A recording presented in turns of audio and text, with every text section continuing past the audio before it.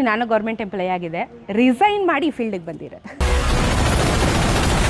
ನನ್ನ ಏಕೈಕ ಸಾರಥಿ ಇವನು ಭೀಮಾ. ಲಗೇಜ್ ತಗೊಂಡು ಹೋಗಲ್ಲ ನಾವು ಜಾಸ್ತಿ. ಓಕೆ. ನಾವು ಒಂದೊಂದ್ಸತಿ ಸ್ನಾನನೇ ಮಾಡಲ್ಲ, ಸೆಂಟ್ ಹಾಕೊಂಡು ಜೀವನ ಮಾಡ್ಬಿಟ್ಟಿರ್ತೀವಿ. ಇದು ಪ್ಯಾಂಟ್ ಬರುತ್ತೆ, ಇದರಲ್ಲಿ ನಮಗೆ ಹಿಪ್ ಗಾರ್ಡು ಮತ್ತೆ ನೀ ಗಾರ್ಡ್ ಇರುತ್ತೆ. ಬಿದ್ದರೆ ಇಲ್ಲಿಗೂ ಏಟ್ ಆಗಲ್ಲ, ಮಂಡಿಗೂ ಏಟ್ ಆಗಲ್ಲ, ಒಳಗಡೆ ಗಾರ್ಡ್ಸ್ ಇರುತ್ತೆ. So riding pant compulsory, jacket ಹಂಗೆ ಇದು ಕಂಪಲ್ಸರಿ. ಮೈಕ್ ಇದೆ. ಓಕೆ. ಸೊ ಇದು ಇಲ್ಲೇ ಆಲ್ರೆಡಿ ಫಿಟ್ ಆಗಿಬಿಟ್ಟಿರುತ್ತೆ. ಇದ್ರ ಜೊತೆಗೆ ನಾನು ಕ್ಯಾಮ್ರಾ ಸೆಟಪ್ ಮಾಡ್ಕೊಳ್ಳೋದು ಇಲ್ಲಿ. ಸೊ ಕ್ಯಾಮ್ರಾ ಸೆಟಪ್ ಬೇರೆ ಇರುತ್ತೆ, ಅದನ್ನೆಲ್ಲ ಇಲ್ಲಿ ಫಿಟ್ ಮಾಡಬೇಕು.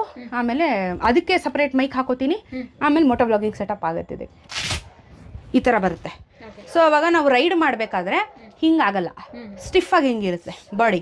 ನಾನು ಒಬ್ಬಳೇ ಇದ್ದೀನಿ ಅಂತ ಹೇಳಿ ಬಂದು 4 ಜನ ಹಿಡಿದು ನನ್ನನ್ನು ಕೈಯೆಲ್ಲ ಹಿಂಗೆ ಹಿಡಿದು ಕಾಲೆಲ್ಲ ಲಾಕ್ ಮಾಡಿ ಹೋಗೋದ್ರು, ಬರಲಿಲ್ಲ, ಪಡ್ಕೊಂಡ್ರು, ಬರಲಿಲ್ಲ, ಏನೂ ಬರಲಿಲ್ಲ. ಪರವಾಗಿಲ್ಲ, ಒಂದು ತಿಂಗಳಿಗೆ ಒಂದು 50,000 ಅಷ್ಟು ದುಡ್ಕೋತೀನಿ. ಅಲ್ಲಿ ಟಾಯ್ಲೆಟ್ಸ್ ಅನುಕೂಲಗಳಿರಲಿಲ್ಲ, ಹೊರಗಡೆ ಹೋಗಬೇಕಾಯ್ತು. ಬೈಲಲ್ಲಿ ಹೋದಾಗ ಏನಾಗ್ತಿತ್ತು, ಕಿಡ್ನಾಪ್ ಮಾಡಿಬಿಡೋರು, ರೇಪ್ ಅಟೆಂಪ್ಟ್ ಮಾಡೋರು ತುಂಬಾ ಇತ್ತು. ಆ ಥರ ಎಲ್ಲ ಆಗಿ ಎಷ್ಟೋ ಹೆಣ್ಮಕ್ಳು ಪ್ರೆಗ್ನೆಂಟ್ ಎಲ್ಲ ಆಗಿಬಿಟ್ಟು ಅವ್ರಿಗೆ ಗೇರ್ಸು ಹೆಲ್ಮೆಟ್ ಎಲ್ಲ ಹಾಕ್ಕೊಂಡು ಬೈಕಲ್ಲಿ ಹೋದಾಗ ಅವಳು ಸ್ಟಿಲ್ ಹೆಲ್ಮೆಟ್ ತೆಗಿ ಅವ್ರುಗಳು ಹೆಣ್ಣು ಹುಡುಗಿ ಅಂತ ಗೊತ್ತಾಗಲ್ಲ. ಕನ್ನಡ ಸಂಘಟನೆಗಳ ಪರ ಗುರುತಿಸಿದ್ದಾರೆ. ಇಸ್ಕಾನಲ್ಲಿ ಗೋಕುಲಾಷ್ಟಮಿ VIP ಪಾಸ್ ಬರ್ತದೆ. ರಾಯಲ್ ಎನ್ಫೀಲ್ಡ್ ಹೊಸ ಗಾಡಿ ಲಾಂಚ್ ಆದರೆ ಫಸ್ಟ್ ಇವ್ರಿಗೆ ಲಾಂಚಿಂಗ್ ಕರೀತಾರೆ.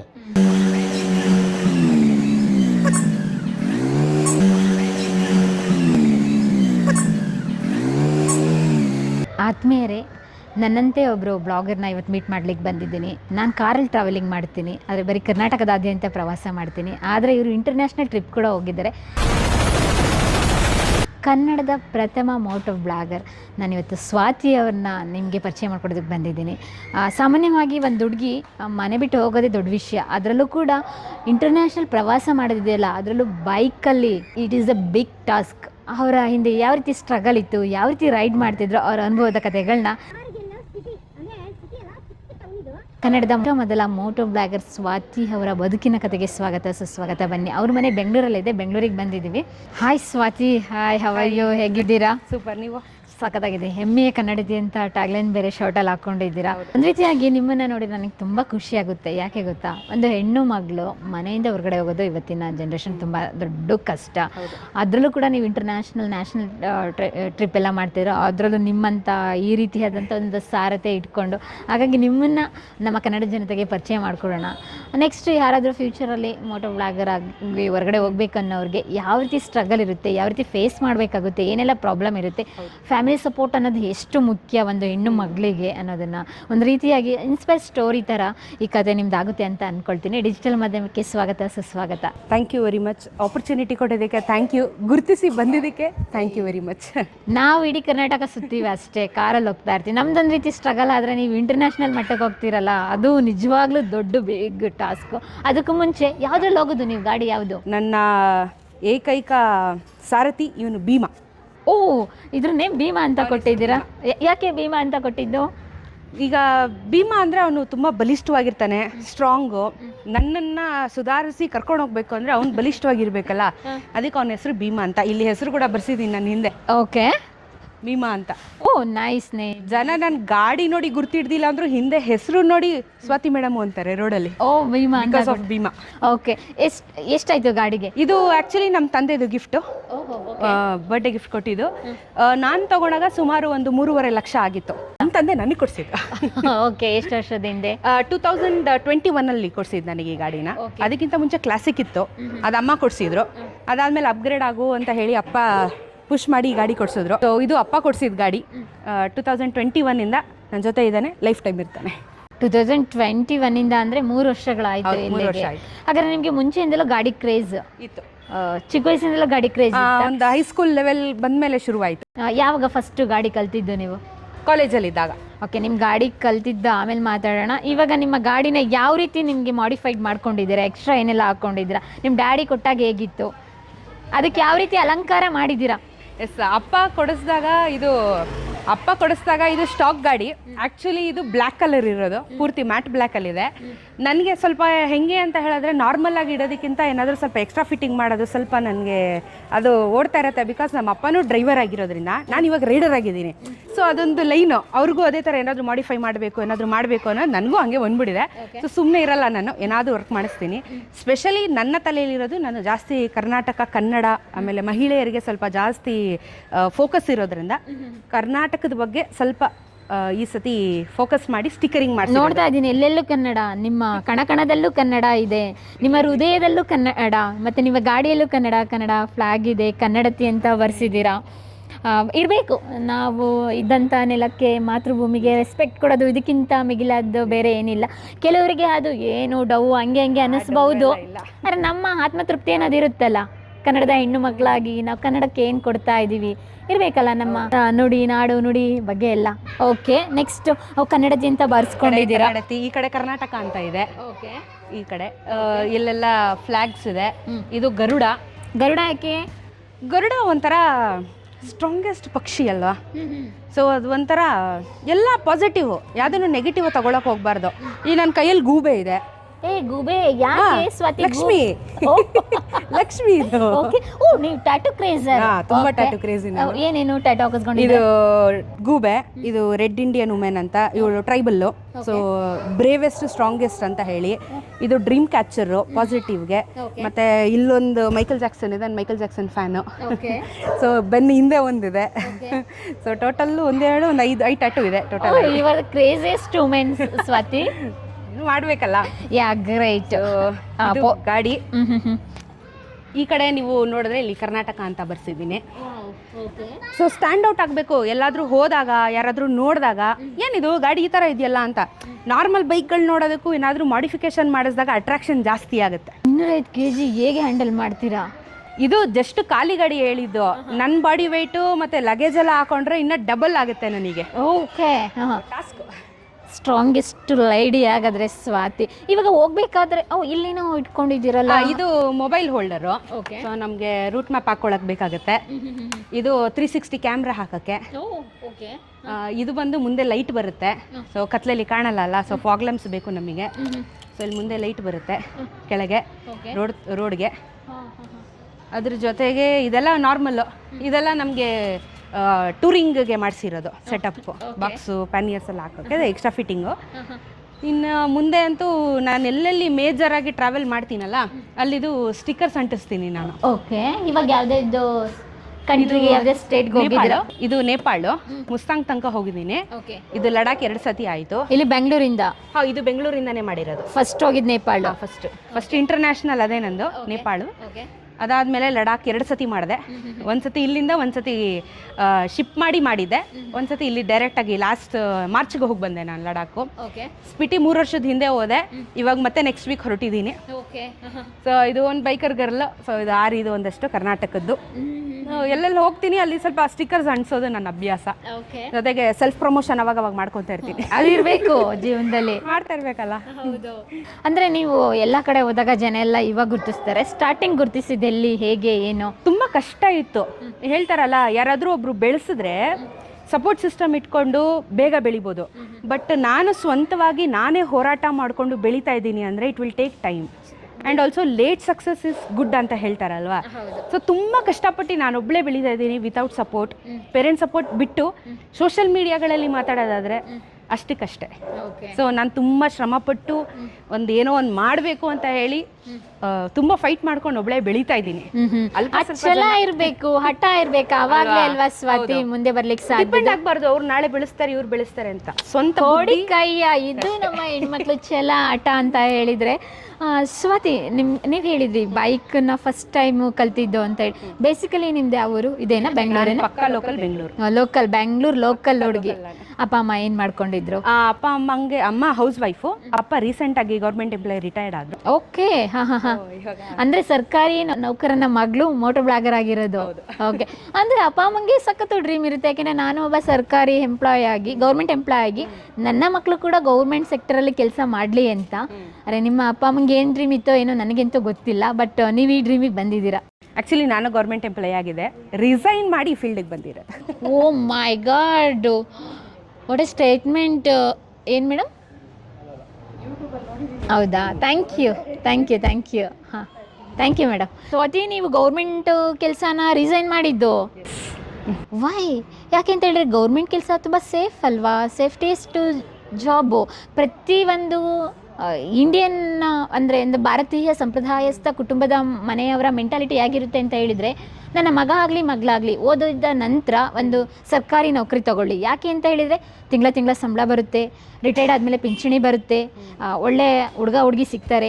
ಗೌರ್ಮೆಂಟ್ ಎಂಪ್ಲಾಯಿ ಅಂತ ಹೇಳಿದರೆ ಯಾವುದೇ ಜೀವನದಲ್ಲಿ ಒಂದು ರೀತಿಯಾಗಿ ಅರ್ಧ ರಿಸ್ಕ್ ತಪ್ಪು ನಾವು ಬೆಳೆಸಿದ್ಕೂ ಸಾರ್ಥಕ ಆಯಿತು ಅಂತ ಇರುತ್ತೆ.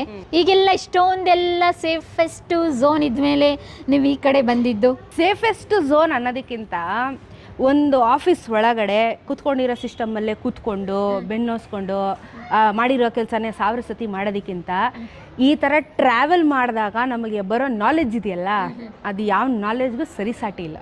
ಅಂಥ ನಾಲೆಡ್ಜು ನಾವು ಟ್ರಾವೆಲಿಂಗಲ್ಲಿ ಗೇನ್ ಮಾಡ್ತೀವಿ. ಸೊ ಇದು ಆ್ಯಕ್ಚುಲಿ ಹೆಂಗೆ ಅಂತ ಹೇಳಿದ್ರೆ ನಮ್ಮ ಅಮ್ಮನ ಆಸೆ ಆಗಿತ್ತು. ಅವರು ಅಮ್ಮನಾಸೆ? ಹೌದು, ಓಕೆ. ಅಮ್ಮನ ಆಸೆ ಆಗಿತ್ತು. ಅವರು ದೇಶ ಸುತ್ತು ಕೋಶ ಓದು, ಆಫೀಸಲ್ಲೇ ಕುತ್ಕೊಂಡು ಏನು ಮಾಡ್ತೀಯ ಯಾವಾಗ್ಲೂ ಅಂತ ಹೇಳಿ ಒಂದು ಅವ್ರ ಗಾಡಿ ಕೊಡಿಸಿದ್ದೆ ನನಗೆ ಆ ಉದ್ದೇಶದಲ್ಲಿ. ನಂತರ ಕ್ಲಾಸಿಕ್ 350 ಇತ್ತು ಮೊದಲು, ಆ ಗಾಡಿ ಕೊಡಿಸಿದ್ದೆ ಅವ್ರು ಆ ಉದ್ದೇಶದಲ್ಲಿ. ಗಾಡಿ ಕೊಡಿಸಿದ್ಮೇಲೆ ಸುಮ್ಮನೆ ಕೂರೋಕ್ಕಾಗಲಿಲ್ಲ, ಅಲ್ಲಿಂದ ಶುರುವಾಯಿತು. ನಂತರ ಅಪ್ಪನೂ ಅದಕ್ಕೆ ಸಪೋರ್ಟ್ ಮಾಡಿದ್ರು. ಅವರು ಕೂಡ ರೂಟ್ ಮ್ಯಾಪ್ ಆಗಿರ್ಬೋದು ಅಥವಾ ನನಗೆ ಟ್ರಿಪ್ ಪ್ಲ್ಯಾನ್ ಆಗಿರ್ಬೋದು ಇವತ್ತು ಸಹ ನಮ್ಮ ತಂದೆನೇ ನನಗೆ ಹಾಕ್ಕೊಡೋದು. ಸೊ ಅಲ್ಲಿ ತನಕ ಪುಷ್ ಮಾಡಿ ಅವ್ರ ಕನಸನ್ನ ನನ್ಸು ಮಾಡೋ ಹಾದಿಯಲ್ಲಿ ನಾನು ಬೇಸಿಕಲಿ ಇದ್ದೀನಿ. ಏನು ಯಾವ ಸೆಕ್ಟರಲ್ಲಿ ಇದ್ರಿ ಗೌರ್ಮೆಂಟ್ ಜಾಬ್? KSIIDC ಅಂತ ಖನಿಜ ಭವನಲ್ಲಿ IDD ಇನ್ಫ್ರಾಸ್ಟ್ರಕ್ಚರ್ ಡೆವಲಪ್ಮೆಂಟ್ ಅಂತ ಏರ್ಪೋರ್ಟು ಮತ್ತು ರೈಲ್ವೇಸ್ ಡಿಪಾರ್ಟ್ಮೆಂಟಲ್ಲಿ ನಾನು ವರ್ಕ್ ಮಾಡಿ. State government. ಎಷ್ಟು ಸಂಬಳ ಬರ್ತಾ ಇತ್ತು? ನನಗೆ ಅವಾಗ 14,000 ಕೊಟ್ಟು. ಎಷ್ಟು ವರ್ಷ ಆಗಿತ್ತು ನೀವು ಜಾಬಿಗೆ ಸೇರಿ? ನಾನು 2 ವರ್ಷ ಮಾಡಿದೆ. 2 ವರ್ಷ. ಯಾಕೆ ಚೆನ್ನಾಗಿ ಅನಿಸ್ನಿಲ್ವಾ ನಿಮಗೆ ಜಾಬು? ಚೆನ್ನಾಗಿತ್ತು, ಬಟ್ ಅದೇ ನನಗೆ ಕೂತ್ಕೊಂಡು ಕೆಲಸ ಮಾಡೋಕ್ಕೆ ಇಷ್ಟ ಇಲ್ಲ. ನನಗೆ ತಿರ್ಗಾಡ್ಕೊಂಡು ಜಾಲಿ ಮಾಡ್ಕೊಂಡಿರಬೇಕು. ಸೊ ಅದು ತಕ್ಕದಂಗೆ ನನಗೆ ಈ ಬೈಕಿಂಗ್ ಪ್ಯಾಷನು ಶುರುವಾಯಿತು. ಅಮ್ಮನೂ ಅದೇ ಹೇಳಿದ್ರು, ಅಪ್ಪನೂ ಅದೇ ಮಾಡು, ನಿನ್ಗೆ ಇಷ್ಟ ಬಂದಿದ್ದು ನೀನು ಮಾಡು ಅಂತ ಫ್ರೀಡಮ್ ಕೊಟ್ರಲ್ಲ. ಸೊ ನನಗೆ ಯಾಕೋ ಈ ಫೀಲ್ಡಲ್ಲೇ ನನಗೆ ಒಲವಿದೆ ಅಂದ್ಬಿಟ್ಟು ನಾನು ಕೆಲಸ ಬಿಟ್ಟು ಇದಕ್ಕೆ ಬಂದೆ. ಓಕೆ, ಇಷ್ಟೆಲ್ಲ ಮಾಡಿಫೈಡ್ ಮಾಡ್ಕೊಂಡಿದ್ದೀರಾ. ಮಾಡಿಫೈ ಮಾಡ್ಕೊಳ್ಳೋದಕ್ಕೆ ಎಷ್ಟು ಖರ್ಚಾಯಿತು? ಮಾಡಿಫೈ ಮಾಡೋಕ್ಕೆ ಬರೀ ಬೈಕ್ ಬಗ್ಗೆ ಕೇಳ್ತಾ ಇದ್ದೀರಾ? ಹಾಂ, ಹೌದೌದು. ಒಂದು 70 ತನಕ ಆಗಿದೆ. 4 ತಿಂಗಳು ಸಂಬಳ, ಗೌರ್ಮೆಂಟ್ ಎಂಪ್ಲಾಯ್ದು 4 ತಿಂಗಳು ಸಂಬಳ, ಹತ್ರ 3-4 ತಿಂಗಳು ಸಂಬಳ, ಇದಕ್ಕೆ ಇನ್ವೆಸ್ಟ್ ಮಾಡ್ದಂಗೆ ಆಗಿದೆ. ಇದು ಹಾನೆಸ್ಟಾಗಿ ಹೇಳ್ತೀನಿ, ನನ್ನ ಇನ್ವೆಸ್ಟ್ಮೆಂಟ್ ಅಲ್ಲ. ಇದು A to Z ಗಾಡಿಯಲ್ಲಿ ಇವತ್ತು ಏನಿದೆ ಅದು ನಮ್ಮ ತಂದೆ ನನಗೆ ಕೊಟ್ಟಿರೋದು. ಸೊ ನನಗೆ ಗಾಡಿ ತೆಕ್ಕೊಡೋದ್ರಿಂದ ಹಿಡಿದು ನಾನು ಎಕ್ಸ್ಟ್ರಾ ಪಾರ್ಟ್ಸ್ ಹಾಕೋವರೆಗೂ ನನ್ನ ತಂದೆನೇ ನನಗೆ ಹಾಕ್ಕೊಟ್ಟಿರೋದು. ಏನಕ್ಕೆ ಅಂತ ಹೇಳಿದ್ರೆ ಅವಾಗ ಇದ್ದಿದ್ದ ಸಂಬಳ ಎಲ್ಲ ಖರ್ಚಾಗಿತ್ತು, ನನ್ನ ಹತ್ರ ದುಡ್ಡಿಲ್ಲ. ಈ ಫೀಲ್ಡಿಗೆ ಬರಬೇಕಂದ್ರೆ ತುಂಬ ಇನ್ವೆಸ್ಟ್ಮೆಂಟ್ ಬೇಕು. ಅವಾಗ ಅವರು ನನಗೆ ಸಪೋರ್ಟ್ ಮಾಡಿದ್ರು. ಆಯಿತು, ನಾನು ದುಡ್ಡು ಕೊಡ್ತೀನಿ, ನಿಂಗೇನು ಬೇಕೋ ಮಾಡಿಸ್ಕೊ ಅಂತ ಹೇಳಿ ಇದೇನು ಸೆಟಪ್ ಇವತ್ತುವರೆಗೂ ಬಂದಿದೆ ಅದು ಅಪ್ಪನ ಒಂದು ಕೊಡುಗೆ ಅಂತ ಹೇಳ್ಬೋದು. ಓಕೆ, ಎಕ್ಸ್ಟ್ರಾ ಫಿಟ್ಟಿಂಗ್ ಎಲ್ಲ ಒಳಗಡೆ ನೋಡ್ಬೋದು ನಾವು. ಹಾಗಾದ್ರೆ ನಿಮ್ದು ಕಿಟ್ಟು, ಎಕ್ಸ್ಟ್ರಾ ಕಿಟ್ಟು, ಮತ್ತೆ ಟ್ರಾವೆಲಿಂಗ್ ಹೋಗ್ಬೇಕಂತ ಹೇಳಿದ್ರೆ ಹಾಗಾದ್ರೆ ತುಂಬಾ ನೋಡೋದಿದೆ, ತುಂಬಾ ಮ್ಯಾಟರ್ಸ್ ಇದೆ. ಬೈಕರ್ಸ್ ಅಸಲಿ ಶೋನ ಇವತ್ತು ನೀವು ಟೆಲಿಕಾಸ್ಟ್ ಮಾಡ್ಬೋದು. ಶೂ ಆದರೆ ನೀವು ಗೌರ್ಮೆಂಟ್ ಕೆಲಸನ ರಿಸೈನ್ ಮಾಡಿದಾಗ ನಿಮ್ಮ ಮನೆಯವ್ರ ಒಪಿನಿಯನ್ ಹೇಗಿತ್ತು? To be honest. ಅದೇ ನಮ್ಮ ಅಪ್ಪ ಅಮ್ಮನೇ ನೀವು ಡೈರೆಕ್ಟಾಗಿ ಕೇಳಿ, ಓಕೆ, ನಿಮ್ಗಿನ್ನೂ ಕ್ಯೂರಿಯಾಸಿಟಿ ಜಾಸ್ತಿ ಆಗುತ್ತೆ ಹೆಂಗಿತ್ತು ಅಂತ. ಅವ್ರ ಬಾಯಲ್ಲಿ ಬರೋದಕ್ಕೂ ನನ್ನ ಬಾಯಲ್ಲಿ ಬರೋದಕ್ಕೂ ವ್ಯತ್ಯಾಸ ಇರುತ್ತೆ. ಓಕೆ, ಟೈರ್ ಏನಾದರೂ ಮಾಡಿಫೈಡ್ ಮಾಡಿದ್ರೆ ಎಕ್ಸ್ಟ್ರಾ ಏನಿಲ್ಲ, ಅದೇ ಥರ ಆಸ್ ಯೂಶುವಲ್ ಅದೇ ಥರ ಇದೆ. ಯಾಕೆಂದರೆ ನಿಮ್ಮ ಬೈಕಿಗೆ ಬೇಕಾಗಿದ್ದೆ ಟೈರ್, ಯಾವಾಗ ಪಂಚರ್ ಆಗುತ್ತೋ ಏನೋ ಗೊತ್ತಾಗಲ್ಲ. ಒಂದು ಸೇಫೆಸ್ಟ್, ಮತ್ತೆ ಹೆಲ್ಮೆಟ್ ಬಹಳ ಮುಖ್ಯ ಆಗುತ್ತೆ ಬೈಕ್ ರೈಡರ್ಗೆ. ತೋರಿಸ್ತೀನಿ, ಫುಲ್ ಸೆಟ್ ತೋರಿಸ್ತೀನಿ ಇವತ್ತು ನಿಮಗೆ. ಬನ್ನಿ, ಎಲ್ರಿಗೂ ಕೂಡ ಸ್ವಾತಿ ಬದುಕಿನ ಕತೆಗೆ ಸ್ವಾಗತ. ಅದ್ರ ಜೊತೆಗೆ ಸ್ವಾತಿ ಅವ್ರ ಮನೆಗೆ ಹೋಗೋಣ. ಇವಾಗ ಅವ್ರ ತಂದೆ ತಾಯಿಗಳನ್ನ ಮಾತಾಡಿಸ್ಬೇಕು. ನಮಸ್ಕಾರ ಅಂಕಲ್, ಹೇಗಿದ್ದೀರಾ? ವಾಟ್ ಎ ಕ್ಯೂಟ್, ಸ್ವಾತಿ ಥರನೇ ಕ್ಯೂಟ್ ಆಗಿದ್ದಾವೆ ಎಲ್ಲ, ನನ್ನನ್ನೇ ನೋಡ್ತಾ ಇದ್ದಾವೆ. ನಿಮ್ಮಮ್ಮ ಅನ್ಕೊಳ್ತೀನಿ. ನಮಸ್ತೆ ಅಮ್ಮ. ನಮಸ್ತೆ, ನನ್ನ ಹೆಸರು ಆರ್ತಿ, ನನ್ನ ಮಗಳು ಸ್ವಾತಿ, ಅವಳು ತೇರೆ ಸಾರಥಿ. ಓ ಮೈ ಗಾಡ್, ಏನ್ ಕವಿಯತ್ರಿ ಆಗಿದ್ದಾರೆ ಇವರು. ಹಾಗೆ ಹೇಳ್ತಾ ಇರ್ತೀನಿ, ಏನಾರು ಬರ್ತಾ ಇದ್ರೆ. ಹೌದಾ? ಹೌದಾ, ಹೋಗೋದ್ರೊಳಗಡೆ ನನ್ನ ಬಗ್ಗೆ, ನಂದಿನಿ ಬಗ್ಗೆ ಒಂದು ಕವಿತೆ ಹೇಳಿ ಆಯ್ತಾ? ಕವಿತೆ ಹೇಳಿದ್ರು, ನನಗಂತೂ ಫುಲ್ ಇದಾಗೋಗಿದ್ದೀನಿ. ತುಂಬ ಹ್ಯಾಪಿ ಮೂಮೆಂಟಲ್ಲಿ ಇರ್ತಾರೆ ಅನಿಸುತ್ತೆ. ಹ್ಯಾಪಿಯೆಸ್ಟ್ ಫ್ಯಾಮಿಲಿ ಅಂತ ನಾನು ಅಂದ್ಕೊಂಡಿದ್ದೀನಿ. ಎಷ್ಟು ಜನ ಮಕ್ಕಳು ನಿಮ್ಮ ತಂದೆ ತಾಯಿ ಅವ್ರಿಗೆ? ನಾನೊಬ್ಳೆ. ಓ, ಅದಕ್ಕೆ ಸ್ವಾತಿ ತುಂಬ ಪ್ರೀತಿ, ಮುತ್ತು ಥರ ಸ್ವಾತಿ ಮುತ್ತು ನೀವು ಅವರಿಗೆ. ಅಂದರೆ ಹುಡುಗನ ಥರ ಬೆಳೆಸಿದ್ದಾರೆ ನನ್ನ ಧೈರ್ಯವಾಗಿ. ಸೊ ಒಂದು ಹುಡುಗಿ ಅಂತ ಇಲ್ಲ, ಫುಲ್ ಸ್ಟ್ರಾಂಗ್ ಆಗಿ ಒಂದು ಚೆನ್ನಾಗಿ ಥಿಂಕ್ ಮಾಡೋಷ್ಟು ಸ್ಟ್ರಾಂಗ್ ಮೈಂಡ್ನ ನನಗೆ ಬಿಲ್ಡ್ ಮಾಡಿಸಿದ್ದಾರೆ. ಸೊ ಒಬ್ಳೆ, ಮಗನೂ ನಾನೇ, ಮಗಳು ನಾನು. ಓ, ಇಲ್ಲೆಲ್ಲ ಕೆಲವೊಂದು ನೋಡ್ತೀವಲ್ಲ ಅವಾರ್ಡ್ ಫೋಟೋಸ್. ಸೊ ಇದು ನಾನು first India book of record ಮಾಡಿದ್ದು. ಸೊ ಅದನ್ನು ನಾನು ಯಾವಾಗಲೂ ಅದನ್ನು ನೋಡಿ ನಾನು ಸ್ವಲ್ಪ ಎನ್ಕರೇಜ್ಮೆಂಟ್, ನನಗೆ ನಾನೇ ಮೋಟಿವೇಶನ್ ಆಗಬೇಕು. ಸೊ ಅದನ್ನು ಫೋಟೋ ಒಂದು ಪ್ರಿಂಟ್ಔಟ್ ತೆಗೆದು ಹಾಕ್ಸಿದ್ದೀನಿ. ಸೊ ಇದು ಸರ್ಟಿಫಿಕೇಟ್ ಬಂದಿದ್ದು, ಸೊ ಅದನ್ನು ಕೂಡ ಲ್ಯಾಮಿನೇಟ್ ಮಾಡಿ ಹಾಕ್ಸಿದ್ದೀನಿ. ಅದ್ರದ್ದೇ ಸರ್ಟಿಫಿಕೇಟ್. ಕೆಲವೊಂದು ಇಲ್ಲಿ ದಿ ಬ್ರೇವ್ ಲೇಡಿ ರೈಡರ್, ಓ ಹೇಗಿದೆ ಪಯಣ ವಿತ್ ಸ್ವಾತಿನ ನಿಮ್ಮದು ಪೇಜ್? ಓಕೆ. ಇಲ್ಲಿ ಕೆಲವೊಂದು ಸರ್ಟಿಫಿಕೇಟ್ ಇದೆ, ಯಾವ್ಯಾವ ಮೂಮೆಂಟು ಸ್ವಲ್ಪ ಎಕ್ಸ್ಪ್ಲೇನ್ ಮಾಡ್ಬೋದಾ? ಸೊ ಇದು ನನಗೆ ಮೈಸೂರಲ್ಲಿ ಲಾಸ್ಟ್ ಇಯರ್ ಯೂಟ್ಯೂಬರ್ಸ್ ಅವಾರ್ಡ್ ಅಂತ ಒಂದು ನಡೀತು. ಸೊ ಅದರಲ್ಲಿ ಗುರುತಿಸಿ ನನಗೆ ಪ್ರಶಸ್ತಿ ಕೊಟ್ಟರು. ಇದು ನನಗೆ ಫಸ್ಟ್ ಕನ್ನಡ ಮೋಟೋ ವ್ಲಾಗರ್ ಅಂತ ಹೇಳಿ ಗುರುತಿಸಿ ಇದೊಂದು ಸರ್ಟಿಫಿಕೇಟು. ಜೊತೆಗೆ ಇಲ್ಲಿ ಯೂತ್ ಐಕಾನ್ ಅಂತ ಒಂದು ಕೊಟ್ಟಿದ್ದಾರೆ. ಸೊ ಇದು ಯೂತ್ ಐಕಾನು. ಮತ್ತು ಇದು ರೂಪೇಶ್ ರಾಜಣ್ಣ, ನಾನು ಯುವ ಕರ್ನಾಟಕ ವೇದಿಕೆಯಲ್ಲೂ ಕೆಲಸ ಮಾಡ್ತೀನಿ ಕನ್ನಡ ಸಂಘದಲ್ಲಿ. ಸೊ ಅದನ್ನಲ್ಲಿ ಗುರುತಿಸಿ ಕೊಟ್ಟಿದ್ದಾರೆ. ಕೆಲವೊಂದಷ್ಟು ಏನು ಸೋಷಲ್ ವರ್ಕ್ಸ್ ಜಾಸ್ತಿ ಮಾಡ್ತಿರ್ತೀನಿ. ಆಮೇಲೆ ಕನ್ನಡ ಸಂಘಗಳಲ್ಲಿ ಜಾಸ್ತಿ ಕೆಲಸ ಮಾಡ್ತೀನಿ. ವುಮೆನ್ ಓರಿಯೆಂಟೆಡ್ ಲಯನ್ಸ್ ಕ್ಲಬ್, ರೋಟ್ರಿಯಲ್ಲೆಲ್ಲ ಕೆಲಸ ಮಾಡಿದ್ದೀನಿ. ಸೊ ಎಲ್ಲ ಗುರುತಿಸಿ ನಾನು ಮಾಡಿರೋ ಕೆಲಸಗಳಿಗೆ ಬೈಕಿಂಗ್ ಕಮ್ಯುನಿಟಿ ಅವರು, ಬೈಕಿಂಗ್ ಬ್ರ್ಯಾಂಡ್ಗಳವರು ಎಲ್ಲ ಗುರುತಿಸಿ ನನಗೊಂದಷ್ಟು ಅವಾರ್ಡ್ಗಳು ಕೊಟ್ಟಿದ್ದಾರೆ. ಮತ್ತು ರೇಸಲ್ಲಿ ಗೆದ್ದಿರೋದು ಅದು ಅವಾರ್ಡ್, ಅದೆಲ್ಲ ರೇಸರ್ ಆಗಿದೆ. ಹಾಂ, ರೇಸರ್ ಆಫ್ ರೋಡಿಂಗು. ಸೊ ಅದರಲ್ಲೂ ಗುರುತಿಸಿ ಅದೇ ಫಸ್ಟ್ ಪ್ರೈಸ್ ವಿನ್ ಮಾಡಿದ್ದೆ. ಸೊ ಅದು ಟೈಯರ್ ಎಲ್ಲ ಪ್ರೈಸ್ ಕೊಟ್ಟಿದ್ರು ನನಗೆ. ಹಾಗಾದ್ರೆ ಇವಾಗ ನಾನು ಕೇಳಬೇಕು, ಸ್ವಾತಿಗೆ ಏನು ಬರಲ್ಲ ಅಂತ? ಎಲ್ಲ ಬರುತ್ತಲ್ಲ. ಕಾರ್ ಡ್ರೈವಿಂಗ್ ಬರಲ್ಲ. ಅದೊಂದು ಕಲಿಯಕ್ಕೆ ಆಸೆ, ಬಟ್ ಯಾವಾಗ ಮೂರ್ತ ಇಡ್ತೀನಿ ಗೊತ್ತಿಲ್ಲ. ಅದಕ್ಕೆ ಲಗ್ಗೆ ಇಟ್ಟರೆ ಮುಗೀತು ಕತೆ. ಅದು ಚಿಂದಿ ಚಿತ್ರಾನ್ನ ಟಾಪ್ ಲೆವೆಲ್ಗೆ ಹೋಗೋದು. ಇಲ್ಲಿ ಕೆಲವೊಂದನ್ನ ಮೂಮೆಂಟ್ ನೋಡ್ತೀವಲ್ಲ, ಇದು ಏನು ನೀವು ಬೇರೆ ಬೇರೆ ಕಂಟ್ರಿಗೆ ಹೋದಾಗ ತಂದಿದ್ದ, ಹೇಗೆ ಏನು? ನನಗೆ ಸ್ಟಿಕ್ಕರ್ದು ಕಲೆಕ್ಷನ್ ಹೆಂಗೆ ಇಷ್ಟ, ಹಾಗೆ ನನಗೆ ಮ್ಯಾಗ್ನೆಟ್ ಅಂದರೆ ತುಂಬ ಇಷ್ಟ. ನಾನು ಎಲ್ಲೆಲ್ಲಿ ಟ್ರಾವೆಲ್ ಮಾಡ್ತೀನಿ ಅಲ್ಲಿದು ಮ್ಯಾಗ್ನೆಟ್ಸ್ ಕಲೆಕ್ಷನ್ ಜಾಸ್ತಿ ಮಾಡ್ತೀನಿ ನಾನು. ಸೊ ಹೋಗಿರೋದೆಲ್ಲನೂ ಇಲ್ಲಿ ನಾನು ಮ್ಯಾಗ್ನೆಟ್ ಅಂಟಿಸಿದ್ದೀನಿ. ಸೊ ನನಗೆ ಖುಷಿ ಆಗುತ್ತೆ. ನನಗೆ ಆಸೆ ಇರೋದು ಫುಲ್ ಮ್ಯಾಗ್ನೆಟ್ಟು ಫ್ರಿಜ್ಜೆಲ್ಲ ತುಂಬಿಸ್ಬೇಕು ಅಂತ. Malaysia, Thailand, Leh Ladakh, Nepal. Oh my god. ನಿಮ್ಮ ತಂದೆಯವ್ರನ್ನ ನಾನು ಅರ್ಧಕ್ಕರ್ಧನೆ ಮಾತಾಡಿಸ್ಬಿಟ್ಟೆ. ನಿಮ್ಮ ತಂದೆಯವ್ರನ್ನೂ ಪರಿಚಯ ಮಾಡ್ಕೊಡಿ ನಮ್ಮ ವೀಕ್ಷಕರಿಗೆ. ಅಪ್ಪನ ಹೆಸರು ರಾಮಚಂದ್ರ ರಾವ್ ಅಂತ. ರೀಸೆಂಟಾಗಿ BMTC ಡ್ರೈವರ್ ರಿಟೈರ್ಡ್ ಆದರು. ಸೊ ಇವಾಗ ನನಗೆ ಮೇಜರಾಗಿ ಈ ಫೀಲ್ಡಿಗೆ ಬರೋದಕ್ಕೆ ಅಮ್ಮ ಹೇಗೆ ಕಾರಣ, ಅದಕ್ಕಿಂತ ಅಪ್ಪ ಸ್ವಲ್ಪ ಜಾಸ್ತಿ ಕಾರಣನೇ ಇದ್ದಾರೆ. ಯಾಕಂದರೆ ಬೈಕ್ ಕೊಡಿಸಿರೋದು, ಕ್ಯಾಮ್ರಾ ಕೊಡಿಸಿರೋದು, ಮೈಕ್ ಕೊಡಿಸಿರೋದು, ಆಮೇಲೆ ನನಗೆ ಏನೇ ಬೇಕು ಅಂತ ಹೇಳಿದ್ರು, ಫೋನು ಹೊಸದಾಗಿ ನನಗೆ ಆ್ಯಪಲ್ ಫೋನ್ ಕೊಡಿಸಿದ್ರು, ಇರಲಿಲ್ಲ ನನ್ನ ಹತ್ರ. ಎಲ್ಲದಕ್ಕೂ ಸೂತ್ರಧಾರಿ ಇವರೇ. ಸೊ ಅವ್ರು ಕೊಡಿಸಿರೋದಕ್ಕೆ ಇವತ್ತು ನಾನು ಇಲ್ಲಿದ್ದೀನಿ. ಹೌದು, ಅವ್ರ ಸಪೋರ್ಟ್ ಸಿಸ್ಟಮ್ ಹಾಗೆ ಇದೆ. ತುಂಬ ಎಮೋಷ್ನಲ್ ಆಗ್ತಾ ಇದ್ದೀರಲ್ಲ. Cheer up uncle, cheer up. ನಿಮ್ಮ ಮಗಳು ಇಷ್ಟು ದೊಡ್ಡ ಸಾಧನೆ ಮಾಡ್ತಾ ಇದ್ದಾರೆ, ಖುಷಿಗೆ ಪಾಪ. ಹಂಗೆ ಅವ್ರು ಸ್ವಲ್ಪ ಎಮೋಷನ್ ಆಗ್ತಾರೆ ಕ್ಯಾಮ್ರಾ ಮುಂದೆ. ಬೇಕಲ್ಲ ನಿಮ್ಮ ಎಕ್ವಿಪ್ಮೆಂಟ್ಸ್ ಎಲ್ಲ ನೋಡೋಣ. ಬನ್ನಿ, ನೀವು ಬರ್ತೀರಾ ಅಂತಾನೆ ನಾನು ಎಲ್ಲ ರೆಡಿ ಮಾಡಿ ಇಟ್ಟಿದ್ದೀನಿ. ಅವ್ರದ್ದು ಒರಿಜಿನಲ್ ಇಲ್ಲಿದೆ, ಅವ್ರ ಜೀವಾಳ ಇನ್ನೂ ಇದೆ, ಬಟ್ ಜೋಡ್ಸಕ್ ಜಾಗ ಇಲ್ಲ ಅಂದ್ಬಿಟ್ಟು ನಾನು ಬೇಸಿಕ್ಸ್ ಐಟಮ್ ಎಲ್ಲ ತೆಗ್ದು ನಿಮ್ಗೆ ಇಟ್ಟಿದ್ದೀನಿ. ಓಕೆ, ಏನೇನು ಐಟಮ್ಸ್ ಇವಾಗ ನೀವು ಕ್ಯಾರಿ ಮಾಡೋದು? ಇದನ್ನ ತೋರಿಸ್ಬೇಕು ನಮ್ಮ ವೀಕ್ಷಕರಿಗೆ. ವಾವ್, ಇದು India book of record. 3 India book of record ಮಾಡಿದ್ದೀನಿ ನಾನು. ಓಕೆ. ಸೊ ಇದು ಒಂದು, ಇಲ್ಲೊಂದಿದೆ, ಇಲ್ಲಿ. ಓಕೆ. ಮತ್ತೆ ಒಂದು ಏಷ್ಯಾ ಬುಕ್ ಆಫ್ ರೆಕಾರ್ಡ್ ಕೂಡ ಮಾಡಿದ್ದೀನಿ. ಓ ಮೈ ಗಾಡ್, ಏನಿದೆ ಅದರೊಳಗಡೆ? Certificates, medals. Okay, wow, nice. ಇದು ಮೆಡಲ್ಲು, ಸರ್ಟಿಫಿಕೇಟು. ಓಕೆ. ಸೊ ಜೊತೆಗೆ ಇದು ಮ್ಯಾಗ್ಝಿನ್ ಕೊಟ್ಟಿರ್ತಾರೆ. ಮ್ಯಾಗ್ಝಿನ್ ಇದೆ 23 ಓಕೆ. ಒಂದು ಪೆನ್ ಇರುತ್ತೆ, ಓಕೆ, ಒಂದು ಬ್ಯಾಡ್ಜ್ ಇರುತ್ತೆ. ಸೊ ನಾನು ಅಫಿಷಿಯಲ್ ಆಗಿ ಹಾಕೊಂಡು ಹೋಗ್ಬೋದು ಬ್ಯಾಡ್ಜ್ನ.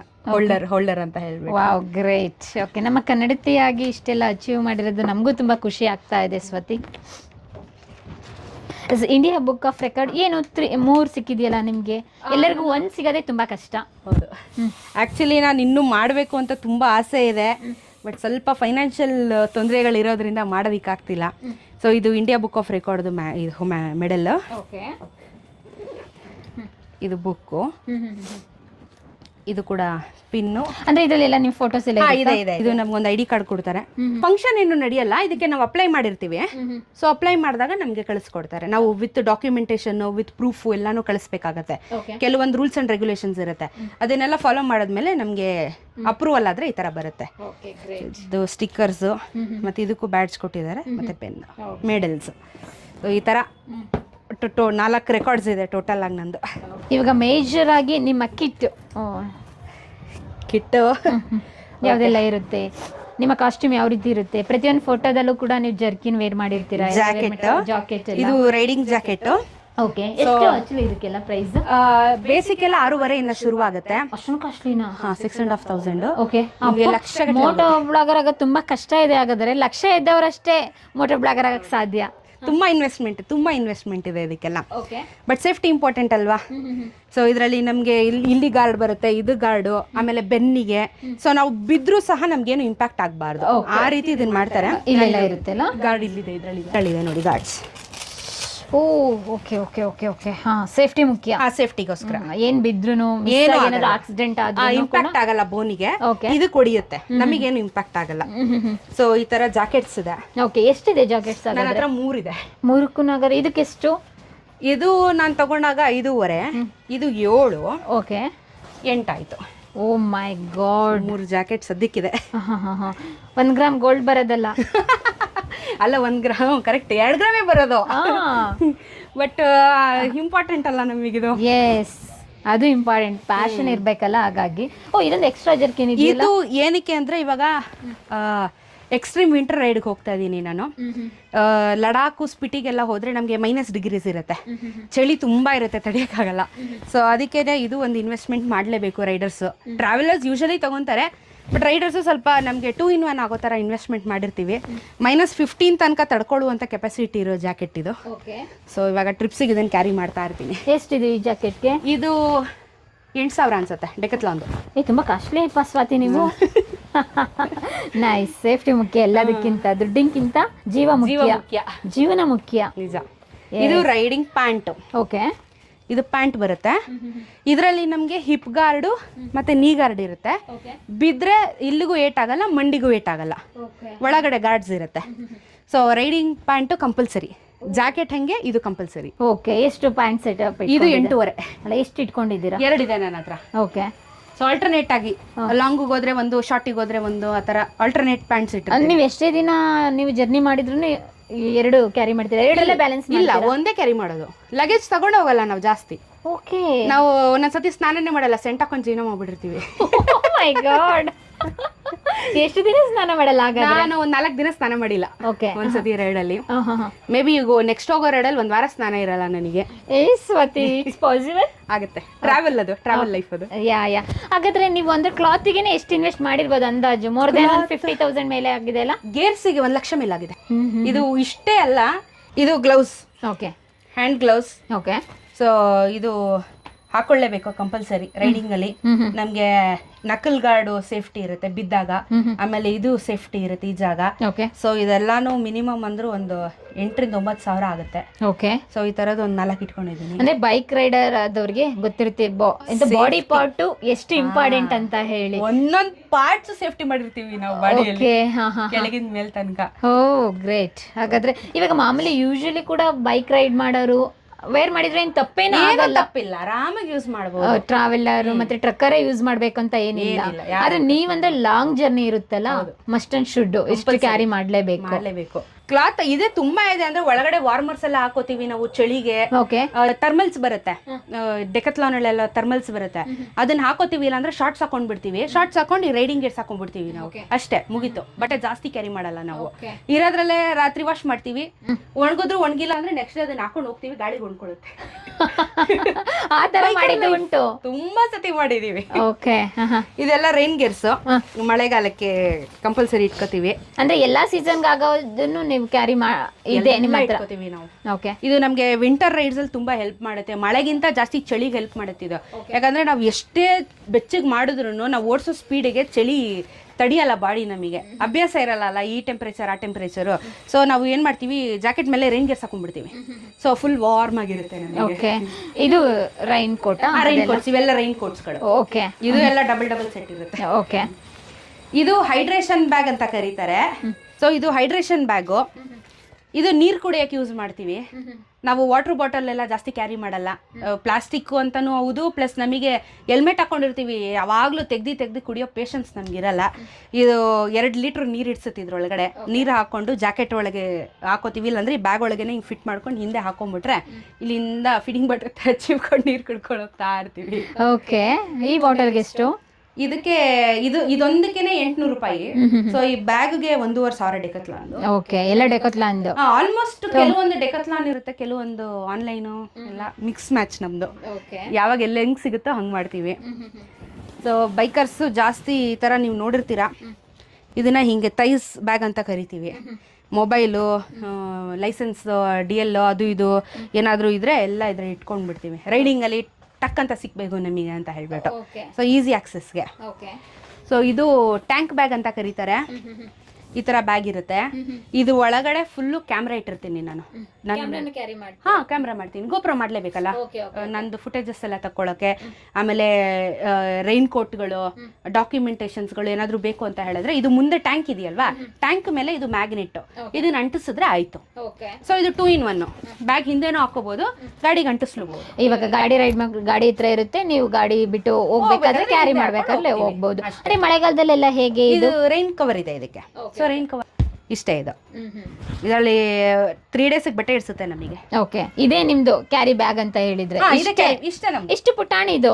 ಇದು ಮುಂದೆ ಇಟ್ಕೊಳಕ್ಕೆ, ಅಂದ್ರೆ ಇದು ಕ್ಯಾಮ್ರಾ ಇಟ್ಕೊಳಕ್ಕೆ, ಲಗೇಜ್ ಇಟ್ಕೊಳಕ್ಕೆ ನಿಮ್ ಹಿಂದೆ ಇದೆ ನೋಡಿ ಇಲ್ಲಿ. ಇಷ್ಟೊತ್ತು ಕೆಳಗಿಂದ ಮೇಲೆ ಡ್ರೆಸ್ ನೋಡಿದೀರಾ, ಇದು ಫುಲ್ ಬೂಟ್ಸ್ಗಳು, ರೈಡಿಂಗ್ ಬೂಟ್ಸ್ ಇವೆಲ್ಲ. ಸೊ ಈ ಬೂಟ್ಸು ಕಂಪಲ್ಸರಿ. ಯಾಕೆ ಅಂದರೆ ಸುಮಾರು ಸತಿ ನಾನೇನೆ ಬಿದ್ದು ಇಂಜುರೀಸ್ ಮಾಡ್ಕೊಂಡಿದ್ದೀನಿ. ಈ ಥರ ಇದ್ರೆ ಏನಾಗುತ್ತೆ, ನಮಗೆ ಇಲ್ಲಿ ತನಕ ಬೂಟ್ಸ್ ಬರುತ್ತೆ. ಬಿದ್ದರೆ ನಮ್ಗೆ ಈ ಗಂಟೆ ಗೇಟ್ ಆಗಲ್ಲ, ಆ ಗಂಟು ಫ್ರ್ಯಾಕ್ಚರ್ ಆದರೆ ಕಾಲು ಹೋಗುತ್ತೆ. ಸೊ ಸೇಫ್ಟಿಗೋಸ್ಕರ ನಾವು ಈ ಥರ ಬೂಟ್ಸ್ಗಳಾಗ್ತೀವಿ. ಇದಕ್ಕಿಂತ ಹೈ ಎಂಡ್ ಬೂಟ್ಸು ಬರುತ್ತೆ, ಬೇಸಿಕ್ ನಮಗೆ ಸಾಕು, ತೊಂದರೆ ಇಲ್ಲ. ಇದು ಅಫೋರ್ಡಬಲ್ ಆಗಿರುತ್ತೆ. ಸೊ ಈ ಥರದ್ದು 2 ಇಟ್ಟಿರ್ತೀನಿ. ಡೆಕತ್ಲಾನ್ದೊಂದು ಡಿಫಾಲ್ಟ್ ಇಟ್ಟಿರ್ತೀನಿ, ಬಿಕಾಸ್ ಇದು ನನ್ನ comfort shoes. Trekking, riding, walking ಎಲ್ಲದಕ್ಕೂ ಯೂಸ್ ಆಗುತ್ತೆ. ರನ್ನಿಂಗು, ಸ್ನೋಗಂತೂ ಪರ್ಫೆಕ್ಟ್ ಅಂತ ಹೇಳ್ಬೋದು ಇದು ಶೂಸು. ಸೊ ಸ್ನೋ ಅಲ್ಲಿ ಜಾರೋದು ಅದೆಲ್ಲ ಇದರಿಂದ ಅವಾಯ್ಡ್ ಆಗುತ್ತೆ. ಎಷ್ಟು ಅದಕ್ಕೆ ಇದಕ್ಕೆ ಎಷ್ಟು ಡಿಫ್ರೆನ್ಸ್ ಇರುತ್ತೆ ಕಾಸ್ಟ್ ವೈಸ್? ಇದು 7,500, ಅದು 9,000 ಮೇಲೆ ಆಗುತ್ತೆ. ಅದೇ ಕಾಸ್ಟ್ಲಿ. ಅದು ಕಾಸ್ಟ್ಲಿ. ಓಕೆ. ಸೇಫೆಸ್ಟ್ ಇರುತ್ತಲ್ಲ ಇವಾಗ? ಎಲ್ಲಾನು ಸೇಫೇನೆ. ಸ್ನೇಕ್ ಬೈಟ್ ಇಂದ ಹಿಡಿದು ಪ್ರತಿಯೊಂದು ಸೇಫ್ ಆಗುತ್ತೆ. ಎಲ್ಲ ಸೇಫ್ಟಿ ಇರುತ್ತೆ, ಬಿದ್ರೂ ಮೂಳೆ ಮುರಿಯಲ್ಲ ಬೇಸಿಕಲಿ. ಇದೇನು ಬೋರ್ಡು ಇಲ್ಲೇ ರೂಮಲ್ಲೂ ಕೂಡ ಗೋಡೆ ಮೇಲೂ ಬೈಕ್ ತಂದಿಟ್ಟಿದ್ದೀರಲ್ಲ ಸ್ವಾತಿ? ಇರ್ಬೇಕಲ್ಲ, ಬೆಳಗ್ಗೆ ಎದ್ದ ತಕ್ಷಣ ನಮ್ಮ ಬಾಸ್ ಹೆಂಗೆ ದರ್ಶನ ಆಗುತ್ತೆ ಹಂಗೆ ನನ್ನ ಬೈಕ್ ದರ್ಶನ ಆಗ್ಬೇಕು. ಓಕೆ. ಮೈಕಲ್ ಜಾಕ್ಸನ್ ನಿಮ್ಮ ಫೇವ್ರೇಟಾ? ಹೌದು. ಯಾಕೆ? ಒಂಥರ ಇನ್ಸ್ಪೈರಿಂಗ್ ಅನ್ನಿಸ್ತಾರೆ ನನಗೆ. ಚಿಕ್ಕ ವಯಸ್ಸಿಂದನೂ MTV ಇದ್ದಾಗಿಂದನೂ ನಾನು ಅವ್ರನ್ನ ಫಾಲೋ ಮಾಡ್ಕೊಂಡು ಬಂದಿದ್ದೀನಿ. ನಂಗೆ ತುಂಬ ಖುಷಿ. ಸ್ಪೆಷಲಿ ಅಮ್ಮ ತುಂಬ ದೊಡ್ಡ ಫ್ಯಾನು ಮೈಕಲ್ ಜಾಕ್ಸನ್ ಅವ್ರಿಗೆ. ಸೊ ನಾನು ಒಂಥರ ಗಾಡ್ ಫಾದರ್ ಥರ ಟ್ರೀಟ್ ಮಾಡ್ತೀನಿ. ಅವ್ರ ಬರ್ಡೇಯಿಂದ ಹಿಡಿದು ಡೆತ್ ಆ್ಯನಿವರ್ಸರಿಯಿಂದ ಹಿಡಿದು ಪ್ರತಿಯೊಂದು ನಾನು ಸೆಲೆಬ್ರೇಟ್ ಮಾಡ್ತೀನಿ. ಅನ್ನದಾನ ಮಾಡ್ತೀನಿ ಅವತ್ತಿನ ದಿನ, ಒಂದು ಸ್ಪೆಷಲ್ ಒಕೇಶನ್ಸ್ ಅಂತ ಹೇಳಿ. ಸೊ ನಾನು ಒಂಥರ ಗಾಡ್ ಫಾದರ್ ಥರ ಟ್ರೀಟ್ ಮಾಡ್ತೀನಿ. ಅಲ್ಲ ಸ್ವಾತಿ, ಎಲ್ಲರೂ ಎದ್ದ ತಕ್ಷಣ ದೇವರ ಫೋಟೋ ನೋಡ್ತಾರೆ, ಸೂರ್ಯನ ನೋಡ್ತಾರೆ, ಆದರೆ ನೀವು ಬೈಕ್ ಮತ್ತೆ ಮೈಕಲ್ ಜಾಕ್ಸನ್ ನೋಡ್ತಾ ಇದ್ರಲ್ಲ, ಯಾಕೆಂದ್ರೆ ನಿಮ್ಮ ಡ್ರೀಮ್ ಅದೇ ಆಗಿರೋದ್ರಿಂದ ಬೈಕ್ ನೋಡ್ತೀರಾ ಅಂತ ನಾನು ಅನ್ಕೊಳ್ತೀನಿ. ಸ್ಟಿಕ್ಕರ್ ತರ್ಸಿ ಅಂಟಿಸ್ಕೊಂಡಿದ್ದೀನಿ. ನನ್ಗೊಂಥರ ನಾನು ಬೈಕರ್ ರೂಮ್ ಅಂದಮೇಲೆ ಇರೋದ್ರಲ್ಲಿ ಚೊಕ್ಕದಾಗಿ ಇರೋ ಮನೆಯಲ್ಲಿ ನಾನು ಸ್ವಲ್ಪ ಏನೋ ಒಂದು ಬೈಕದಲ್ವಾ, ಸೊ ಇರಲಿ ಅಂತ ಹೇಳಿ ಒಂದು ಹಾಕೊಂಡಿದ್ದೀನಿ ಅಷ್ಟೇ. ಓಕೆ. ಇದು ನಿಮ್ಮ kit, travelling kit, travelling bag. So ಇದು ಟಾಪ್ ಬಾಕ್ಸು. ಓಕೆ. ಗಾಡಿ ಹಿಂದೆಗಡೆ ಬರುತ್ತೆ. ಸೊ ಇದು ಹಾಕಿದ್ರೆ ಹಿಂದೆ ಕೂತ್ಕೊಳ್ಳೋಕೆ ಕಷ್ಟ ಆಗುತ್ತೆ. ಯಾರನ್ನೂ ಕೂರ್ಸಲ್ಲ ನಾನು, ಯೂಶಲಿ ನಾನು ಒಬ್ಳೇ ಇರ್ತೀನಿ, ನಾನು ಯಾರನ್ನೂ ಕೂರ್ಸಲ್ಲ. ಸೋಲೋ. ಹಾಂ. ಓಕೆ. ಸೊ ಇಲ್ಲೆಲ್ಲ ಸ್ವಲ್ಪ ಸೆಲ್ಫ್ ಪ್ರಮೋಷನ್ ಮಾಡ್ಕೊತಾ ಇರ್ತೀನಿ. Okay, great. ಇದು ಬಾಕ್ಸು 14 ಲೀಟರ್ಸ್ ಇರುತ್ತೆ, 45 ಲೀಟರ್ಸ್ ಇರುತ್ತೆ. ಇದ್ರ ಒಳಗೆ ಬಟ್ಟೆ ಏನು ಬೇಕೋ ತುಂಬಿಸ್ಬೋದು. ಚಪ್ಪಲಿ ಏನೇನು ಬೇಕು ನಮಗೆ, ಶೂಸು, ಬುಟ್ಸು, ಈ ಡಾಕ್ಯುಮೆಂಟ್ಸು, ಕೈಗೆ ಸಿಗಂಗೆ ಚಾಕ್ಲೇಟ್ಸ್ಗಳು ಏನು ಬೇಕೋ ಇಡ್ಕೋತೀವಿ. ಇದು ಟಾಪ್ ಬಾಕ್ಸು. ಅಂದರೆ ನಾವು ಯಾವಾಗ ತಿಂಗಳಾನ್ಗಟ್ಲೆ ರೈಡ್ ಹೋಗೋದಕ್ಕೆ ಶುರು ಮಾಡ್ತೀನಲ್ವಾ ಆ ಟೈಮಲ್ಲಿ ಇದನ್ನೆಲ್ಲ ಎತ್ತೀನಿ ನಾನು. ಇಲ್ಲ ಅಂತ ಹೇಳಿದ್ರೆ ಟ್ರಕ್ಕಿಂಗ್ ಬ್ಯಾಗಲ್ಲಿ ಪ್ಯಾಕ್ ಮಾಡಿ ಬಂಜಿ ಕಟ್ಬಿಡ್ತೀನಿ. ಸೊ ಕನ್ನಡ ಮಾತಾಡಿ ಕನ್ನಡ ಉಳಿಸಿ ರಾಯಲ್ ಎನ್ಫೀಲ್ಡ್. ಓಕೆ, ಪಯಣ ವಿತ್ ಸ್ವಾತಿ ನಿಮ್ಮದು ಚಾನಲ್. ಹಾಂ. ಸೊ ಇದು ಪ್ಯಾನಿಯರ್ಸ್ ಹೇಳಿದ್ನಲ್ಲ, ಕನ್ನಡದ ಬಗ್ಗೆ ಸ್ವಲ್ಪ ಜಾಸ್ತಿ ಒಲವು ಅಂತ ಎಲ್ಲ ಕಡೆ ಕನ್ನಡ ಪ್ರಮೋಟ್ ಮಾಡ್ತಿರ್ತೀನಿ. ಇದರಲ್ಲಿ ಏನು ಕ್ಯಾರಿ ಮಾಡ್ತೀರಾ? ಇದರಲ್ಲೂ ಬಟ್ಟೆ. ಓಕೆ. ಇದು 7 ಲೀಟರ್ಸ್ ಅಷ್ಟೇ. ಓಕೆ. ನಾವು ಯಾವ ಥರ ಕ್ಯಾರಿ ಮಾಡ್ತೀವಿ ಅಂದರೆ ಹಾಕೊಂಡಿರೋ ಬಟ್ಟೆನೇ ಹಾಕೋತೀವಿ. ಫಸ್ಟ್ ಆಫ್ ಆಲ್ ನಾವು ಫುಲ್ ಗೇರಪ್ಪಲ್ಲಿ ಜಾಕೆಟಲ್ಲಿ ಇರ್ತೀವಲ್ವಾ, ನಾವು ಏನು ಹಾಕೊಂಡಿದ್ದೀವಿ ಒಳಗೆ ಅಂತ ಯಾರಿಗೂ ಗೊತ್ತಾಗಲ್ಲ. ಸೊ ಒಂದೆರಡು ಸ್ವೆಟ್ ಟಿ ಶರ್ಟ್ಸ್ಗಳು ತೊಗೊಂಡು ಹೋಗ್ತೀವಿ. ಕಾಟನ್ ಜಾಸ್ತಿ ಪ್ರಿಫರ್ ಮಾಡಲ್ಲ, ಸ್ಮೆಲ್ ಬರುತ್ತೆ ಅಂತ. ಜೆರ್ಸಿ ಮೆಟೀರಿಯಲ್ ಕ್ಯಾರಿ ಮಾಡ್ತೀವಿ. ವಾಶ್ ಮಾಡಿದ್ರು ಕ್ವಿಕ್ಕಾಗಿ ಡ್ರೈ ಆಗಬೇಕು ಅದು ಅಂತ ಹೇಳಿ ಆ ಥರ ಮೆಟೀರಿಯಲ್ಸು. ವೆಯ್ಟ್ ಇರಲ್ಲ ನಮಗೆ. ನೀಟಾಗಿ ಫೋಲ್ಡ್ ಮಾಡ್ಬಿಟ್ಟು ಎಲ್ಲ ಜೋಡಿಸ್ಬಿಡ್ತೀವಿ. ಅದು ಟಾಯ್ಲೆಟರೀಸ್ ಐಟಮ್ಸು, ಆಮೇಲೆ ಸ್ವಲ್ಪ ಸ್ನ್ಯಾಕ್ಸು, ಮೆಡಿಸಿನ್ಸು ಅಂಥದ್ದಷ್ಟೇ ಇರುತ್ತೆ ನಮ್ಮ ಹತ್ರ. ಆಮೇಲೆ ಟೂಲ್ ಕಿಟ್ ಗಾಡಿಯಲ್ಲೇ ಇರುತ್ತೆ. ಸೊ ಇದಿಷ್ಟೇ ನಮ್ಮದು, ಜಾಸ್ತಿ ಏನೂ ಇರಲ್ಲ. 2 ತಿಂಗಳ ತನಕನೂ ನಾನು ಇಷ್ಟರಲ್ಲೇ ಕ್ಯಾರಿ ಮಾಡಿಬಿಟ್ಟಿದ್ದೀನಿ. ಏನು ಬಟ್ಟೆ ಯೂಸ್ ಮಾಡಲ್ಲ, ಹಾಕೊಂಡು ಪರ್ಫ್ಯೂಮ್ ಹಾಕೊಂಡು ಹೋಗ್ತಾ ಇರ್ತೀವಿ. ಓಕೆ, ಯೂಶಲಿ ಅದರಲ್ಲೂ ಸೇಮ್? ಅದೇ ಸೇಮೇ. ಅದನ್ನು 2 ಬಾಕ್ಸು ಸೈಡಿಗೆ ಬರುತ್ತೆ, ಇದು ಹಿಂದೆ ಬರುತ್ತೆ. ಸೊ ಇದು ಟೂರಿಂಗ್ ಸೆಟಪ್ ಅಂತ ಕರೀತಾರೆ. ಸೊ ಇದು ಬೈಕಿಂಗ್ ಸೆಟಪ್ ಆಗಿರುತ್ತೆ. ಯಾವೆಲ್ಲ ಹೆಲ್ಮೆಟ್ ಯೂಸ್ ಮಾಡ್ತೀರಾ? ಯಾವ ಥರ ಇದೆ ನಿಮ್ಮ ಹೆಲ್ಮೆಟ್ಟು? ಸೊ ಇದು ಆಕ್ಸಾರ್ದು ಲಿಮಿಟೆಡ್ ಎಡಿಷನ್ ಹೆಲ್ಮೆಟು. ನನ್ನ ಹತ್ರ 2 ಹೆಲ್ಮೆಟ್ ಇದೆ. 2 ಸಹ ಲಿಮಿಟೆಡ್ ಎಡಿಷನ್ ಹೆಲ್ಮೆಟ್ಸು. ನನಗೆ ಫಂಕಿ ಆಗಿರಬೇಕು, ಅಟ್ರಾಕ್ಟಿವ್ ಆಗಿರಬೇಕು, ಜಾತ್ರೆ ಕಲರ್ಸ್ ಇರಬೇಕು. ಅದೇ ಸ್ಟ್ಯಾಂಡ್ ಔಟ್ ಆಗಬೇಕಲ್ವಾ. ನಾರ್ಮಲ್ ಬ್ಲ್ಯಾಕು, ವೈಟು, ಸಿಲ್ವರ್ ಹಾಕೊಂಡೋದ್ರೆ ಮಜಾ ಇರಲ್ಲ. ಏನೋ ಡಿಫ್ರೆಂಟ್ ಆಗಿದೆಯಲ್ಲ ಅಂದ್ಬಿಟ್ಟು ಜನ ನೋಡ್ಬೇಕು. ಸೊ ಆ ಥರ ಚೂಸ್ ಮಾಡ್ತೀನಿ. ಇದು ಮೊದಲನೇ ಹೆಲ್ಮೆಟ್ ನಂದು, ದೆವ್ವದ ಕಾನ್ಸೆಪ್ಟ್. ನನಗಿಷ್ಟ ಇವೆಲ್ಲ. ನಾನೊಂದು ಸ್ವಲ್ಪ ಈ ಥರ ದೆವ್ವ, ಈ ಟ್ಯಾಟೂಗಳು, ಈ ಥರ ನಂದೊಂಥರ ಡಿಫ್ರೆಂಟ್ ಥಿಂಕಿಂಗ್ ನಂದು. ನಂಗೆ ಸ್ಟ್ಯಾಂಡ್ ಔಟ್ ಆಗಬೇಕು ಒಟ್ಟಿನಲ್ಲಿ. ಸೊ ಒಂದು ಡಿಫ್ರೆಂಟ್ ಆಗಿರಲಿ. ಯೂಶಲಿ ಜಾಸ್ತಿ ನೋಡಿರಲ್ಲ ನೀವು ಈ ಥರ ಹೆಲ್ಮೆಟ್ಸ್ನ. ಸೊ ಇದು ಆಕ್ಸಾರ್ದು. ಇಲ್ಲಿ ಮುಂದೆ ಕ್ಯಾಮ್ರಾ ಹಾಕೊಳ್ಳೋಕ್ಕೆ ಅವಾಗ ಗೊತ್ತಾಗ್ದಿರೇ ಇದೆಲ್ಲ ನಾವು MC ಹೊಡ್ಕೊಂಡಿರೋದು. ಸ್ಟಾರ್ಟಿಂಗ್ ಬಿಗಿನಿಂಗ್ ಸ್ಟೇಜಲ್ಲಿ ನಾವೇ ಮಾಡ್ಕೊಂಡಿರೋ ಜಾತ್ರೆಗಳಿವೆಲ್ಲ. ಇಲ್ಲಿ ಕ್ಯಾಮ್ರಾನ ಫಿಕ್ಸ್ ಮಾಡ್ಕೊಳ್ತೀವಿ. ಇಲ್ಲಿ ಅಲ್ಲೂ ಬರುತ್ತೆ, ಕೆಳಗೂ ಬರುತ್ತೆ. 2 ಕಡೆ ಕ್ಯಾಮ್ರಾ ಹಾಕೋಬಹುದು. ಸೊ ಇದು ಸೆಕೆಂಡ್ ಹೆಲ್ಮೆಟ್ ಅಪ್ಗ್ರೇಡ್ ಆದೆ. ಇದು ಕೂಡ ಆಕ್ಸಾರೇನೆ. ಇದರಲ್ಲಿ ಇದಕ್ಕೆ ಸ್ಟ್ರಾಪ್ ಬಂತು, ಇಲ್ಲ ಸಪ್ರೇಟ್ ತಗೊಳ್ಳೇಬೇಕು ಇದಕ್ಕೆಲ್ಲ. ನಾವು ತಗೊಂಡು ಇದಕ್ಕೂ ನೀಟಾಗಿ MC ಹಾಕಿ ಸ್ಟ್ರಾಪ್ ಮಾಡಿದ್ದೀನಿ. ಏನು ಮಾಡೋದು ಇದು ಬಿದೋಗಲ್ಲ, ಫುಲ್ ಗಟ್ಟಿಯಾಗಿ ಕೂತ್ಕೊಂಡ್ಬಿಟ್ಟಿರುತ್ತೆ. ಇಲ್ಲಿ ಇಂಟರ್ಕಾಮ್ ಬರುತ್ತೆ. ಇಂಟರ್ಕಾಮ್ ತೋರಿಸ್ತೀನಿ ನಿಮಗೆ. ಇದು ಬ್ಲೂಟೂತ್ ಇರುತ್ತೆ. ಇಲ್ಲಿ ಕನೆಕ್ಟ್ ಮಾಡಿದ್ರೆ 1 to 1 ಮಾತಾಡ್ಬೋದು. ಇವಾಗ ನೀವು ಒಂದು ಬೈಕ್ ಓಡಿಸ್ತಾ ಇದ್ದೀರಾ, ನಾನು ಒಂದು ಬೈಕ್ ಓಡಿಸ್ತಾ ಇದ್ದೀನಿ, ನಾವಿಬ್ರು ಮಾತಾಡ್ಬೋದು. ಓಕೆ, ಜೊತೆ ಗುಂಪು ಏನಾದ್ರು ಹೋದಾಗ ಮಾತಾಡ್ಕೊಂಡು ರೈಡ್ ಮಾಡ್ಬೋದು. ಇಲ್ಲಾಂದ್ರೆ ಮ್ಯೂಸಿಕ್ ಕೇಳ್ಬೋದು, ಇಲ್ಲ ಕಾಲ್ಸ್ ಅಟೆಂಡ್ ಮಾಡ್ಬೋದು. ನಿಮ್ಗೆ ಹೆಂಗ್ ಅನ್ಸುತ್ತೆ ಹಂಗೆ. ಯಾಕಂದ್ರೆ ರೈಡರ್ಸ್ ಅಂತೂ ಸೈಲೆಂಟ್ ಆಗಿ ಯಾರು ಓಡಿಸಲ್ಲ, ಏನಾದ್ರು ಹಾಡಕೊಂಡೆ ಓಡಿಸೋದು. ಆನೆಸ್ಟ್ಲಿ ಇಲ್ಲ, ಮಾತಾಡ್ಕೊಂಡು ಓಡಿಸ್ತೀವಿ. 1 to 1 ಕನೆಕ್ಟ್ ಮಾಡ್ಕೊಂಡು. ಟೈಮ್ ಪಾಸ್ ಆಗುತ್ತೆ. ರೈಡಲ್ಲಿ ಆ್ಯಕ್ಟಿವ್ ಆಗಿರ್ತೀವಿ. ಫಸ್ಟು ಆ್ಯಕ್ಟಿವ್ ಆಗಿರ್ತೀವಿ ನಾವು. ರೋಡ್ ಮೇಲೆ ಜ್ಞಾನ ಇರುತ್ತೆ ನಮಗೆ. ನಿದ್ದೆ ಮಾಡ್ತೀವಿ, ಕೆಲವೊಂದ್ಸತಿ ನಿದ್ದೆ ಬಂದುಬಿಡುತ್ತೆ. ಹೈವೇಲಿ ಗಾಳಿ ಬಿಡ್ತಕ್ಕೆ ನಿದ್ದೆ ಬರುತ್ತೆ. ಆ ಟೈಮಲ್ಲಿ ಮಾತಾಡ್ಕೊಂಡು ಓಡಿಸಿದ್ರೆ ನಮಗೆ ನಾವು ಆ್ಯಕ್ಟಿವ್ ಆಗಿದ್ದೀವಿ, ಗಾಡಿ ಓಡಿಸ್ಬೇಕು ಅಂತ ಮೈಂಡ್ ರಿಫ್ರೆಶ್ ಆಗ್ತಾ ಇರುತ್ತೆ. ಓಕೆ, ಅದ್ರ ಜೊತೆಗೆ ಮೈಕ್ ಏನಾದರೂ ಯೂಸ್ ಮಾಡ್ತೀರಾ? ಮೈಕು ಇದಕ್ಕೆ ಕನೆಕ್ಟಿವಿಟಿ ಮೈಕ್ ಆಲ್ರೆಡಿ ಇದೆ. ಎಲ್ಲೆಲ್ಲ ತೋರಿಸಿ. ಕನೆಕ್ಟಿವಿಟಿ ಇಲ್ಲೇ ಇದೆ, ಕೊಟ್ಟಿದ್ದಾರೆ. ಇಲ್ಲೇ ಬರುತ್ತೆ. ಓಕೆ, ಮೈಕ್ ಇದೆ. ಓಕೆ. ಸೊ ಇದು ಇಲ್ಲೇ ಆಲ್ರೆಡಿ ಫಿಟ್ ಆಗಿಬಿಟ್ಟಿರುತ್ತೆ. ಇದ್ರ ಜೊತೆಗೆ ನಾನು ಕ್ಯಾಮ್ರಾ ಸೆಟಪ್ ಮಾಡ್ಕೊಳ್ಳೋದು ಇಲ್ಲಿ. ಸೊ ಕ್ಯಾಮ್ರಾ ಸೆಟಪ್ ಬೇರೆ ಇರುತ್ತೆ, ಅದನ್ನೆಲ್ಲ ಇಲ್ಲಿ ಫಿಟ್ ಮಾಡಬೇಕು. ಆಮೇಲೆ ಅದಕ್ಕೆ ಸಪ್ರೇಟ್ ಮೈಕ್ ಹಾಕೋತೀನಿ. ಆಮೇಲೆ ಮೋಟೋ ವ್ಲಾಗಿಂಗ್ ಸೆಟಪ್ ಆಗುತ್ತೆ. ಓಕೆ, ಎಷ್ಟು ಆಗೋದ್ರಿ ಈ ಹೆಲ್ಮೆಟ್ಗೆ? ಇದು 5.5 ಅನ್ಸುತ್ತೆ ನಾನು ತಗೊಂಡಾಗ. ಮೇ ಬಿ 5.5 6.5 ಆಗಿತ್ತು. ಸೊ ಇದು 5 ಆಗಿತ್ತು ಸ್ಟಾರ್ಟಿಂಗಲ್ಲಿ. ಇವಾಗಿಲ್ಲ, ಇದೆಲ್ಲ ಸ್ಟಾಪ್ ಆಗಿಬಿಟ್ಟಿದೆ. ಯಾವುದು ಇಲ್ಲ, ಲಿಮಿಟೆಡ್ ಎಡಿಷನ್ಸ್ ಇವೆಲ್ಲ ಈಗ ಬರಲ್ಲ, ಮಾರ್ಕೆಟಲ್ಲಿ ಸಿಗಲ್ಲ ಇದು. ಓಕೆ, ಇವಾಗ ಬೇಕು ಮೋಟೋ ಬ್ಲಾಗರ್ ತಗೋಬೇಕು ಅಂತ ಹೇಳಿದ್ರೆ ಬೇರೆ ಹೆಲ್ಮೆಟ್ ಸಿಗುತ್ತೆ. ಇವಾಗ ಲೇಟೆಸ್ಟ್ ಟ್ರೆಂಡ್ ಏನಿದೆ, ಇದು ನಾನು ತಗೊಂಡು 1 ವರ್ಷ ಆಯ್ತಿದ್ದು. ನಾನು ಲಾಸ್ಟ್ ನೇಪಾಳಿಗೆ ಹೋಗ್ಬೇಕಾದ್ರೆ ಅಪ್ಗ್ರೇಡ್ ಮಾಡಿದೆ. ಬೇರೆ ಸಿಗುತ್ತೆ, ಏನು ತೊಂದರೆ ಇಲ್ಲ. ಓಕೆ, ಇವಾಗ ಕ್ಯಾಮ್ರಾ ಮೋಸ್ಟ್ ಇಂಪಾರ್ಟೆಂಟ್. ಕ್ಯಾಮ್ರಾ ನೀವು ಪಯಣ ವಿತ್ ಸ್ವಾತಿ ಅವರು ಪಯಣ ಮಾಡಿದ್ದಾರೆ ಅಂತ ಹೇಗೆ ಗೊತ್ತಾಗುತ್ತೆ? ನೀವು ಕ್ಯಾಮ್ರಾದಲ್ಲಿ ರೆಕಾರ್ಡ್ ಮಾಡಿ ವಿಡಿಯೋ ಅಪ್ಲೋಡ್ ಮಾಡಿದಾಗಲೇ ಅಲ್ವಾ? ಎಲ್ಲಿ ಯಾವ ಕ್ಯಾಮ್ರಾ ಯಾವುದನ್ನು ಯೂಸ್ ಮಾಡ್ತೀರಾ? ಟ್ರೈಪಾಡ್ ಯಾವುದು ಯೂಶಲಿ? ಸೊ ಇದು ನನ್ನ ಆಸ್ತಿ. ಇದು ಬ್ಲೂಟೂತ್ ನಾನು ಹೇಳಿದ್ದು. ಓಕೆ, ಇದು ಬ್ಲೂಟೂತ್ನ ಅಲ್ಲಿ ಚಾರ್ಜ್ ಮಾಡಿಬಿಟ್ಟು ಹಾಕಿದ್ರೆ ನಿಮ್ಗೆ ಆಲ್ಮೋಸ್ಟ್ ಒಂದು 12 ಅವರ್ ಚಾರ್ಜ್ ಇರುತ್ತೆ. ಇದು 12 ಅವರ್ಸ್ ಬರುತ್ತೆ. ವಾಟರ್ ಪ್ರೂಫ್, ಸ್ನೋ ಪ್ರೂಫ್ ಎಲ್ಲ. ಎಂಥ ಸಿಚುವೇಶನ್ ಇದು ವರ್ಕ್ ಆಗುತ್ತೆ. ಎಷ್ಟು ಕಾಸ್ಟ್ ಜಾಸ್ತಿನಾ? ಇದು 11,000. ಇದು ಕ್ಯಾಮ್ರಾ ಗೋಪ್ರೋ 11 ಇದು. ಸೊ ಇದು 11 ಫಸ್ಟು 5 ಇತ್ತು, ಆಮೇಲೆ 8ಗೆ ಬಂದೆ, ಆಮೇಲೆ 11ಗೆ ಬಂದೆ. ಓಕೆ, ಹಾಗಾದ್ರೆ ಎಷ್ಟೆಲ್ಲ ಇನ್ವೆಸ್ಟ್ ಮಾಡಿದ್ರೆ ಅಂತ ಕೇಳ್ಬೇಕು ಕ್ಯಾಮ್ರಾಗೆ, ಸೆಟಪ್ಗೆ ಎಲ್ಲ? ಇನ್ವೆಸ್ಟ್ಮೆಂಟ್ ಆಗಿ ಹೇಳಿಲ್ಲ, ಲಕ್ಷಾಂತರ ರೂಪಾಯಿ ಇನ್ವೆಸ್ಟ್ಮೆಂಟ್. ಹೇಗೆ ಇದು ಕ್ಯಾಮ್ರಾ ಹೇಗೆ ಫಿಕ್ಸ್ ಇದು ಮಾಡ್ಕೊತೀರಾ? ಫುಲ್ ಮೌಂಟ್ ಬರುತ್ತೆ. ಸೊ ಆ ಮೌಂಟ್ನ ಇಲ್ಲಿ ನಾವು ಇದು ಕ್ಲ್ಯಾಂಪ್ ಎಲ್ಲ ಬರುತ್ತೆ, ಇದಕ್ಕೆ ಸಪ್ರೇಟ್ ಕೇಸಿಂಗ್ ಬರುತ್ತೆ. ಅದನ್ನ ನಾವು ಈ ಥರ ಹಿಂಗೆ ಲಾಕ್ ಮಾಡಿದ್ರೆ ಇದು ಇಲ್ಲಿ ಈ ಪೋರ್ಷನ್ಗೆ ಹಿಂಗೆ ಕೂತ್ಕೊಳ್ಳುತ್ತೆ. ಸೊ ಫುಲ್ಲಿ ಪ್ರೊಟೆಕ್ಟೆಡ್ ಇರುತ್ತೆ. ನೀರು ಬಿದ್ದರೂ ಏನಾಗಲ್ಲ, ಸ್ನೋ ಬಿದ್ದರೂ ಏನಾಗಲ್ಲ. ಇದು ಕಂಪ್ಲೀಟ್ ವಾಟರ್ ಪ್ರೂಫ್ ಇರುತ್ತೆ. ಓಕೆ, ಬ್ಯಾಟ್ರಿ ಪ್ಯಾಕಪ್ ಎಲ್ಲ ಹೇಗೆ? ಬ್ಯಾಟ್ರಿ ಪ್ಯಾಕಪ್ಪು 1 ಅವರ್ ಬರುತ್ತೆ.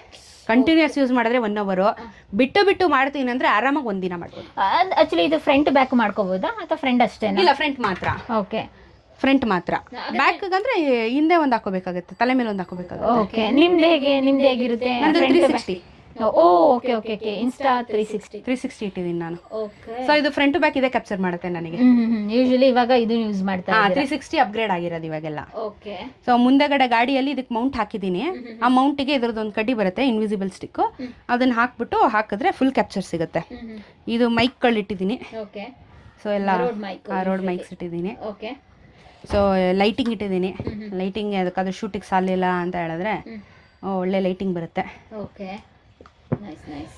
ಹಾಗಾದ್ರೆ ಲೈಟ್ ಹಾಕೊಂಡು ಮೋಟೋ ಬ್ಲಾಗ್ ಮಾಡ್ಕೊಂಡು ನೀವು ಶೂಟ್ ಮಾಡ್ತೀರಾ? ಲೈಟು ಕೆಲವೊಂದು ಕಡೆ ನಮಗೆ ಎಲ್ಲ ಅವಶ್ಯಕತೆ ಇದೆ ಅಲ್ಲಿ ಮಾಡ್ತೀನಿ, ಎಲ್ಲ ಕಡೆ ಯೂಸ್ ಮಾಡಕ್ಕೆ ಹೋಗಲ್ಲ. ಅದನ್ನು ಬೇಕಾಗಿರೋ ಟೈಮಲ್ಲಿ ಮಾಡ್ತೀನಿ. ಇದು ಬ್ಯಾಟ್ರೀಸ್ ಇರುತ್ತೆ ಇದರೊಳಗೆ. ಸೊ ಎಲ್ಲ ಚಾರ್ಜ್ ಹಾಕಿಟ್ಬಿಟ್ರೆ ಬ್ಯಾಟ್ರೀಸು 3 ಬ್ಯಾಟ್ರೀಸ್ ಒಂದು ಟೈಮ್ ಚಾರ್ಜ್ ಮಾಡ್ಬೋದು. ಇದಿಷ್ಟು ಬೇಸಿಕ್ಕು. ಇದ್ರ ಜೊತೆಗೆ ಜಂಕ್ಷನ್ ಬಾಕ್ಸು, ಕೇಬಲ್ಗಳು ಅದೆಲ್ಲ ತಗೊಂಡು ಹೋಗ್ತೀನಿ ಎಕ್ಸ್ಟ್ರಾ ಅಷ್ಟೇನೆ. ಬಟ್ ಮೇಜರ್ ಇಷ್ಟೇ ನಂದು. ಇದಿಷ್ಟು ಸೆಟ್ ಇದ್ರೆ ನಾನು ಆಟಾಡ್ಸ್ಬಿಡ್ತೀನಿ. ಇಡೀ ವರ್ಡೇ ಟ್ರಾವೆಲ್ ಮಾಡ್ಕೊಂಡು ಬಂದಿರ್ತೀರಿ. ಇದು ಕಂಪಲ್ಸರಿ ಕಂಪಲ್ಸರಿ ಇಷ್ಟು ಕಿಟ್ಟು ನನಗೆ ಬೇಕೇ ಬೇಕು. ಟ್ರೈಪಾಡ್ ಏನಾದರೂ ಯೂಸ್ ಮಾಡ್ತೀರಾ? ಹೇಗೆ ಬೇಕು? ಒಂದೊಂದ್ಸತಿ ಒಬ್ಳೇ ಇರ್ತೀನಲ್ಲ, ಸೊ ಯಾಂತರಲ್ಲ ಅವ್ರದ್ದು ಟ್ರೈಪಾಡ್ ಯೂಸ್ ಮಾಡ್ಕೊತೀನಿ. Okay, selfie videos. ಗಿಂಬಲ್ ಇದೆ ನನ್ನ ಹತ್ರ. ಓಕೆ, ಯಾವುದಾದ್ರೂ ಸಿನಿಮ್ಯಾಟಿಕ್ ಏನಾದರೂ ಬೇಕಾದರೆ ಗಿಂಬಲ್ ಯೂಸ್ ಮಾಡ್ಕೊತೀನಿ. ಯೂಶಲಿ ಕೈಯಲ್ಲೇ ಆಡಿಸ್ಬಿಡ್ತೀನಿ ನಾನು. ಇವೆಲ್ಲ ನನಗೆ ಪ್ರಾಕ್ಟೀಸ್ ಅಷ್ಟೊಂದಿಲ್ಲ, ಮಾಡಲ್ಲ ನಾನು. ನನ್ನ ಕೈಯಲ್ಲೇ ನಾನೆಲ್ಲ ಆಟಾಡಿಸ್ತೀನಿ ಅಲ್ಲೇ ಕೂತ್ಕೊಂಡು ಶೂಟಿಂಗಿಗೆಲ್ಲ. ಸೊ ಅಂತ ಯೂಸ್ ಮಾಡಲ್ಲ ನಾನು. ಬಟ್ ಏನಾದರೂ ಪರ್ಟಿಕ್ಯುಲರ್ ಒಂದು ಸ್ಟ್ಯಾಂಡ್ ಬೈ ವಿಡಿಯೋ ಬೇಕು ಅಂದರೆ ಯೂಸ್ ಮಾಡ್ತೀನಿ. ನೀವೇನೇ ವಿಡಿಯೋ ಮಾಡ್ಕೊಳ್ಳೋದು? ನಾನೇ ಎಲ್ಲ ಮಾಡೋದು, ಎಡಿಟಿಂಗು ನಾನೇ ಮಾಡೋದು, ವಿಡಿಯೋನು ನೀವೇ ಮಾಡೋದು, ಎಲ್ಲ ಕ್ಯಾಮ್ರಾನು ನಿಮ್ದೇ? ಎಲ್ಲ ನಂದೇ. ಓ, ಅಂದ್ರೆ ಒನ್ ವುಮೆನ್ ಆರ್ಮಿ ಆಗಿದ್ದೀನಿ ಒಂಥರ ಇವಾಗ. Okay, great. ಇದೇನು ಸೊಂಟದ ಬೆಲ್ಟ್ ಎಲ್ಲ ಇಟ್ಕೊಂಡಿದ್ದೀರಲ್ಲ? ಸೊಂಟದ ಬೆಲ್ಟು ಏನಕ್ಕೆ ಅಂತ ಹೇಳಿದ್ರೆ, ನನಗೆ ಆಲ್ರೆಡಿ ಸರ್ಜರಿ ಆಗಿ ಬೆನ್ನಲ್ಲಿ L4 and 5 ಅಲ್ಲಿ ರಾಡ್ ಇದೆ. ನನಗೆ ಬೆನ್ನು ಆಪರೇಷನ್ ಆಗಿ ರಾಡ್ ಇದೆ. So for the safety purpose long rides ಹೋದಾಗ ಬೆನ್ನೋವು ಬರುತ್ತೆ ಅಂತ ಕೇಳ್ತೀರಾ ಅಲ್ವಾ ನೀವು? ಇವಾಗ ಬೆನ್ನೋವು ಖಂಡಿತವಾಗ್ಲೂ 100. ಯೂಶಲಿ 1 ಅವರೇ ಬೈಕಲ್ಲಿ ಇಲ್ಲಿ ಸ್ಕೂಟಿಲಿ ಕೂತಾಗ್ಲೇ ಬೆನ್ನೋ ಬಂದಿರುತ್ತೆ. ನೀವು ಅಷ್ಟು ಲಾಂಗ್ ಡ್ರೈವ್ ಹೋಗ್ಬೇಕಂತ ಹೇಳಿದ್ರು ಅದ್ರ ಲೇಡೀಸ್ ಕಂಪಲ್ಸರಿ ಬಂದೇ ಬರುತ್ತೆ. ತುಂಬ ಬ್ಯಾಕ್ ಪೇನ್ ಇದೆ, ನನಗೆ ಸರ್ಜರಿ ಆಗಿರೋದ್ರಿಂದ ಡಬಲ್ ಪೇನ್ ಇರುತ್ತೆ. ಸೊ ಇದನ್ನು ನಾನು ಹಾಕೊಂಡ್ಬಿಟ್ರೆ ನನಗೆ ಹಳ್ಳಕ್ಕೆ ಹಾಕಿದ್ರು ಹಂಪಿಗೆ ಹಾಕಿದ್ರು ಏನೂ ಇಂಪ್ಯಾಕ್ಟ್ ಆಗಲ್ಲ. ಸೊ ಸ್ಟಿಫಾಗಿ ಕೂತ್ಕೊಂಡು ಬಿಡುತ್ತಲ್ಲ, ನಾನು ಅವಾಗ ಬೆನ್ನಿಂಗ್ ಮಾಡೋಕ್ಕೆ ಚಾನ್ಸ್ ಇರಲ್ಲ. ಸ್ಟಿಫಾಗಿ ಹಿಂಗೆ ಕೂತ್ಕೋತೀನಿ ನಾನು ಗಾಡಿಯಲ್ಲಿ.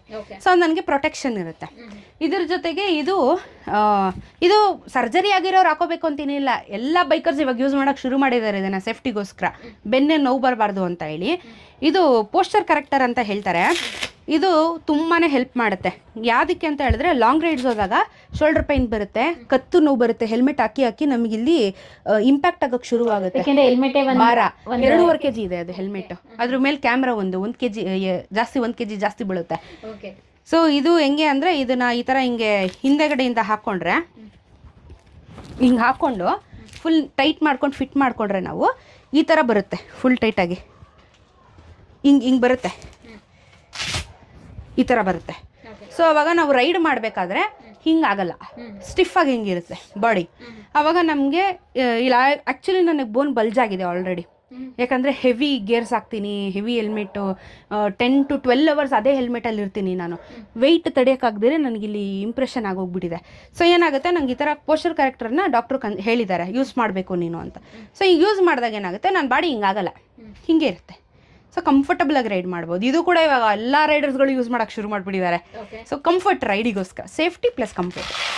ಒಂದು ಪುಟ್ಟ ಮನೇಲೇನೋ ಕೂಡ ಇಷ್ಟೊಂದು ಅಗಾಧವಾದಂತಹ ಪ್ರತಿಭೆ ಇದೆ ಅಂತ ಇವಾಗ ಗೊತ್ತಾಗ್ತಾ ಇದೆ ನಮಗೆ. ಒಂದು ಲೋ ಮಿಡಲ್ ಕ್ಲಾಸಿಂದ ಬಂದಿರುವಂಥ ಒಂದು ಫ್ಯಾಮಿಲಿ ನಂದು. ಕಷ್ಟ ಸುಖ ಆದರೂ ನಾವು 3 ಜನನೇ ಹಂಚ್ಕೋತೀವಿ. 3 ಜನನೇ ಸಪೋರ್ಟ್ ಸಿಸ್ಟಮ್ ನಿಂತಿರೋ ತಂದೆ ತಾಯಿ ಬಿಟ್ಟರೆ ಯಾರಿಲ್ಲ. ಜೊತೆಗೆ ಮಂಜು ಅಂತ ಹೇಳಿ ಒಬ್ಬರಿದ್ದಾರೆ, ಅವರು ಸಹ ಯೂಟ್ಯೂಬರ್ರೇನೆ. ಅವರೊಬ್ಬರು ನನಗೆ ತುಂಬ ಸ್ಟ್ರಾಂಗಾಗಿ ನಿಂತಿದ್ದಾರೆ. ನನಗೆ ತಮ್ನೇಲಿಗೆ ಹೆಲ್ಪ್ ಮಾಡೋದು ಅಥವಾ ಏನೇ ಬಂದರೂ ವೀಡಿಯೋಸ್ ಆ ಥರ ಮಾಡಿ ಈ ಥರ ಮಾಡಿ ಅಂತ ಒಂದು ಗೈಡ್ ಮಾಡೋದಕ್ಕೆ ಅವರೊಬ್ರು ಒಂದು ಗಾಡ್ ಫಾದರ್ ಥರ ನಿಂತಿದ್ದಾರೆ. ಓಕೆ, ನೀವು ಮೊಬೈಲಲ್ಲೆಲ್ಲ ವಿಡಿಯೋ ರೆಕಾರ್ಡಿಂಗ್ ಮಾಡಲ್ವಾ? ಮೊಬೈಲಲ್ಲೇ ಮಾಡೋದು. ಮೊಬೈಲಲ್ಲೇ. ಯಾವ ಮೊಬೈಲ್ ಯೂಸ್ ಮಾಡೋದು? ಇದು ಒನ್ ಪ್ಲಸ್ ಯೂಸ್ ಮಾಡ್ತೀನಿ. ಇದು ಅಪ್ಪ ಕೊಡಿಸಿದ್ದು ಆ್ಯಪಲ್ 14 Pro. ಇದು ಇವಾಗ ಅಪ್ಗ್ರೇಡ್ ಆಗಿ ಇವಾಗೆಲ್ಲ ಇದರಲ್ಲೇ ಮಾಡ್ತಾ ಇದ್ದೀನಿ. ಎಡಿಟಿಂಗ್ ಇದರಲ್ಲೇ ಮಾಡ್ತೀನಿ, ಶೂಟ್ ಇದರಲ್ಲೇ ಮಾಡ್ತೀನಿ, ಎಲ್ಲ ಜುಗಾಡು ಫೋನಲ್ಲೇ ಮಾಡ್ತಾ ಇರೋದು ನಾನು. ತುಂಬಾ ಹೆಣ್ಮಕ್ಳು ಕನಸು ಅಪ್ಪ ಕೊಡ್ಸಲ್ಲ ನಮಗೆ, ತುಂಬಾ ಕ್ವಶನ್ ಮಾರ್ಕ್ ಮಾಡ್ತಾರೆ ಏನಾದರೂ ಕೇಳಿದ್ರೆ ಅಂತ. ಸ್ವಾತಿಗೆ ಅವರಪ್ಪ ಏನು ಬೇಕಾದ್ರೂ ತಗೋ ಅಂತೇಳಿ ಐಫೋನ್ ಕೊಡಿಸಿದ್ದಾರೆ. ಕಿಡ್ನಿ ಮರಬೇಕು ಅಂತಿಲ್ಲ. ಹೇಳ್ತಾರಲ್ಲ ಐಫೋನ್ ತಗೋಬೇಕಂದ್ರೆ ಕಿಡ್ನಿ ಮರಬೇಕು ಅಂತ. ಬೇಡ, ಅಪ್ಪ ಅಮ್ಮನ್ನ ನಾವು ಚೆನ್ನಾಗಿ ಇಟ್ಕೊಂಡು ಅವ್ರ ಮೇಲೆ ಒಂದು ನಂಬಿಕೆ ನಾವು ಬರೆಸ್ಕೊಂಡ್ರೆ ನಮಗೆ ಇಷ್ಟ ಇರೋ ಫೀಲ್ಡಲ್ಲಿ ಅವ್ರು ಯಾವತ್ತಿದ್ರೂ ಸಪೋರ್ಟ್ ಮಾಡೇ ಮಾಡ್ತಾರೆ. ಆ ನಂಬಿಕೆ ಉಳಿಸ್ಕೋಬೇಕಷ್ಟೇ. ಓಕೆ, ಖಂಡಿತ. ಅದ್ರ ಜೊತೆಗೆ ಇದರಲ್ಲಿ ಅಂದರೆ ಸ್ಟಾರ್ಟಿಂಗ್ ನೀವು ವಿಡಿಯೋ ಮಾಡ್ತಾ ಇದ್ರಲ್ಲ, ಸ್ಟಾರ್ಟಿಂಗ್ ಆ ದಿನಗಳು ಹೇಗಿತ್ತು, ಹೇಗೆ ಯಾವಾಗ ಫಸ್ಟ್ ಟೈಮು ಬೈಕ್ ರೈಡಿಂಗ್ ಎಲ್ಲ ಕಲ್ತಿದ್ದು, ಹೆಂಗೆ ಕಲ್ತ್ಕೊಂಡ್ರಿ? ನಿಮ್ಮ ಹತ್ರ ಬೈಕೇ ಇಲ್ಲದೆ ಇದ್ದಿದ್ದ ಕಾಲದಲ್ಲಿ ಕಾಲೇಜ್ ಬಂಕ್ ಹಾಕ್ಬಿಟ್ಟು ಫ್ರೆಂಡ್ಸ್ ಜೊತೆ ಹೋಗ್ತಿದ್ದೆ. ಸೊ ಅವಾಗ ಫ್ರೆಂಡ್ಸ್ ಎಲ್ಲ ಅಪಾಚಿ RTR ಅಂತ, ಜಗ್ಗು ಅಂತ ಒಬ್ಬ ಇದ್ದ ನನ್ನ ಫ್ರೆಂಡ್ ಜಗದೀಶ್ ಅಂತ, ಅವನದು ಅಪಾಚಿ RTR ಅಲ್ಲಿ ಫಸ್ಟು ಅವ್ನು ನನಗೆ ಹೇಳ್ಕೊಟ್ಟ ಗಾಡಿ ಓಡಿಸೋದು ಹೆಂಗೆ ಅಂತ. ಸೊ ಅವಾಗವಾಗ ಬಂಕ್ ಹಾಕಿ ಗಾಡಿ ಕಲ್ತ್ಕೊಂಡು ನಾನಿದ್ದು ಧರ್ಮಸ್ಥಳದಲ್ಲಿ ಓದಿದ್ದು. ಸೊ ರಜಾ ಎಲ್ಲ ಹಾಕ್ಕೊಂಡು ಮಂಗಳೂರು ತನಕ ಹೋಗ್ತಿದ್ವಿ ಅವಾಗಲೇ. ಅವಾಗಿಂದ ಸ್ವಲ್ಪ ಗಾಡಿ ಓಡಿಸೋದಕ್ಕೆ ಟಚ್ ಬಂತು ನನಗೆ, ಅಲ್ಲಿಂದ ಶುರುವಾಯಿತು ಓಡಿಸೋದಕ್ಕೆ. ಸೊ ಅದಾದಮೇಲೆ ಬೆಂಗಳೂರಿಗೆ ಹಾಸ್ಟೆಲ್ ಎಲ್ಲ ಜೀವನ ಮುಗಿಸಿ ಇಲ್ಲಿಗೆ ಬಂದ ಮೇಲೆ ಮತ್ತೆ ಫ್ರೆಂಡ್ಸ್ದು ಅವ್ರದ್ದು ಓಡಿಸಿ ಸ್ವಲ್ಪ ಟ್ರೈನ್ ತಗೊಂಡು. ಏನು ಓದಿದ್ದು Swathi? Diploma in computer science. Okay, ಓದಿದ ತಕ್ಷಣನೇ ಜಾಬು? ಓದಿದ ತಕ್ಷಣನೇ ಜಾಬ್ ಆಯಿತು. ಸ್ಪೋರ್ಟ್ಸ್ ಕೋಟಲ್ಲೂ ಇದ್ದೆ ನಾನು, ಟೇಬಲ್ ಟೆನ್ನಿಸ್ ಸಿಲ್ವರ್ ಮೆಡಲಿಸ್ಟು ಸ್ಟೇಟಲ್ಲಿ. ಸೊ ಸ್ಪೋರ್ಟ್ಸ್ ಕೋಟ ಪ್ಲಸ್ ಅಪ್ಪಂದು ಇನ್ಫ್ಲೂಯೆನ್ಸ್ ಇಂದ ನನಗೆ ಕೆಲಸ ಆಗಿತ್ತು. ಓಕೆ, ಕೆಲಸನೂ ಆಯಿತು. ಅಮ್ಮನ ಹತ್ರನೂ ಕೂಡ ಗಾಡಿ ತೆಗಿಸ್ಕೊಂಡ್ರಿ, ಕದ್ದು ಮುಚ್ಚಿ ಕೊಟ್ಟರು ಅಂತ ಕತೆಗಳನ್ನೂ ಕೂಡ ಹೇಳ್ಕೊಂಡ್ರಿ. ಫಸ್ಟು ರೈಡು ಎಲ್ಲೋಗ್ಬೇಕಂತ ಪ್ಲ್ಯಾನ್ ಮಾಡಿದ್ರಿ? ಹೇಗೆ ಪ್ಲ್ಯಾನ್ ಆಗಿದ್ದು ಫಸ್ಟ್ ರೈಡ್ದು? ಎಲ್ಲೋದ್ರಿ ಫಸ್ಟ್ ಟೈಮ್? ಫಸ್ಟ್ ನಾನು ಹೋಗಿ ಧರ್ಮಸ್ಥಳಕ್ಕೆ, ಯಾಕಂದರೆ ಓದಿ ಬಂದಿದ್ದ ಜಾಗ ಅಲ್ಲೇ ಅಂತ ಹೇಳಿ. ಯಾಕಂದರೆ ಚಾರ್ಮಡಿ ಘಾಟು, ಶಿರಡಿ ಘಾಟು ಟ್ರಾವೆಲ್ ಮಾಡೋದು ಬಿಗ್ ಟಾಸ್ಕ್ ಇತ್ತು. ಯಾಕಂದರೆ ಈಸಿ ಅಲ್ಲ, ಕರ್ವಸಲ್ಲಿ ಹೆಂಗೆ ಏನು ಅನ್ನೋದೇ ಐಡಿಯಾ ಇಲ್ಲ ನನಗೆ. ಓಡಿಸ್ಬೇಕು ಅನ್ನೋದೊಂದು ಚಾಲೆಂಜ್ ಇತ್ತು. ಸೊ ಹೋಗ್ತಾ ಶಿರಡಿ ಘಾಟ್ ಮೇಲೆ ಬಂದೆ, ಇಳಿತಾ ಚಾರ್ಮಡಿ ಘಾಟ್ ಮೇಲೆ ಇಳಿದೆ. ಸೊ ಫಸ್ಟ್ ರೈಡ್ ಅದೇ ಮಾಡಿ ಧರ್ಮಸ್ಥಳಕ್ಕೆ ಹೋಗಿ. ಯಾವ ಸೀಸನ್ ಇತ್ತು? ಮಾನ್ಸೂನ್, ಮಳೆಗಾಲ. ಓ ಮೈ ಗಾಡ್, ಮಾನ್ಸೂನ್ ಅಲ್ಲ ಆದ್ರೆ ಕೆಲವೊಮ್ಮೆ ರೋಡೇ ಬ್ಲಾಕ್ ಆಗಿರುತ್ತೆ, ಸ್ಕಿಡ್ ಆಗಿ ಬೀಳೋ ಚಾನ್ಸಸ್ ಇರುತ್ತೆ, ಲ್ಯಾಂಡ್ ಸ್ಲೈಡ್ ಆಗುತ್ತೆ. ಓಕೆ, ಆ ಥರ ಏನು ಚಾನ್ಸಸ್ ಏನೋ ಆಗಿಲ್ಲ? ನನಗೇನು ಆಗಿಲ್ಲ. ಯಾರ್ಯಾರು ಹೋಗಿದ್ರಿ? ಒಬ್ಳೇ ಹೋಗಿದ್ದೆ, ಸೋಲೋ. ಫಸ್ಟ್ ಹೋಗಿದ್ದೆ ಧರ್ಮಸ್ಥಳ. ಓಕೆ, ಅವಾಗ ಫಸ್ಟ್ ಸ್ಟಾರ್ಟಿಂಗಲ್ಲಿ ಅಷ್ಟೊಂದು ಇನ್ವೆಸ್ಟ್ ಮಾಡಿದ್ರ ಜರ್ಕಿನ್ಗೆ ಎಲ್ಲ? ಅವಾಗ ಇರಲಿಲ್ಲ ನನ್ನ ಹತ್ರ. ನಾರ್ಮಲ್ ಜಾಕೆಟು ಅದು ಇದು ಪ್ಯಾಂಟ್ ಶರ್ಟ್ ಹಾಕೊಂಡು ಹೋಗಿದ್ದಷ್ಟೇನೆ.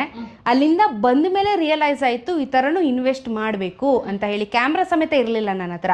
ಆ ಧರ್ಮಸ್ಥಳಕ್ಕೆ ಹೋಗಿ ಬಂದ ಮೇಲೆ ನನಗೆ ಓಕೆ ಧೈರ್ಯ ಇದೆ, ನಾನು ಹೋಗ್ತೀನಿ ಅನ್ನೋ ಕೆಪಾಸಿಟಿ ನನಗಿದೆ. ಯಾಕಂದರೆ ಹೋಗೋಕ್ಕೆ 350 ಕಿಲೋಮೀಟ್ರು, ಬರೋಕ್ಕಾಚೆ 350 ಕಿಲೋಮೀಟ್ರು. ಅಲ್ಲಿ ಎಕ್ಸ್ಪೀರಿಯನ್ಸ್ ಆದಮೇಲೆ ತಾನೇ ವಾಟ್ ನೆಕ್ಸ್ಟ್ ಅನ್ನೋದು ನನ್ನ ಮೇಲೆ ನಾನು ಕಾನ್ಫಿಡೆನ್ಸ್ ಬರಬೇಕಲ್ಲ. ಅಲ್ಲಿ ಹೋಗಿ ಬಂದಮೇಲೆ ಕಾನ್ಫಿಡೆನ್ಸ್ ಬಂದ ಮೇಲೆ ಗೇರ್ಸು ಕ್ಯಾಮ್ರಾ ಮೇಲೆ ಇನ್ವೆಸ್ಟ್ಮೆಂಟ್ ಮಾಡಿ ಕೇರಳ ಹೋದೆ. ಎಷ್ಟು ದಿನ? ಅದು 1 ವಾರ ಹೋದೆ ಕೇರಳ. ಹೇಗಿತ್ತು ಕೇರಳ ಜರ್ನಿ? ಚೆನ್ನಾಗಿತ್ತು. ಓಕೆ, ಒಂದೇ ಮಾತಲ್ಲಿ ಹೇಳಿದ್ರೆ ಹೆಂಗೆ ಎಲಾಬ್ರೇಟ್ ಮಾಡಿ? ವೈನಾಡ್ ಹೋಗಿದ್ದು. ಸೊ ಫಸ್ಟ್ ಟೈಮ್ ನಾನು ವೈನಾಡ್ನ ನೋಡಿದ್ದು ಆ್ಯಕ್ಚುಲಿ. ತುಂಬ ಬ್ಯೂಟಿಫುಲ್ ಪ್ಲೇಸು. ಒಂದೊಳ್ಳೆ ಎಕ್ಸ್ಪೀರಿಯನ್ಸ್ ಆಯಿತು ನನಗೆ. ಸೋಲೋನೇ ಹೋಗಿದ್ದು ನಾನು. ಹೊಸ ಭಾಷೆ ಗೊತ್ತಿಲ್ಲ, ಮಲಯಾಳಿ ಭಾಷೆ, ಹಿಂದಿ ಅಲಗ್ ಬುಲಕ್ ಹಿಂದಿ ಗೊತ್ತಿಲ್ಲ, ಇಂಗ್ಲೀಷ್ ಮ್ಯಾನೇಜಬಲ್, ಕನ್ನಡ ಬಿಟ್ಟರೆ ನಮಗೆ ಅಷ್ಟೊಂದು ಬೇರೆ ಭಾಷೆ ಬರೋದಿಲ್ಲ ಭಾಷೆ. ಏನೋ ಮ್ಯಾನೇಜ್ ಮಾಡಿಕೊಂಡು ವೆಜಿಟೇರಿಯನ್ ಆಗಿರೋದ್ರಿಂದ ಫುಡ್ಗೂ ಸಮಸ್ಯೆ ಆಯಿತು ನನಗೆ ಟ್ರಾವೆಲಲ್ಲಿ. ತುಂಬ ಫುಡ್ ಸಮಸ್ಯೆ ಆಗುತ್ತೆ ನನಗೆ ಟ್ರಾವೆಲಲ್ಲಿ, ನಾನ್ ವೆಜ್ ಆಗದೆ ಇಲ್ದಿರೋದ್ರಿಂದ. ಸೊ ಏನೋ ಮಾಡ್ಕೊಂಡು 1 ವಾರ ನನಗೆ ನಾನೇ ಚಾಲೆಂಜ್ ತೊಗೊಂಡು ಆ ರೈಡ್ನ ಮಾಡಿದ್ದು. ನಾನು ಸರ್ವೈವ್ ಆಗಬೇಕು ಅನ್ನೋದು. ಅಷ್ಟೊಂದು ರಿಸ್ಕ್ ಏನಕ್ಕೆ ತೊಗೊಂಡ್ರಿ? ಅಲ್ಲೆಲ್ಲ ಉಳ್ಕೊಳಕ್ಕೆ ವ್ಯವಸ್ಥೆ ಮಾಡ್ಕೊಂಡೆ ಹೋದೆ. ಹೋಟೆಲ್ಗಳಿತ್ತು ಆವಾಗ, ಆನ್ಲೈನಲ್ಲೆಲ್ಲ ರೆಸಾರ್ಟ್ ಅದೆಲ್ಲ ಇತ್ತು ಅವಾಗೆಲ್ಲ. ಬುಕ್ ಇದ್ರಿ? ದುಡ್ಡು ಒಂದು 10,000 ಏನೋ ಕೊಟ್ಟಿದ್ರು ಅನ್ಸುತ್ತೆ ನನಗೆ ಅವಾಗ ಆ ಟ್ರಿಪ್ಪಿಗೆ. ಯಾಕಂದರೆ ಆ್ಯಾವ್ರೇಜ್ ಐಡಿಯಾ ಇಲ್ಲ ನಮಗೆ ಎಷ್ಟಾಗುತ್ತೆ ಏನಾಗುತ್ತೆ ಏನೋ ABCD ಗೊತ್ತಿಲ್ಲ. ಏನೋ ಓದೆ, ಒಟ್ರಾಸಿ ಓದೆ, ಮಾಡ್ಕೊಂಡು ಬಂದೆ. ಅದಾದ್ಮೇಲೆ ಫುಲ್ ಧೈರ್ಯ ಬಂದ್ಬಿಟ್ಟು. ಎಕ್ಸ್ಪೆರಿಮೆಂಟಲ್ಲೂ ನನ್ನ ಮೇಲೆ ನನಗೆ ಫಸ್ಟು ಕಾನ್ಫಿಡೆನ್ಸ್ ಬರಬೇಕಿತ್ತು. 1 ವಾರ ನಾನು ಹಾಸ್ಟೆಲಲ್ಲಿದ್ದು ಅಪ್ಪ ಅಮ್ಮಂದು ಅಟ್ಯಾಚ್ಮೆಂಟಿಂದ ನಂಗೆ ದೂರ ಇದ್ದ ಅಭ್ಯಾಸ ಇದೆ. ಯಾಕೆ ಹಾಸ್ಟೆಲಲ್ಲಿ ಇದ್ದವಳು ನಾನು. ಸೊ ಅಷ್ಟೊಂದು ಎಮೋಷನ್ ಅಟ್ಯಾಚ್ಮೆಂಟ್ ಇಲ್ಲ. ಇರ್ತೀನಿ 1 ತಿಂಗಳು 2 ತಿಂಗಳು ಬಿಟ್ಟು ಇರ್ತೀನಿ, ಆ ಥರ ಇಲ್ಲ ನನಗೆ. ಸೊ ನನಗೆ ಧೈರ್ಯ ಬರಬೇಕಿತ್ತು. ನಾನು ಯಾರು ಅಂತ ನಾನು ಫಸ್ಟು ಅರ್ಥ ಮಾಡ್ಕೊಳ್ಳೋಕೆ ಅದೊಂದು ಒಳ್ಳೆ ಟೈಮ್ ಆಗಿತ್ತು ನನಗೆ. ಸೊ ಸೆಕೆಂಡ್ ಕೇರಳ ಎಕ್ಸ್ಪ್ಲೋರ್ ಮಾಡಿದೆ. ಓಕೆ, ನೀವೇ ಅಂತಲ್ಲ ಫಸ್ಟ್ ನಿಮ್ಮ ಮಗಳು ಗೌರ್ಮೆಂಟ್ ಎಂಪ್ಲಾಯ್ ಆದರೂ ಕೂಡ ಇದನ್ನ ಮಾಡುವಂಥ ಬೈಕ್ ಕಳಿಸಿದೆ. ಹೆಂಗೆ ಆ ಧೈರ್ಯ, ಹೆಂಗೆ ಲೇಡೀಸ್ ಆಗಿ? ಅಂದರೆ ನಾನು ಹಳ್ಳಿ ವಾತಾವರಣದಲ್ಲಿ ಬೆಳೆದಿದ್ದು. ನಮಗೆ ಪ್ರಪಂಚ ಏನು ಅನ್ನೋದೇ ಗೊತ್ತಿಲ್ಲ. ಸಿಟಿ ಅಂದರೆ ಏನೋ ದೊಡ್ಡ, ನಾವು ಬೆಂಗಳೂರಿಗೆ ಬರೋದು ಅಂದರೆ ಒಂದು ಹೊಸ ಸಾಮ್ರಾಜ್ಯಕ್ಕೆ ಬರ್ತೀವಿ ಅನ್ನೋ ಥರ ಇತ್ತು ಒಂದು ಕಾಲದಲ್ಲಿ. ಹಾಗಾಗಿ ನನಗೂ ಒಂದೊಂದ್ಸಲ ಅನ್ನಿಸ್ತಿತ್ತು, ನಾವು ಅದೇ ಜೀವನ ಮಾಡಿದ್ವಿ, ನನ್ನ ಮಗಳು ಯಾಕೆ ಆ ಥರ ಜೀವನ ಮಾಡಬೇಕು, ಅದು ಸಿಟಿಲಿದ್ದೀವಿ ಇವಾಗ, ಒಲ್ಟೂರ್ ಮಾಡಲಿ, ಮನೇಲೇ ಕೂತ್ರೆ ಆಗಲ್ಲ, 4 ಗೋಡೆ ಮಧ್ಯದಲ್ಲಿ ಕೆಲಸ ಮಾಡಿದ್ರು ಅವಳು ಏನು ಅಚೀವ್ ಮಾಡೋಕ್ಕಾಗಲ್ಲ. ಮೀಡಿಯಾದಲ್ಲಿ ಕೂತ್ಕೊಂಡು ಪ್ರಪಂಚ ನೋಡ್ಬೋದು, ತನ್ನ ಕಣ್ಣಲ್ಲಿ ಪ್ರಯಾಣ ಮಾಡಿ ನೋಡಬೇಕಲ್ಲ, ಅದು ನಮ್ಮ ಆಸೆ.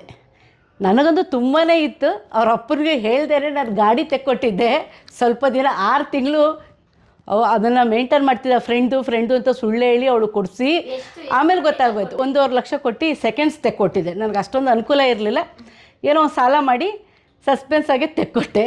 ಆಮೇಲೆ ಅವ್ರಿಗೆ ಗೊತ್ತಾಗೋಯ್ತು, ದಿನ ಗಾಡಿ ಇಲ್ಲೇ ನಿಲ್ಲುತ್ತಲ್ಲ, ನಮ್ಮ ಮನೆಗೆ ಫ್ರೆಂಡ್ ಗಾಡಿ ಅಂದರೆ ಅವ್ರ ಮನೆಗೆ ಹೋಗ್ಬೇಕು, ನಮ್ಮಲ್ಲಿ ಬಂದು ನಿಲ್ಲುತ್ತಲ್ಲ ಯಾಕೆ ಅಂತ ಫುಲ್ಲು ಕ್ಲಾಸ್ ತಗೊಂಡ್ರು. ಆವಾಗ ಹೇಳಿದೆ ಸೆಕೆಂಡ್ಸ್ ಗಾಡಿ ತೆಕ್ಕೊಟ್ಟಿದ್ದೀನಿ ಮಗಳಿಗೆ ಅಂತ. ಯಾಕೆ ಅಂತ ಕೇಳಿದಾಗ ಅವಳಿಗೆ ಆ ಜಾಬ್ ಬೇಡ, ನನಗಿಷ್ಟ ಇಲ್ಲ, ಹೊಸ ಪ್ರಪಂಚನ ಅವಳು ನೋಡಲಿ ಅಂತ. ನೀವು ಆ ಕಾಲದಲ್ಲಿ ಇಷ್ಟಪಟ್ಟು ನಮ್ಮ ಯಜಮಾನ್ರನ್ನ ಮದುವೆ ಮಾಡಿದ್ದೆ ಗೌರ್ಮೆಂಟ್ ಜಾಬ್ ಅವ್ರಿಗೆ. ಏನಂತ ಹೇಳಿದ್ರೆ ಈ ಜಾಬಲ್ಲಿ ಹೆಂಗೆ ಗೊತ್ತಾ, 4 ಗೋಡೆ ಒಳಗಡೆ ಕೂತ್ಕೊಂಡು ಕೆಲಸ ಮಾಡಿದ್ರೆ ಅಷ್ಟೇ, ಅವತ್ತು ದುಡಿತೀವಿ, ಅವತ್ತು ತಿಂತೀವಿ, ತಿಂಗಳ ಸಂಬಳ ಎಣಿಸ್ತೀವಿ. ಅವಳು ಹಂಗಲ್ಲ, ಕೋಶ ಓದಿ ನೋಡು, ದೇಶ ಸುತ್ತಿ ನೋಡು ಅಂತ ಅದು ಸ್ವಲ್ಪ ನಮ್ಮ ತಂದೆ ಯಾವಾಗಲೂ ಹೇಳೋರು. ಸೊ ಹಾಗಾಗಿ ನನಗೆ ಅದೇ ಸ್ವಲ್ಪ ಇತ್ತು. ಗೌರ್ಮೆಂಟ್ ಜಾಬ್ ಅನ್ನೋದು ಒಂದು ಸರ್ಟಿಫಿಕೇಟ್ ಅಷ್ಟೇ, ಪೆನ್ಷನ್ ತೊಗೋಬೋದು ಇನ್ನು ಯಾವಾಗ 60 ವರ್ಷ ಆದಮೇಲೆ, ಅಷ್ಟರೊಳಗಡೆ ಅವಳೇ ದುಡಿಬೋದಲ್ಲ, ಯಾಕೆ ಮಾಡಬಾರ್ದು? ಯಾವುದೋ ಒಂದು ಫೀಲ್ಡು ನಮಗೆ ಇಂಟ್ರೆಸ್ಟ್ ಇದ್ದರೆ ಯಾವುದು ಬೇಕಾದ್ರೂ ಮಾಡ್ಬೋದು. ಇದೇ ಮಾಡಬೇಕು ಅದೇ ಅವ್ರ ತಂದೆಗೆ ಆಸೆ ಇತ್ತು ಪಾಪ, ಅವ್ರ ಆಸೆನ ನಾನು ನೆರವೇರಿಸಲಿಲ್ಲ. ಅವಳು ಒಂದು ಹೊರಗಡೆ ಹೋಗಬೇಕು, ಒಂದು ಸಂಸ್ಕೃತಿ ನೋಡಬೇಕು, ಒಂದು ಕಲೆ ನೋಡಬೇಕು, ಕಣ್ಣಲ್ಲಿ ನೋಡಬೇಕು ನಮ್ಮ ಪ್ರಕೃತಿನ ಹೇಗಿದೆ ಅಂತ. ಯಾಕೆಂದರೆ ನಾವು ಬೆಳೆದಿದ್ದ ಜಾಗ ವೀರಪ್ಪನ್ನು ಗೊತ್ತಲ್ಲ ನಿಮಗೆ, ದಂತಚೋರ ವೀರಪ್ಪನ ಅಲ್ಲಿ ನಾವು ಬೆಳೆದಿದ್ದು. ಕೂಡ್ಲೂರು ಅಂತ ಗ್ರಾಮ, ರಾಮಾಪುರದ ಹತ್ರ ಇದೆ. ಅವರ ಅವ್ರದ್ದು ಆ ಲೊಕೇಶನಲ್ಲಿ ಇದ್ದು ಭಯ ಆಗಿ ಹೆಣ್ಮಕ್ಳಿಗೆ ಸೇಫ್ಟಿ ಇಲ್ಲ ಅನ್ನೋ ಜಾಗದಲ್ಲಿ ಆವಾಗ ನಮ್ಮ ಫ್ಯಾಮಿಲಿ ಎಲ್ಲ ನಾವು ಶಿಫ್ಟ್ ಆಗಿದ್ದು ಬೆಂಗಳೂರಿಗೆ. ತುಂಬ ಕಷ್ಟಪಟ್ಟಿದ್ದೀವಿ ಅಲ್ಲಿ. ಒಂದು ಒಳ್ಳೆ ಹೆಣ್ಣುಮಕ್ಕಳು ಅಂತಲ್ಲ, ಹೆಣ್ಣುಮಕ್ಕಳೇ ಆಗಲ್ಲ ಅಲ್ಲಿ, ಇರಬಾರ್ದು. ಆ ಥರ ಸಿಚುವೇಷನಲ್ಲಿ ನಾವು ತುಂಬ ಫೇಸ್ ಮಾಡಿದ್ದೀವಿ. ಆ ವೀರಪ್ಪನ ಆ ವ್ಯಕ್ತಿ ಒಳ್ಳೆಯವನಾಗಿದ್ದರೂ ಅವನ ಸಹಚರರು ಒಳ್ಳೆಯವ್ರು ಆಗ್ತಿರ್ಲಿಲ್ಲ, ನಾವು ಫ್ರೀಡಮ್ ಇರ್ತಿರಲಿಲ್ಲ ಹೆಣ್ಣುಮಕ್ಳು. ಸೊ ಹಾಗಾಗಿ ನಾವು ಅಲ್ಲಿಂದ ಬೆಂಗಳೂರು ಸೆಟ್ಲ್ ಆದ್ವಿ. ನಾನು 10ನೇ ಕ್ಲಾಸ್ ತನಕ ಅಲ್ಲೇ ಓದಿದ್ದು. ಅಂತ ಹೇಳಿದ್ರೆ ಅಲ್ಲಿ ಗ್ರಾಮದಲ್ಲಿಂದರೆ 6 ಗಂಟೆಗೆ ಸ್ಟ್ರೀಟ್ ಲೈಟ್ ಆಫ್ ಮಾಡೋರು. ಸ್ಟ್ರೀಟ್ ಲೈಟ್ ಆಫ್ ಮಾಡಿಬಿಟ್ರೆ ಮನೆ ಒಳಗಡೆ ಸೇರ್ಕೊಳ್ಳಿ ಅಂತ. ರೈತರ ಫ್ಯಾಮಿಲಿ ಅಲ್ಲೆಲ್ಲ ಇರೋದು, ಒಂಥರ ಬುಡಕಟ್ಟು ವರ್ಗದ ಜನಗಳಿದ್ರು ಅಲ್ಲಿ. 6ರಿಂದ 7 ಒಳಗಡೆ ಸೇರ್ಕೊಂಬಿಟ್ರೆ ಹೊರಗೆ ಬರೋಂಗಿಲ್ಲ. ಬೈ ಚಾನ್ಸ್ ನೀರು ತರೋಕ್ಕಾಗಲಿ, ಬೈಲಿಗಾಗಲಿ, ಅಲ್ಲಿ ಟಾಯ್ಲೆಟ್ಸ್ ಅನುಕೂಲಗಳಿರಲಿಲ್ಲ, ಹೊರಗಡೆ ಹೋಗಬೇಕಾಯ್ತು ಬೈಲಲ್ಲಿ. ಹೋದಾಗ ಏನಾಗ್ತಿತ್ತು, ಕಿಡ್ನಾಪ್ ಮಾಡಿಬಿಡೋರು, ಇಲ್ಲ ಅಂದರೆ ರೇಪ್ ಅಟೆಂಪ್ಟ್ ಮಾಡೋರು ತುಂಬಾ ಇತ್ತು. ಆ ಥರ ಎಲ್ಲ ಆಗಿ ಎಷ್ಟೋ ಹೆಣ್ಮಕ್ಳು ಪ್ರೆಗ್ನೆಂಟ್ ಎಲ್ಲ ಆಗಿಬಿಟ್ಟು ಅವ್ರಿಗೆ ಏನು ವಿಟ್ನೆಸ್ಸೇ ಸಿಗ್ತಾರಲ್ಲ, ಆ ರೀತಿ ಅವ್ರನ್ನ ಒಂದು ಇದು ಮಾಡು. ಅದಕ್ಕೋಸ್ಕರ ನಮ್ಗೆ ಆ ಭಯದಿಂದ ನಮ್ಮ ತಂದೆ ಮಲೇರಿಯಾ ಡಾಕ್ಟರ್ ಆಗಿದ್ದರು. ಸೊ ಹಾಗೆ ನಮ್ಮ ತಾಯಿ ಸ್ಟಾಫ್ ನರ್ಸ್ ಆಗಿದ್ದರು. ಅವರಿದ್ದರೂ ಕೂಡ ನಮಗೆ ಅಲ್ಲಿ ಹೆಣ್ಮಕ್ಳು ಆ ಊರಲ್ಲಿ 16-17 ವಯಸ್ಸಿಗೆ ಮದುವೆ ಮಾಡಿ ಕಳಿಸ್ಬಿಡೋರು, ಇಲ್ಲ 12 ವರ್ಷಕ್ಕೂ ಮದುವೆ ಮಾಡಿ ಕಳಿಸ್ಬಿಡೋರು. ಹಾಗಾಗಿ ಅಲ್ಲಿ ಸೇಫ್ಟಿ ಇಲ್ಲ ಅಂಥೇಳಿ ನಾವು ಅಲ್ಲಿಂದ ಆ ಪ್ರಪಂಚದಿಂದ ಈ ಪ್ರಪಂಚಕ್ಕೆ ಹೋದ್ವಿ. ಮನೆ ಇತ್ತು, ಒಳ್ಳೆ ಮನೆ ಇತ್ತು, 3 ಬೆಡ್ರೂಮ್ ಎಲ್ಲ. ಜಮೀನು ಇರಲಿಲ್ಲ, ಮನೆ ಇತ್ತು. ನಮಗೆ ಕ್ವಾರ್ಟರ್ಸ್ ಕೊಟ್ಟಿದ್ರು ಇದರಿಂದ, ಡಿಪಾರ್ಟ್ಮೆಂಟಿಂದ. ನಾವು ಒಂದು ಮನೆನೇ ಮಾಡ್ಕೊಂಡಿದ್ವಿ, ಆರಾಮಾಗಿದ್ವಿ. ಸೇಫ್ಟಿ ಇಲ್ಲ ಅಂತ ಹೇಳಿ ನಾವು ಬಂದ್ವಿ ಅಷ್ಟೇ. ಇಲ್ಲಿ ಬಂದಾದ್ಮೇಲೆ ನಿಮ್ಮ ತಂದೆಯವರು ಜಾಬ್ ಅಂತ ಹೇಳಿ ಮದುವೆ ಮಾಡಿಕೊಟ್ರು. ಗೌರ್ಮೆಂಟ್ ಜಾಬೇ ಬೇಕು, ಅವ್ರು ಯಾವ ಕ್ಯಾಟಗರಿ ಆದರೂ ಸರಿ, ಪೊಲೀಸ್ ಆಗಿರಲಿ, ಒಂದು ಯಾವ್ದಾರ ಒಂದು ಡಿಪಾರ್ಟ್ಮೆಂಟ್ಲಿ ಒಬ್ಬರು ಗೌರ್ಮೆಂಟ್ ಸರ್ಕಾರಿ ನೌಕರ ಆದರೆ ನಿನಗೆ ಫ್ಯೂಚರಲ್ಲಿ ಸೇಫ್ಟಿ ಅಂತ ಹೇಳಿ ಮಾಡಿಕೊಟ್ರು. ನಮಗೆ ಅವಾಗ ಇಂಥದ್ನೇ ಆಯಿಸ್ಬೇಕು, ಅವ್ರು ಹೇಳಿದ್ನ ಕೇಳದೆ ಇರಬಾರ್ದು ಅನ್ನೋದು ಭಯ. ದೊಡ್ಡವ್ರು ಹೇಳ್ತಾ ಇದ್ದಾರೆ, ಆ ನಡತೆಲ್ಲ ನಡ್ಕೊಂಡು ಹೋಗಬೇಕು ಅನ್ನೋದು. ಸೊ ಹಾಗೆ ನನ್ನ ಲೈಫ್ ಪಾರ್ಟ್ನರು ಒಳ್ಳೆಯವರೇ ಸಿಕ್ಕಿದ್ದಾರೆ. ತುಂಬ ಶಾಂತಮೂರ್ತಿ, ನಾನೇ ಬಡ ಅನ್ನೋದು ಸ್ವಲ್ಪ. ಫಸ್ಟ್ ಟೈಮ್ ತೆಕ್ಕೊಟ್ಟಿದ್ದೆ. ಹೌದು. ಇಲ್ಲ, ನಾನೇ ಒಂದು 3 ತಿಂಗಳು ಮುಂಚೆನೇ ಹೇಳಬೇಕಾಗಿತ್ತು. ಅಲ್ಲೆಲ್ಲ ಸ್ವಲ್ಪ ಅಪೋಸೇ ಮಾಡಿದ್ರು, ಬೇಡ ಅಂತಲೇ ಹೇಳಿದ್ರು. ಬಟ್ ಅವರು ಮಾಡಬೇಕಲ್ಲ ಇಂಡಿವಿಜುವಲ್ ಆಗಿ, ಬೇಡ ಅಂತಲೇ ಹೇಳಿದ್ಮೇಲೆ ಅದು ಅವ್ರಿಗೆ ಅಲ್ಲಿ ಇಂಟ್ರೆಸ್ಟ್ ಬರೋದಾಗ ನಾವೇ ಮೋಟಿವೇಶನ್ ಮಾಡಿಬಿಟ್ರಿ, ಮಾಡಬೇಡ ಅಂದಾಗ ಅವಳು ಲೀವ್ ಹಾಕೊಳ್ಳೋದು ಬೇಡ ಅಂತ ಹೇಳಿ ಅಲ್ಲಿಗೇ ಅವಳು ಬಿಟ್ಬಿಟ್ಲು. ಸರಿ ಸೆಟ್ಲ್ಮೆಂಟಲ್ಲಿ ಸ್ವಲ್ಪ ಎಷ್ಟನೇ ವರ್ಷಕ್ಕೆ ಜಾಬ್ ಸಿಕ್ತು ಮಗಳಿಗೆ? ಅವಳಿಗೆ ಆಗಲೇ 3 ವರ್ಷ ಒಂದೂವರೆ ವರ್ಷ ಮಾಡಿದ್ವಿ. ಸ್ವಾತಿಗೆ ಅವಳು 19 ಇಯರ್ಸಲ್ಲೇ ಜಾಬ್ ಸಿಕ್ತು. ಯಾಕಂದರೆ ಇವ್ರಿಗೆ ಸ್ವಲ್ಪ ಅದೇ ಡಿಪಾರ್ಟ್ಮೆಂಟಲ್ಲಿ ವಿಧಾನಸೌಧದಲ್ಲಿ ಕೆಲಸ ಮಾಡ್ತಾಯಿದ್ರು. ಸೊ ಹಾಗಾಗಿ ಸ್ವಲ್ಪ ಹೋಗ್ತಾ ಬರ್ತಾ ಎಲ್ಲ ಆಫೀಸರ್ಸ್ ಎಲ್ಲ ಗೊತ್ತಿರೋದ್ರಿಂದ ಸ್ವಲ್ಪ ಬೇಗನೆ ಆಯಿತು ಅವಳಿಗೂ ಕೆಲಸ. ಬಟ್ ಅವಳು SDM ಕಾಲೇಜ್ ಧರ್ಮಸ್ಥಳದಲ್ಲಿ ಓದಿದ್ದು, ಚೆನ್ನಾಗಿ ಓದಿ ಬಂದ್ಲು. ಕೊನೆಗಲ್ಲಿ ಜಾಬು ಆಯಿತು. ಬೇಡ ಅಂಥೇಳಿ ನಾವೇ ಕ್ವಿಟ್ ಮಾಡಿಸಿದ್ವಿ. ಅಲ್ಲೆಲ್ಲ ಬೈದರು ಕೈ ಹಿಡಿಯುತ್ತೆ ಅಂತ. ನಮಗೇನು ಅದ್ರ ಬಗ್ಗೆ ನಂಬಿಕೆ ಇಲ್ಲದೆ ಅವಳ ಕ್ಯಾಟಗರಿನೇ ಚೇಂಜ್ ಮಾಡಿಸ್ಬಿಟ್ವಿ. ಬೈಕರಾಗಿ ಬರಬೇಕು ಅಂತ ನಮ್ಗೆ ಆಸೆ ಇತ್ತು. ಇವಾಗ ಬೈಕರ್ ಆಗೇ ಇದಾರಲ್ಲ, ತುಂಬ ಹೆಮ್ಮೆ ನಮ್ಗೆ ಇವಾಗ. ನೀವು ನಿಮ್ಮ ಮಗಳ ಜೊತೆ ಎಲ್ಲೆಲ್ಲ ಹೋಗಿದ್ದೀರಾ? ನಾನಪ್ಪ ಇಲ್ಲ ಜಾಸ್ತಿ ಹೋಗಿಲ್ಲಪ್ಪ. ನನಗಾಗಲ್ಲ ಟ್ರಾವೆಲ್ ಮಾಡೋಕ್ಕೆ, ಹಿಂಸೆ ನನಗೆ ಆಗಲ್ಲ. ಹೋಗೋದಕ್ಕೆ ಎಂಕರೇಜ್ ಮಾಡ್ತೀವಿ, ಪುಷ್ ಮಾಡ್ತೀವಿ, ಕೆಳಗಡೆ ತನಕ ಹೋಗ್ಬಿಟ್ಟು ಆಟ ಮಾಡ್ತೀವಿ. ಅದು ಬಿಟ್ಟು ನನ್ನ ಕೈಲಿ ಆಗಲ್ಲ. ಹೋಗಲ್ಲ, ಪೆಟ್ಸಿದೆಯಲ್ಲ ನನಗೆ. ಅಲ್ಲ, ತಿಂಗಳಾನ್ಗಟ್ಲೆ ವಾರಗಟ್ಲೆ ಹೆಣ್ಮಕ್ಳು ಮನೆ ಬಿಟ್ಟು ಹೊರಗಡೆ ಇರಬೇಕು. ಹೌದು. ಆ ಧೈರ್ಯ ಹೇಗೆ ಮಾಡಿದ್ವಿ? ಇವಾಗಿನ ಸಿಚುವೇಶನ್ ಹೇಗಿದೆ ಅಂತ ನಿಮಗೂ ಗೊತ್ತು. ಬಟ್ ಅವಳು ಅಂತ ಹೇಳಿದ್ರೆ ಒಂದು 4 ಕಾಸ್ ಮಾಡಿದ್ದಾಳೆ, ಸೋಷಿಯಲ್ ಕಾಸ್ ಮಾಡಿದ್ದಾಳೆ. ಅದ್ರಲ್ಲೇ ಅವಳಿಗೆ ಮೋಟಿವೇಶನ್ ಆಗಿದೆ. ನಾವು ಲೇಡೀಸ್ 12 ಗಂಟೆ ಮೇಲೆ ಹೋಗಲಿ, 2 ಗಂಟೆ ಹೋಗಲಿ, ಮಧ್ಯರಾತ್ರಿ ಹೋಗಲಿ, ನಮಗೆ ಸೇಫ್ ಇದೆ. ಯಾವ ರೀತಿ ಸೇಫ್ ಮಾಡ್ಕೊಳ್ಬೇಕು ಅನ್ನೋದನ್ನ ನಾವು ಇಲ್ಲಿಂದ ಕಲಿಸಿರ್ತೀವಿ. ಮನೆಯೇ ಮೊದಲ ಪಾಠ ಶಾಲೆ. ಹಾಗಾಗಿ ಅವಳಿಗೆ ನಾವು ಫುಲ್ ಪ್ರಿಪೇರ್ ಮಾಡಿರ್ತೀವಿ. ಕೊನೆಗೆ ಸೋಷಿಯಲಲ್ಲಿ ಸಿಗ್ತಾರಲ್ಲ ಫ್ರೆಂಡ್ಸ್ಗಳು, ಒಂದು 4 ಜನ ಲೇಡೀಸ್ ಹೋದರು. ಪ್ರತಿಯೊಬ್ಬರೂ ಪೂರ್ ಇದರಲ್ಲೇ ಹೋದ್ರು, ಏನು ರಿಚ್ ಅವ್ರು ಯಾರೂ ಹೋಗಿಲ್ಲ. ಅದನ್ನು ನಾವು ಎಕ್ಸ್ಪೀರಿಯೆನ್ಸ್ ಮಾಡಬೇಕು ಅಂತಲೇ ಹೋದರು. ಒಳ್ಳೆ ಎಕ್ಸ್ಪೀರಿಯೆನ್ಸ್ ಆಯಿತು ಅವ್ರಿಗೆ, ಯಾವುದು ಬ್ಯಾಡ್ ಎಕ್ಸ್ಪೀರಿಯೆನ್ಸ್ ಆಗಿಲ್ಲ. ಸೊ ಹಾಗಾಗಿ ನಮಗೆ ಒಂದು ಮೋಟಿವೇಶನ್ ಆಯಿತು. ಇವಳು ಗಂಡಲ್ಲ, ಹೆಣ್ಣಾಗಿ ನಾವು ಮಾಡ್ಕೊಂಡಿದ್ವಿ. ಆದರೂ ಅವಳಿಗೆ ಗಂಡಿನ ಗುಂಡಿಗೆ ಇದೆ. ಸೊ ಹಾಗಾಗಿ ನಮಗದೊಂದು ತುಂಬ ಧೈರ್ಯ ಇತ್ತು. ಅವಳಿಗಂತೂ ನಮಗಿಂತ ಡಬಲ್ ಗುಂಡಿಗೆನೆ. ನಮಗೆ ಅವಳು ಹೌದು, ಲಡಾಖ್ ಸ್ಪೀಟಿಗೆಲ್ಲ 10 ಗಂಡು ಮಕ್ಕಳ ಜೊತೆ ಒಬ್ಬಳೇ ಹೋಗಿ ಬಂದಿದ್ದಾಳೆ. 10 ಮಕ್ಕಳಲ್ಲಿ ಗಂಡು ಮಕ್ಕಳಲ್ಲಿ ಒಬ್ಬಳೇ ಹೋಗಿ ಗ್ರೂಪಲ್ಲಿ ಹೋಗಿ ಬಂದಿದ್ದಾಳೆ. ನಮ್ಗೆ ಅದಂತೂ ಇನ್ನೂ ಧೈರ್ಯ. ಒಂದು ನಂಬಿಕೆ ಬೇಕು, ನಮ್ಗಳಿಗೆ ಧೈರ್ಯ ಬೇಕು. ಅದಿಬ್ಬರು ನಾವು ಕೊಡ್ತೀವಿ ಅವಳಿಗೆ. ನಂಬಿಕೆ ಧೈರ್ಯ ನಾವಿಬ್ಬರು ಕೊಡ್ತೀವಿ. ಸಾಧನೆ ಮಾಡೋದು ಅವಳದು, ಮಾಡ್ಕೊಂಡು ಬರ್ತಾಳೆ ಅನ್ನೋದು ನಮಗೆ ನಂಬಿಕೆ ಇದೆ. ಸ್ಟಾರ್ಟಿಂಗಲ್ಲಿ ಎಲ್ಲರದು ಕಷ್ಟನೇ. ಎಲ್ಲ ಪೇರೆಂಟ್ಸು ಮಕ್ಕಳಿಗೆ ಮೋಟಿವೇಟ್ ಮಾಡೋದೇ ಫೈನಾನ್ಷಿಯಲಿ, ಮೆಂಟಲಿ. ನಾವು ಎರಡೂ ಕೊಟ್ಟಿರ್ತೀವಿ, ಪ್ಲಸ್ ಎಜುಕೇಷನಲ್ಲೂ ಕೊಟ್ಟಿರ್ತೀವಿ. ನೀವು ಯೂಟ್ಯೂಬರ್ ಅಂತ ಹೇಳಿದ್ರೆ ಸುಮ್ಮನೆ ಆಗಲ್ಲ. ಯೂಟ್ಯೂಬಲ್ಲಿ 1000 ಥರ ಸ್ಟೆಪ್ಸ್ ಇರುತ್ತೆ. ಅದರಿಂದ ಅವರು ಎಲ್ಲ ರೀತಿಯೂ ಮಾಡ್ಕೊಳ್ಬೇಕು. ಯೂಟ್ಯೂಬ್ ಅಂದರೆ ಬೈಕ್ ಅಂದರೆ ನಮಗೆ ಬೈಕದ ನಮ್ಮ ಪಾರ್ಟ್ಸ್ ಆಫ್ ದ ಬಾಡಿ ಅಂತಾರಲ್ಲ, ಹಾಗೆ ಗಾಡಿದು ಪಾರ್ಟ್ಸ್ ಆಫ್ ದ ಎಲ್ಲ ಗೊತ್ತಿರಬೇಕು ಇವ್ರಿಗೆ.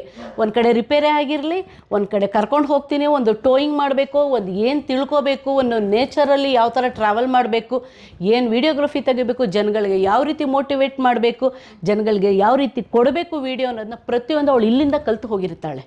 ಅವಳ ಮೇಲೆ ಅವಾಗ ನಂಬಿಕೆ ಇರುತ್ತೆ ನಮಗೆ. ಮಾಡ್ಕೊಂಡು ಬರ್ತಾಳೆ, ಒಂದು ಸಾಧನೆ ಮಾಡ್ಕೊಂಡು ಬರ್ತಾಳೆ ಅಂತ 4 ಚಾಲೆಂಜ್ ತೊಗೊಂಡಿದ್ದಾಳೆ ಅವಳು.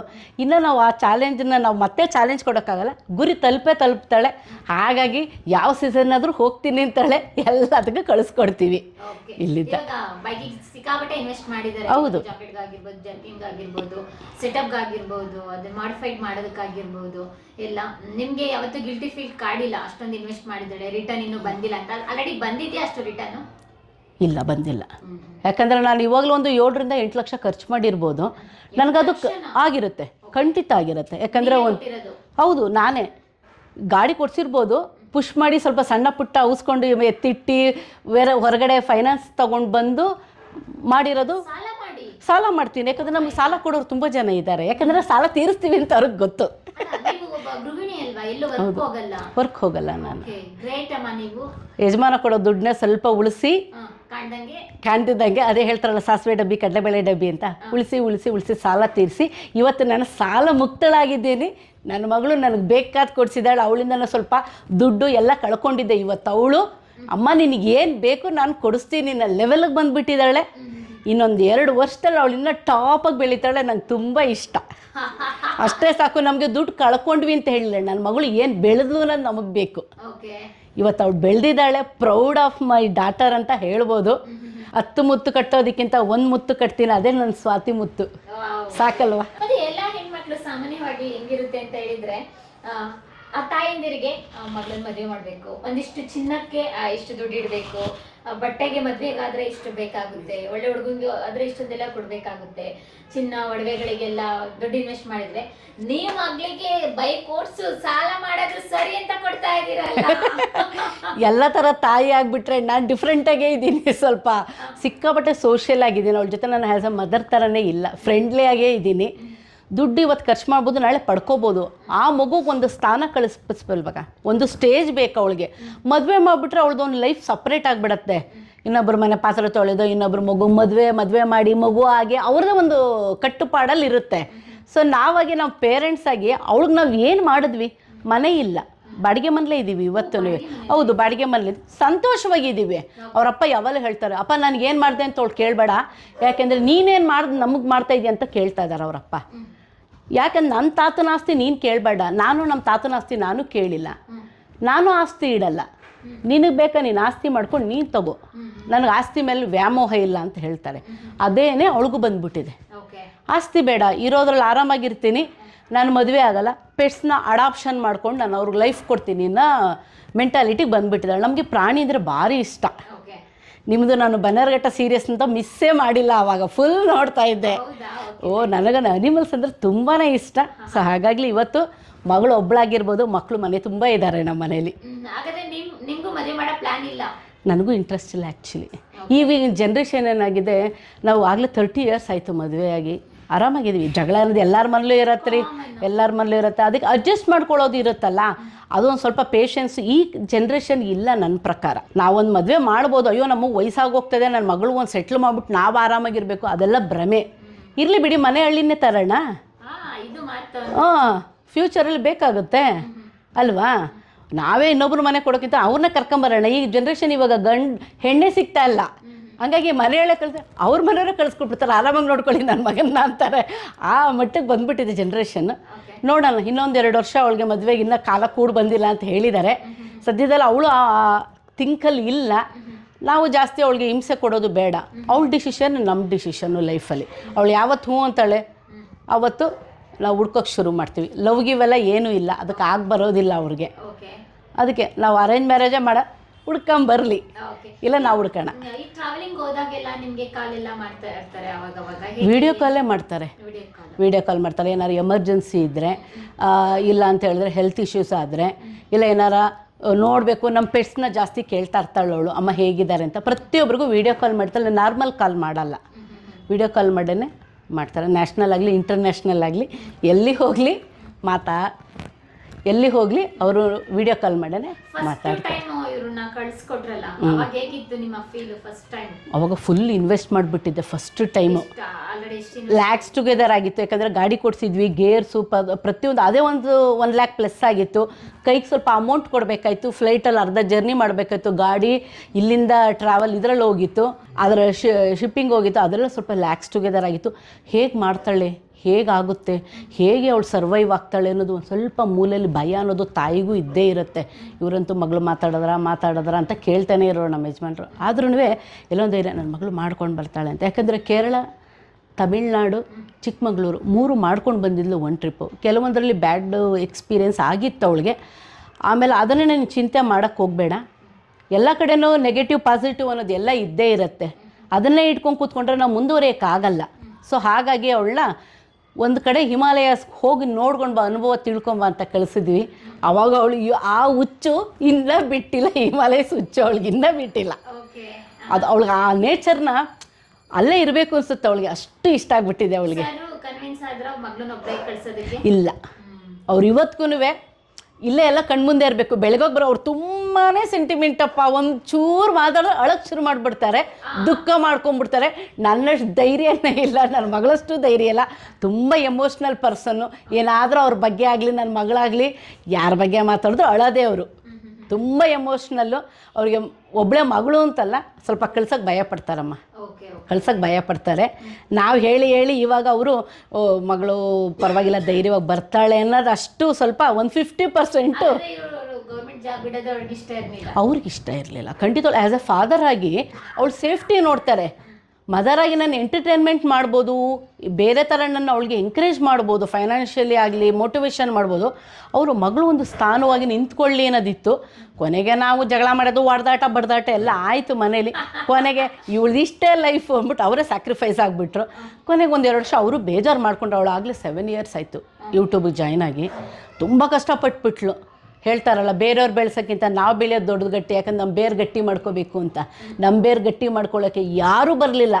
ನಾವೇ ಆ ತಾಯಿ ಭೂಮಿ ತಾಯಿ ಫಸಲು ನೀರು ಎಲ್ಲ ಹಿಡಿದು ಬೇರನ್ನ ಗಟ್ಟಿ ಮಾಡ್ಕೊಂಡು ಚಿಗುರಾಗಿ ಗಿಡಗಳ ಮೊಳಕೆ ಹೊಡೆದು ದೊಡ್ಡದಾಗಿ ಇವಾಗ ಬೆಳೀತಾ ಇದ್ದಾಳೆ. ಇವಾಗ ಜನ ಗುರುತಿಸ್ತಾ ಇದ್ದಾರೆ. ಎಲ್ಲ ಒಂದು 10 ಜನದಲ್ಲಿಲ್ಲ 100 ಜನದಲ್ಲಿ ಒಂದು 4-5 ಜನ ಆದರೂ ಗುರುತು ಹಿಡಿಯೋಷ್ಟು ಮಟ್ಟಿಗೆ ಸಮಾಜಸೇವೆ ಮಾಡ್ತಾ ಇದ್ದಾಳೆ. ನಮಗೂ ಹೆಮ್ಮೆ ಇದೆ ಅಮ್ಮ. ಇವಾಗ ಅವ್ರ ತಂದೆ ಬಿಟ್ಟಿದ್ದು ಒಳ್ಳೇದಾಯಿತು, ಇವಾಗ ಆರಾಮಾಗಿದ್ದಾಳೆ ನನ್ನ ಮಗಳು ಅಂತ ಹ್ಯಾಪಿಯಾಗಿದ್ದಾರೆ ಅವರು. ಅವರು ಕಣ್ಣೀರಲ್ಲ, ಅದು ಪನ್ನೀರು. ನನ್ನ ರಿಟೈರ್ಮೆಂಟ್ ಟೈಮಲ್ಲೂ ನನಗೆ ಮಾತಾಡೋಕ್ಕಾಗಲಿಲ್ಲ, ಎಮೋಷನ್ ಆಗೋಯ್ತು. 31 years ಸರ್ವೀಸ್ನಲ್ಲಿ ಅವತ್ತಿನ ದಿವಸ ಸಾಕಷ್ಟು ಎಕ್ಸ್ಪೀರಿಯೆನ್ಸ್ನ ಹಂಚ್ಕೊಳ್ಳಿ ಅಂತಂದರು, ಬಟ್ ಆಗಲಿಲ್ಲ ನನ್ನ ಕೈಲಿ. ಹಾಗಾಗಿ ಒಂಥರ ನನ್ನದು ಎಮೋಷನ್. ಇಲ್ಲ ಅಲ್ಲ, ಅದು ನನಗೆ ಮಾತಾಡೋಕ್ಕೆ ಬರೋದಿಲ್ಲ. ಆ್ಯಕ್ಚುಲಿ ನಾನು ಮೀಡಿಯಮದೇ ಬರೋದಿಲ್ಲ ಯಾವಾಗಲೂ. ಹೈಸ್ಕೂಲಿಂದನೂ ಇಸ್ಕಾನ್ ಟೆಂಪಲಲ್ಲಿ ಭಾಳ ಡ್ರಾಮಾಸ್ ಕೊಟ್ಟಿದ್ದಾಳೆ. ಯಕ್ಷಗಾನ ಭಾಳ ಫೇಮಸ್ಸು, ಅದರಲ್ಲೂ ಸುಮಾರು ಅವಾರ್ಡ್ಸ್ ತೊಗೊಂಡಿದ್ದಾಳೆ. ಸೊ ಅದಾದಮೇಲೆ SDM ಕಾಲೇಜಲ್ಲಿ ಡಿಪ್ಲೊಮಾ ಇನ್ ಕಂಪ್ಯೂಟರ್ ಸೈನ್ಸ್ ಮಾಡಿಸಿದ್ವಿ. ಬಂದಾದಮೇಲೆ ಒಂದು ಜಾಬ್ ಕೊಡಿಸಿದ್ದೆ. ಜಾಬ್ಗೆ ಯಾಕೆ ಬಿಟ್ಟು, ನೀವು ಅವಾಗಿಂದ ಅದೇ ಕೇಳ್ತಾಯಿದ್ರಿ, ಜಾಬ್ ಯಾಕೆ ಬಿಟ್ರಿ ಅಂದರೆ ಅಮ್ಮ ಕಾಯಿಲೆ ಬಿದ್ದರು. ನಾನು ಹೊರಗಡೆ ಡ್ಯೂಟಿ ಮಾಡ್ತಿದ್ದೆ, ನೋಡ್ಕೊಳೋರು ಯಾರೂ ಇರಲಿಲ್ಲ. ಸೊ ಆ ಪೀರಿಯಡಲ್ಲಿ ನಾನು ಅಮ್ಮನಿಗೆ ಹುಷಾರಿಲ್ಲಮ್ಮ, ನೋಡ್ಕೊಳೋರು ಯಾರೂ ಇಲ್ಲ. ಸೊ ಲೆಫ್ಟ್ ದಿ ಜಾಬ್ ಅಂತ ಅಲ್ಲೊಂದು ಪರಿಸ್ಥಿತಿ ಏನೋ ನಿರ್ಮಾಣ ಆಯಿತು. ಅದೇ ಆಯಿತು, ಇದು ಆಯಿತು. ಸೊ ಆ ಅಮ್ಮನ ನೋಡ್ಕೊಳ್ಳೋ ಟೈಮಲ್ಲಿ ಸ್ಪೇರ್ ಆದಾಗ ಯೋಚನೆ ಮಾಡಿದ್ರು, ಈಗೇನು ಕೆಲಸ ಕೈನಲ್ಲಿಲ್ಲ, ಮತ್ತೇನು ಮಾಡೋದು ಅಂತ ಹೀಗೆ ಥಿಂಕ್ ಮಾಡ್ತಾ ಅವರು ಯಾರೋ ಫ್ರೆಂಡ್ಸು ಹಿಂಗೆ ಬೈಕು ಹಂಗೆ ಅಂತ ಬಂದಾಗ ಅದನ್ನು ಫಸ್ಟು ಟ್ರೇಸ್ ಔಟ್ ಮಾಡಿಕೊಂಡು ಯಾವ ರೀತಿ ಏನು ಕತೆ ಅಂತೆಲ್ಲ. ಆಮೇಲೆ ಇದೇನು ಗೊತ್ತೇ ಇಲ್ಲ, ಏನು ಬ್ಲಾಗರ್ ಅಂದ್ರೇನು, ಮೋಟೋ ಬ್ಲಾಗರ್ ಅಂದ್ರೇನು, ಬೈಕ್ ರೇಸರ್ ಕೇಳಿದ್ರಷ್ಟೇ. ಅಲ್ಲ, ಅದು ಗೊತ್ತು. ಬಟ್ ಹೇಳೋದೇನಂತಂದರೆ, ಒಂದು ಹೆಣ್ಣು ಮಗಳಾಗಿ ಕಳಿಸೋದಿದೆಯಲ್ಲ, ಅದು ತುಂಬ ಕಷ್ಟ. ಒಂದು ರಿಲೇಷನ್ಶಿಪ್ಪು, ಫ್ರೆಂಡ್ ಸರ್ಕಲಲ್ಲಿ ಎಲ್ಲ ಮಾತುಗಳು ಬರ್ತವೆ, ಹಂಗಾಗ್ತವೆ. ಆಮೇಲೆ ಅಲ್ಲಿಗೆ ಹೋದಾಗ ಅಲ್ಲಿನ ಪರಿಸ್ಥಿತಿಗಳು ಹೆಂಗಿರ್ತವೋ ಅದನ್ನ ಇವರು ಹೆಂಗೆ ಹ್ಯಾಂಡ್ಲ್ ಮಾಡ್ತಾರೋ. ಈ ಕರ್ನಾಟಕ ಅಂದರೆ ಸೇಫ್ಟಿ ಪ್ಲೇಸ್ ಅಂತೀವಿ, ಬಟ್ ಬೆಂಗಳೂರು ಸೇಫ್ಟಿ ಇಲ್ಲ, ಹೊರಗಡೆನೂ ಸೇಫ್ಟಿ ಇಲ್ಲ. ಇನ್ನು ಅದರ್ ಸ್ಟೇಟ್ಸ್ ಹೆಂಗಿದೆ, ಈಗ ನೇಪಾಳ ರೈಡ್ ಹೋದಾಗ ಮಧ್ಯಪ್ರದೇಶಲ್ಲಿ ಒಂದು ಇನ್ಸಿಡೆಂಟ್ ಫೇಸ್ ಮಾಡಿದ್ಲು ಅವಳು, ಆಕ್ಸಿಡೆಂಟ್ ಆಗಿ ಗಾಡಿ. ಅವನು ಇವ್ರ ಪಾಡಿಗೆ ಇವ್ರು ಹೋಗ್ತಿದ್ರು. ಸೊ ಅದೆಲ್ಲ. ಆಮೇಲೆ ಇವಳು ಬೆಳಿಗ್ಗೆ 6 ಗಂಟೆಗೆ ಸ್ಟಾರ್ಟ್ ಮಾಡಿದ್ರೆ 4 ಗಂಟೆ ಅಷ್ಟರಲ್ಲಿ 500 ಸ್ಟ್ರೆಚ್ ಹೊಡಿತಾರೆ ಬೈಕಲ್ಲಿ. ಎಲ್ಲೂ ಬ್ರೇಕಪ್ ಕೊಡೋಲ್ಲ, ಹೊಟ್ಟೆಗೆ ತಿನ್ನಲ್ಲ, ಬರೀ ನೀರು ಕುಡ್ಕೊಂಡು ಹೋಗ್ತಾ ಇರ್ತಾರೆ. ಸಾಯಂಕಾಲ ರೆಸ್ಟ್ ತೊಗೊತಾರೆ, ಮತ್ತೆ ಬೆಳಿಗ್ಗೆ ಜನ ಕಂಟಿನ್ಯೂ ಮಾಡ್ತಾರೆ. So much of cause riders ಮಾಡಿದ್ದಾರೆ. ಈವನ್ ಗೌರ್ಮೆಂಟ್ ಸೆಕ್ಟ್ರು KSTDC ಇದರಲ್ಲೂ ಮಾಡಿದ್ದಾರೆ. ಅದರದ್ದೇನು ಈಗ ಯಾಕೆ ಬೈಕ್ ರೈಡರ್ಸು ಲಡಾಖ್ ಅಂತಾರೆ ಅಂತಂದರೆ, ಬೇರೆ ಕ್ಯಾಸ್ಟ್ ಅವ್ರಿಗೆಲ್ಲ ಈ ಮೆಕ್ಕಾ, ಮದೀನಾ, ಅಯೋಧ್ಯ ಅಂತ ಏನು ಹೇಳ್ತೀವಿ, ಈ ಬೈಕ್ ರೈಡರ್ಸ್ಗೆ ಅದೊಂದು ಆಂಬಿಷನ್ನು. ಏನು, ನಾವು ಲಡಾಖ್ ಹೋಗಬೇಕು, ಬೈಕ್ ರೈಡರ್ಸು ನಾವು ಲಡಾಖ್ ಹೋಗಬೇಕು ಅಂತ ಒಂದು ಆಂಬಿಷನ್ಸ್ ಅವ್ರದ್ದು. ಏನು ಅಂತ ನನಗೂ ಇದುವರೆಗೂ ಗೊತ್ತಿಲ್ಲ. ಯಾರೇ ಬೈಕ್ ಅವ್ರನ್ನ ಕೇಳಿದ್ರು ಲಡಾಖ್ ಹೋಗಬೇಕು, ಬೈಕ್ ತಗೊಂಡು ಲಡಾಖ್ ಹೋಗಬೇಕು ಅಂತಾರೆ. ಏನಿದೆ ಅಂತ ಗೊತ್ತಿಲ್ಲ ನನಗೆ. ನಾನು 23rd ವಾರ್ಡ್ ನನಗೆ ಕೇಳಿದೆ, ನಾವು ಬರ್ಬೋದಾ ಅಂದರೆ ಇಲ್ಲ, ಆಗಲ್ಲ ಅಂದರು. ಹಾಗಾಗಿ ಅಚೀವ್ ಮಾಡ್ತಾ ಇದ್ದಾಳೆ, ಇಲ್ಲ ಅಂತೇನಿಲ್ಲ. ನನ್ನ ಕೈಲಾಗಲ್ಲ ಬಿಡಿ. ನಾನು ರೀಸೆಂಟಾಗಿ ಈ ಹೊಸ ಬೈಕ್ ಕೊಡಿಸಿದ್ಮೇಲೆ ಅವಳು ಸುಮಾರು ದಿವಸದಿಂದ ಕೇಳ್ತಾಯಿದ್ದು, ನೀನು ಹುಟ್ಟು ಬೆಳೆದಿದ್ದು ಊರಿಗೆ ಕರ್ಕೊಂಡೋಗು, ಆಟ ಆಡಿದ್ದು ಊರಿಗೆ ಕರ್ಕೊಂಡೋಗು ಅಂತೆಲ್ಲ. ಸೊ ಕರ್ಕೊಂಡೋಗಿದೆ ಈ ಬೈಕಲ್ಲಿ. ಇವಳು ಓಡಿಸೋ ಸ್ಪೀಡಿಗೆ ನಾನು ಹಿಂದೆ ಬಿದ್ದೋಗ್ಬಿಡ್ತಿದ್ದೆ ಕೂತಿದ್ದು. ಆಮೇಲೆ ಅಲ್ಲಿ ಓಡಿಸು ಅಂತ ಕೊಟ್ಟರೆ ಅದು ಬಾರಕ್ಕೆ ನನಗೆ ಬಿದ್ದೋಯ್ತಿದ್ದೆ, ಗಾಡಿನೇ ಹಿಡಿಯೋಕ್ಕಾಗಲ್ಲ. ನಾನು ಬೆಳೆದಿದ್ದು, ಹುಟ್ಟಿ ಆಟ ಆಡಿದ್ದು ಎಲ್ಲ ತೋರಿಸಿ ಅದು ವಿಡಿಯೋಗಳೆಲ್ಲ ಬಿಟ್ಟಿದ್ಲು ಅವಳು. ಆಲ್ರೆಡಿ ಹಂಗಿತ್ತದು. ಆಮೇಲೆ ಬರ್ತಾ ಅದ್ರ ಜೊತೆಗೆ ರಾಯಲ್ ಎನ್ಫೀಲ್ಡ್ ಇನ್ಫ್ಲೂಯೆನ್ಸರ್ ಆದಲು. ಯೂಟ್ಯೂಬ್ ಬಂದು ಯೂಟ್ಯೂಬು ಪುಷಪ್ ಮಾಡಿದ್ದು ಅಂದರೆ ಮಂಜುನಾಥ್ ಅಂತ ಒಬ್ಬ ಕೋಆರ್ಡಿನೇಟ್ ಇದ್ದಾರೆ ಇವ್ರಿಗೆ, ಬೆಸ್ಟ್ ಫ್ರೆಂಡು. ಅವ್ರು ಬರೀ ಬೈಕಲ್ಲೇ ಏನು ಮಾಡ್ತೀಯೋ ಅದರದ್ದೇನು ಏನಾದರೂ ಮಾಡು, ಅರ್ನಿಂಗ್ಸ್ ಬೇಕಲ್ಲ ಅಂತ ಮಾಡಿದಾಗ ಆ ಮಂಜುನಾಥನು ಐಡಿಯಾ ಹೇಳ್ಕೊಡ್ತಾ ಇದ್ದ. ಯಾವ ರೀತಿ ಪುಷಪ್ ಆಗಬೇಕು, ಯಾವ ರೀತಿ ಒಂದು ರೀಲ್ಸ್ ಆಗಲಿ ಇನ್ಸ್ಟಾಗ್ರಾಮಲ್ಲಾಗಲಿ ಹೆಂಗೆ ಬಂದರೆ ಹೆಂಗೆ ಆಗುತ್ತೆ, ಯಾವ ರೀತಿ ಅಂತ. ಅದರಲ್ಲೂ ಸ್ಟಾರ್ಟಿಂಗ್ನಲ್ಲಿ ಸಿಕ್ಕಾಪಟ್ಟೆ ಫೇಸ್ ಮಾಡಿದ್ಲು ಅದನ್ನು. ಯಾಕಂದರೆ ಕೊಲ್ಯಾಪ್ಸ್ ಆಗೋದು, ಮತ್ತೆ ಆಗದೆ ಇರೋದು, ಆಮೇಲೆ ಕಾಪಿರೈಟ್ ಅಂದ್ರೆ ಏನು, ಅದು ಯಾಕೆ ಇನ್ನೊಂದು ಕಡೆಯಿಂದ ಇವ್ರಿಗೆ ವಿಡಿಯೋ ಎಡಿಟಿಂಗಲ್ಲಿ ತೊಗೊಬಾರ್ದು, ಅದೆಲ್ಲ ಗೊತ್ತಿಲ್ಲ ಅವ್ರಿಗೆ.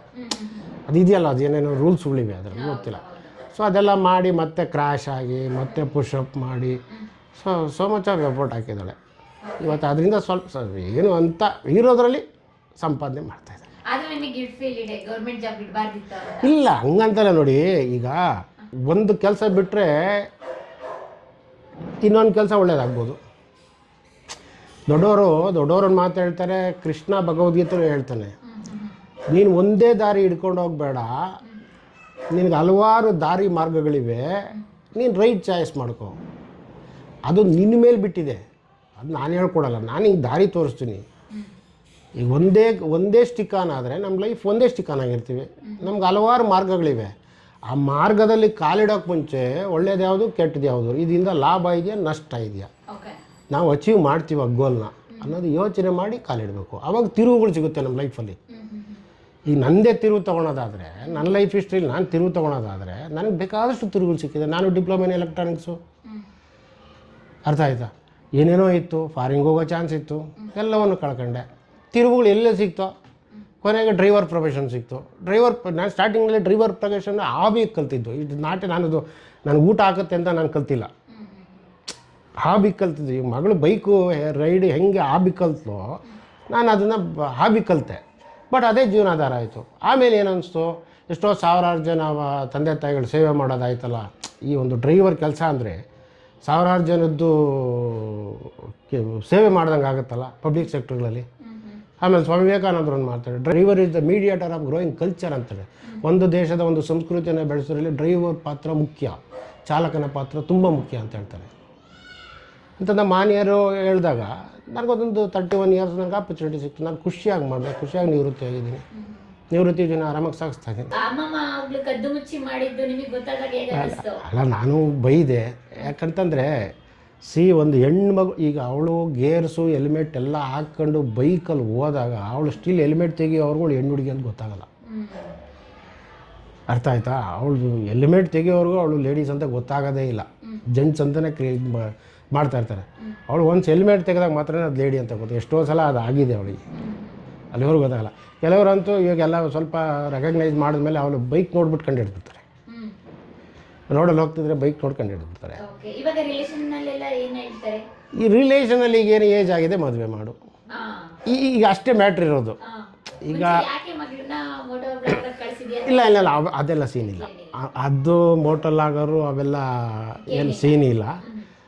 ಬಟ್ ಅದೇ ಮದುವೆ ಇನ್ನು ಏಜ್ ಆಯ್ತಲ್ಲಪ್ಪ ಮದುವೆ ಮಾಡು ಅಂತ ಮದುವೆ ಬಗ್ಗೆ ಸಾಕಷ್ಟು ಡಿಸ್ಕಷನ್ ಆದಾಗ ಅವಳು ಇಲ್ಲ ನನಗೆ ಮದುವೆ ಬೇಡ ಅಂತ ನಡೀತಾನೆ ಇದೆ. ಅದು ಇನ್ನೂ ವಾದ ವಿವಾದ ನಡೀತಾನೆ ಇದೆ. ಯಾಕಂತಂದರೆ ನಾವು ಬಲವಂತವಾಗಿ ಆಚೆ ತೊಳ್ಳಿ ಮತ್ತೆ 3 ದಿವಸಕ್ಕೆ ವಾಪಸ್ ಬಂದು ಅವೆಲ್ಲ ಬೇಡ. ಅವಳಿಗೆ ಯಾವಾಗ ಇಂಟ್ರೆಸ್ಟ್ ಆಗುತ್ತೆ, ಯಾವಾಗ ಒಪ್ಕೊಂತಾಳೆ, ಅಲ್ಲಿವರೆಗೂ ನಾವು ಸಮಾಧಿಯಿಂದ ಕಾದಿದ್ದು ಮಾಡೋಣ ಅಂತ ಇದ್ದೀವಿ. ಓಕೆ, ಇವಾಗ ನಿಮ್ಮ ಮಿಸ್ಸಸ್ಸು ಗಾಡಿಗೆಲ್ಲ ಇನ್ವೆಸ್ಟ್ ಮಾಡಿದ್ರಲ್ಲ, ಅದೇ ದುಡ್ಡು ಇಟ್ಕೊಂಡು ಲೋನ್ ತೊಗೊಂಡಿದ್ರೆ ಒಂದು ಸೈಟು ಏನಾದರೂ ಮಾಡ್ಬೋದಿತ್ತು ಅಂತ ನಿಮ್ಗೆ ಅನಿಸಿಲ್ವಾ? ಹಂಗಲ್ಲ, ನಾನು ಬೆಳೆದಿದ್ದೆಲ್ಲ ರಾಮಕೃಷ್ಣ ಆಶ್ರಮದಲ್ಲಿ. ನಾನು ಚಿಕ್ಕ ವಯಸ್ಸಿನಲ್ಲೇ ಮನೆ ಬಿಟ್ಟು ಈಚೆ ಬಂದವನು. ನಾನು ಯಾವ ಅಣ್ಣ ತಮ್ಮನ ಹತ್ರ ಕೈ ಚಾಚಿಲ್ಲ, ಯಾರ ಮನೆಗೂ ಹೋಗಿಲ್ಲ ನಾನು. ಹಂಗಾಗಿ ನನಗೆ ಈ ಮನೆ ಮಠ ಭೂಮಿ ಅನ್ನೋದ್ರ ಮೇಲೆ ಆಸೆ ಇಲ್ಲ. ನನಗೆ ಆಸೆ ಇಲ್ಲ, ಇವತ್ತು ಆಸೆ ಇಲ್ಲ ನನಗೆ. ನಾನು ಅದ್ರ ಬಗ್ಗೆ ಇಂಟ್ರೆಸ್ಟು ಕೊಡಲಿಲ್ಲ. ಹಂಗಾಗಿ ನನಗೆ ಅದು ಬರಲಿಲ್ಲ ನನಗೆ. Okay, super. ಇವಾಗ ಮಗಳನ್ನೇ ಆಸ್ತಿಯಾಗಿ ಮಾಡಿದ್ದೀರಾ ಅಷ್ಟೇ. ಈಗ ಅವಳಿಗೊಂದು ಸ್ಟ್ಯಾಂಡ್ ಬೈ ಕೊಟ್ಟಿದ್ದೀವಿ. ಏನೋ ನೀನು ಹೆಂಗೆ ಸಾಧನೆ ಮಾಡ್ತೀಯೋ ಅದನ್ನು ಮುಂದುವರ್ಸ್ಕೊಂಡು ಹೋಗೋ. ಈಗ ಹಲವಾರು ಜನ ಕನ್ನಡ ಸಂಘಟನೆಗಳ ಪರ ಗುರುತಿಸಿದ್ದಾರೆ. ಇಸ್ಕಾನಲ್ಲಿ ಗೋಕುಲಾಷ್ಟಮಿ ಆದರೆ VIP ಪಾಸ್ ಬರ್ತದೆ. ರಾಯಲ್ ಎನ್ಫೀಲ್ಡ್ ಹೊಸ ಗಾಡಿ ಲಾಂಚ್ ಆದರೆ ಫಸ್ಟ್ ಇವ್ರಿಗೆ ಲಾಂಚಿಂಗ್ ಕರೀತಾರೆ. ಸೊ ಬೇಕಾ ಬೇರೆ ಯಾವ ಸೆಲೆಬ್ರಿಟಿಗೂ ಸಿಗಲ್ವಲ್ಲ ಅಂತ ಆದ್ಯತೆ ಸಿಗ್ತಾ ಇದೆಯಲ್ಲ, ಗೌರ್ಮೆಂಟ್ ಜಾಬ್ಗೆ ಹೋಗಿ ಸಿಗ್ತಾ ಇತ್ತಾ? ಅದೇ ಹೇಳದ್ನಲ್ಲ, ತಿರುವುಗಳು ಮನುಷ್ಯನ ಬಾಳ್ನಲ್ಲಿ ತಿರುವುಗಳು ಎಲ್ಲಿ ಸಿಗುತ್ತೆ ಗೊತ್ತಿಲ್ಲ. ನಾವು ಒಂದೇ ಕೆಲಸ ಅಂತ ಇವಾಗ ಗೌರ್ಮೆಂಟ್ ಕೆಲಸ ಮಾಡಿಕೊಂಡು ಬೇರೆ ಕಡೆ ತಿರುಗ್ಬೋದು. ಆದರೆ ಆ ದಾರಿ ತೋರಿಸಿರ್ತಾನೆ, ನಾವು ಅರ್ಥ ಮಾಡ್ಕೊಂಡಿರೋದಿಲ್ಲ. ಕೆಲವು ಸಲ ಅದು ನಾವು ಅರ್ಥ ಮಾಡ್ಕೊಂಡಿರಲ್ಲ. ಅದನ್ನು ನಾವು ಅರ್ಥ ಮಾಡ್ಕೊಂಬಿಟ್ರೆ ನಾವು ಒಳ್ಳೆ ದಾರಿ ಹೋಗ್ತೀವಿ. ಯಶಸ್ಸು ನಮ್ಮ ಬೆನ್ನತ್ತು ಬರುತ್ತೆ. ತುಂಬಾ ಎಮೋಷನಲ್ ಆಗ್ತಾ ಇದ್ದೀರಾ. ಖುಷಿಗೆ ಅನ್ಕೊಳ್ತೀನಿ, ದುಃಖ ಎಂತೂ ಆಗಿಲ್ಲ ಅನ್ಕೊಳ್ತೀನಿ. Thank you sir. ನಗ್ಬೇಕು ನೀವು ಇವಾಗ, ಅಳ್ಬಾರ್ದು, ನಗೋ ವಯಸ್ಸು. ಆ ಮೇಡಮ್ ನೋಡಿ, ಮೇಡಮ್ ಸ್ಮೈಲ್ ನೋಡಾದ್ರೂ ನೀವು ಅಳೋದ್ ನಿಲ್ಸ್ಬೇಕು ತಾನೆ. Madam dead opposite combination Swathi. ನಾನು ಯಾವಾಗಲೂ ಹಿಂಗೆ ಇರ್ತೀನಿ, ಬೈತಾ ಇರ್ತಾರೆ. ಮೀಡಿಯಲ್ಲಿ ಬರೋದೇ ನಾನು ಮಾತಾಡೋದಿಲ್ಲ. ಅವಳು ಎಷ್ಟೋ ಮೊಬೈಲ್ ಇದರಲ್ಲಿ ಶೂಟ್ ಮಾಡೋ ಮನೆ ವೆಡ್ಡಿಂಗ್ ಆ್ಯನಿವರ್ಸರಿಲಿ, ರಿಟೈರ್ಮೆಂಟ್ ಫಂಕ್ಷನಲ್ಲಿ ಕೇಳಿ ನಾನು ಮಾತಾಡೇ ಇಲ್ಲ. ನನಗೆ ಅದು ಆದ್ಮೇಲೆ ಮಾತಾಡದೆ. ಮೇಡಮ್ ನೋಡಿದ್ರು ಮಾತು ಕಲ್ತ್ಕೋಬೇಕಲ್ವಾ ಸರ್? ಮೇಡಮ್ ಜೊತೆ ನನಗೆ ಬೈ ಪ್ಲಾಸ್ಟರ್ ಹಾಕೋ ಅಂತಾರೆ.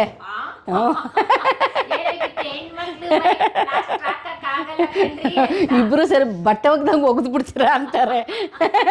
ಅದಕ್ಕೆ ಅವರು ಭಯ. ತುಂಬ ಸೈಲೆಂಟು.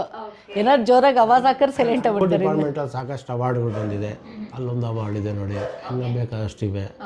ಒಳ್ಳೆ ಹೆಸರು ತೊಗೊಂಡು ರಿಟೈರ್ಡ್ ಆಗಿದ್ದೀನಿ. 31 ವರ್ಷದಲ್ಲಿ ಯಾವುದೂ ಕಪ್ಪು ಚುಕ್ಕೆ ಮಾಡ್ಕೊಂಡಿಲ್ಲ. ಪ್ರಶಂಸೆ ಮಾಡಿದ್ರು. ರಿಟೈರ್ಮೆಂಟ್ ಫಸ್ಟು KSRTC ಇದ್ದೆ. ಅದೊಂದು ಎಕ್ಸ್ಪೀರಿಯೆನ್ಸ್ ಹೆಂಗಾಗುತ್ತೆ ಅಂದರೆ, ಕಣ್ಣು ಮುಂದೆ ನಾವು ಕಂಡಂಥ ಎಕ್ಸ್ಪೀರಿಯೆನ್ಸ್ಗಳು. ಮದುವೆ ಆಗಿ 3 ತಿಂಗಳಾಗಿತ್ತು, ಬಸ್ ದರೋಡೆ ಆಯಿತು. ಆವಾಗ ಈ ಟಿ ವಿ ಫೋನ್ ಇತ್ತು, ಈ ಟಿ ವಿಗಳೆಲ್ಲ ಇರಲಿಲ್ಲ, ಆ ಡೂಮ್ ಟಿ ವಿ. ಆವಾಗ ಏನೋ ಸಂಜೆ ವಾಣಿಲಿ ಬಂತು, ಅದು ಎದುರ್ಕೊಂಡ್ರು ಇವರು. ಅದೊಂದು ಇನ್ಸಿಡೆನ್ಸ್ ಆಯಿತು. ಆಮೇಲೆ ರಸ್ತೆಯಲ್ಲಿ ಚಲಿಸೋವಾಗ ಕಣ್ಣು ಮುಂದೆ ಆಕ್ಸಿಡೆಂಟ್ಗಳು, ಜಸ್ಟ್ ಫಾರ್ ಇದು ಏನು ಎಸ್ಕೇಪ್ ಆಗೋದು. ಆಮೇಲೆ ಕಾನ್ಶಿಯಸ್ ಕೊಡೋದು, ಯಾಕೆ ಹಿಂಗೆ ತಪ್ಪು ಮಾಡಿದೆ ಅನ್ನೋದೆಲ್ಲ ನಮಗೆ ಒಂಥರ ರಿಯಲೈಸ್ ಆಗೋದು. ಅದೇ ಬೇರೆಯವ್ರಿಗೆ ಏನಾಗುತ್ತೋ ಗೊತ್ತಿಲ್ಲ, ನಮಗೆ just I want to realize that one. ಆ ಥರ ಎಲ್ಲ ಸಾಕಷ್ಟು ಎಕ್ಸ್ಪೀರಿಯನ್ಸ್ ಆಗಿದೆ. ಡ್ರೈವಿಂಗಂತೂ ಸಿಕ್ಕಾಪಟ್ಟೆ ಎಕ್ಸ್ಪೀರಿಯನ್ಸಸ್ ಆಗಿದೆ. ಇಲ್ಲ, ಇದುವರೆಗೂ ಒಂದು ಆಕ್ಸಿಡೆಂಟ್ಸ್ ಇಲ್ಲ, ಯಾವುದೂ ಇಲ್ಲ. ಬಂದಿದೆ ಅವಾರ್ಡ್ ಬಂದಿದೆ.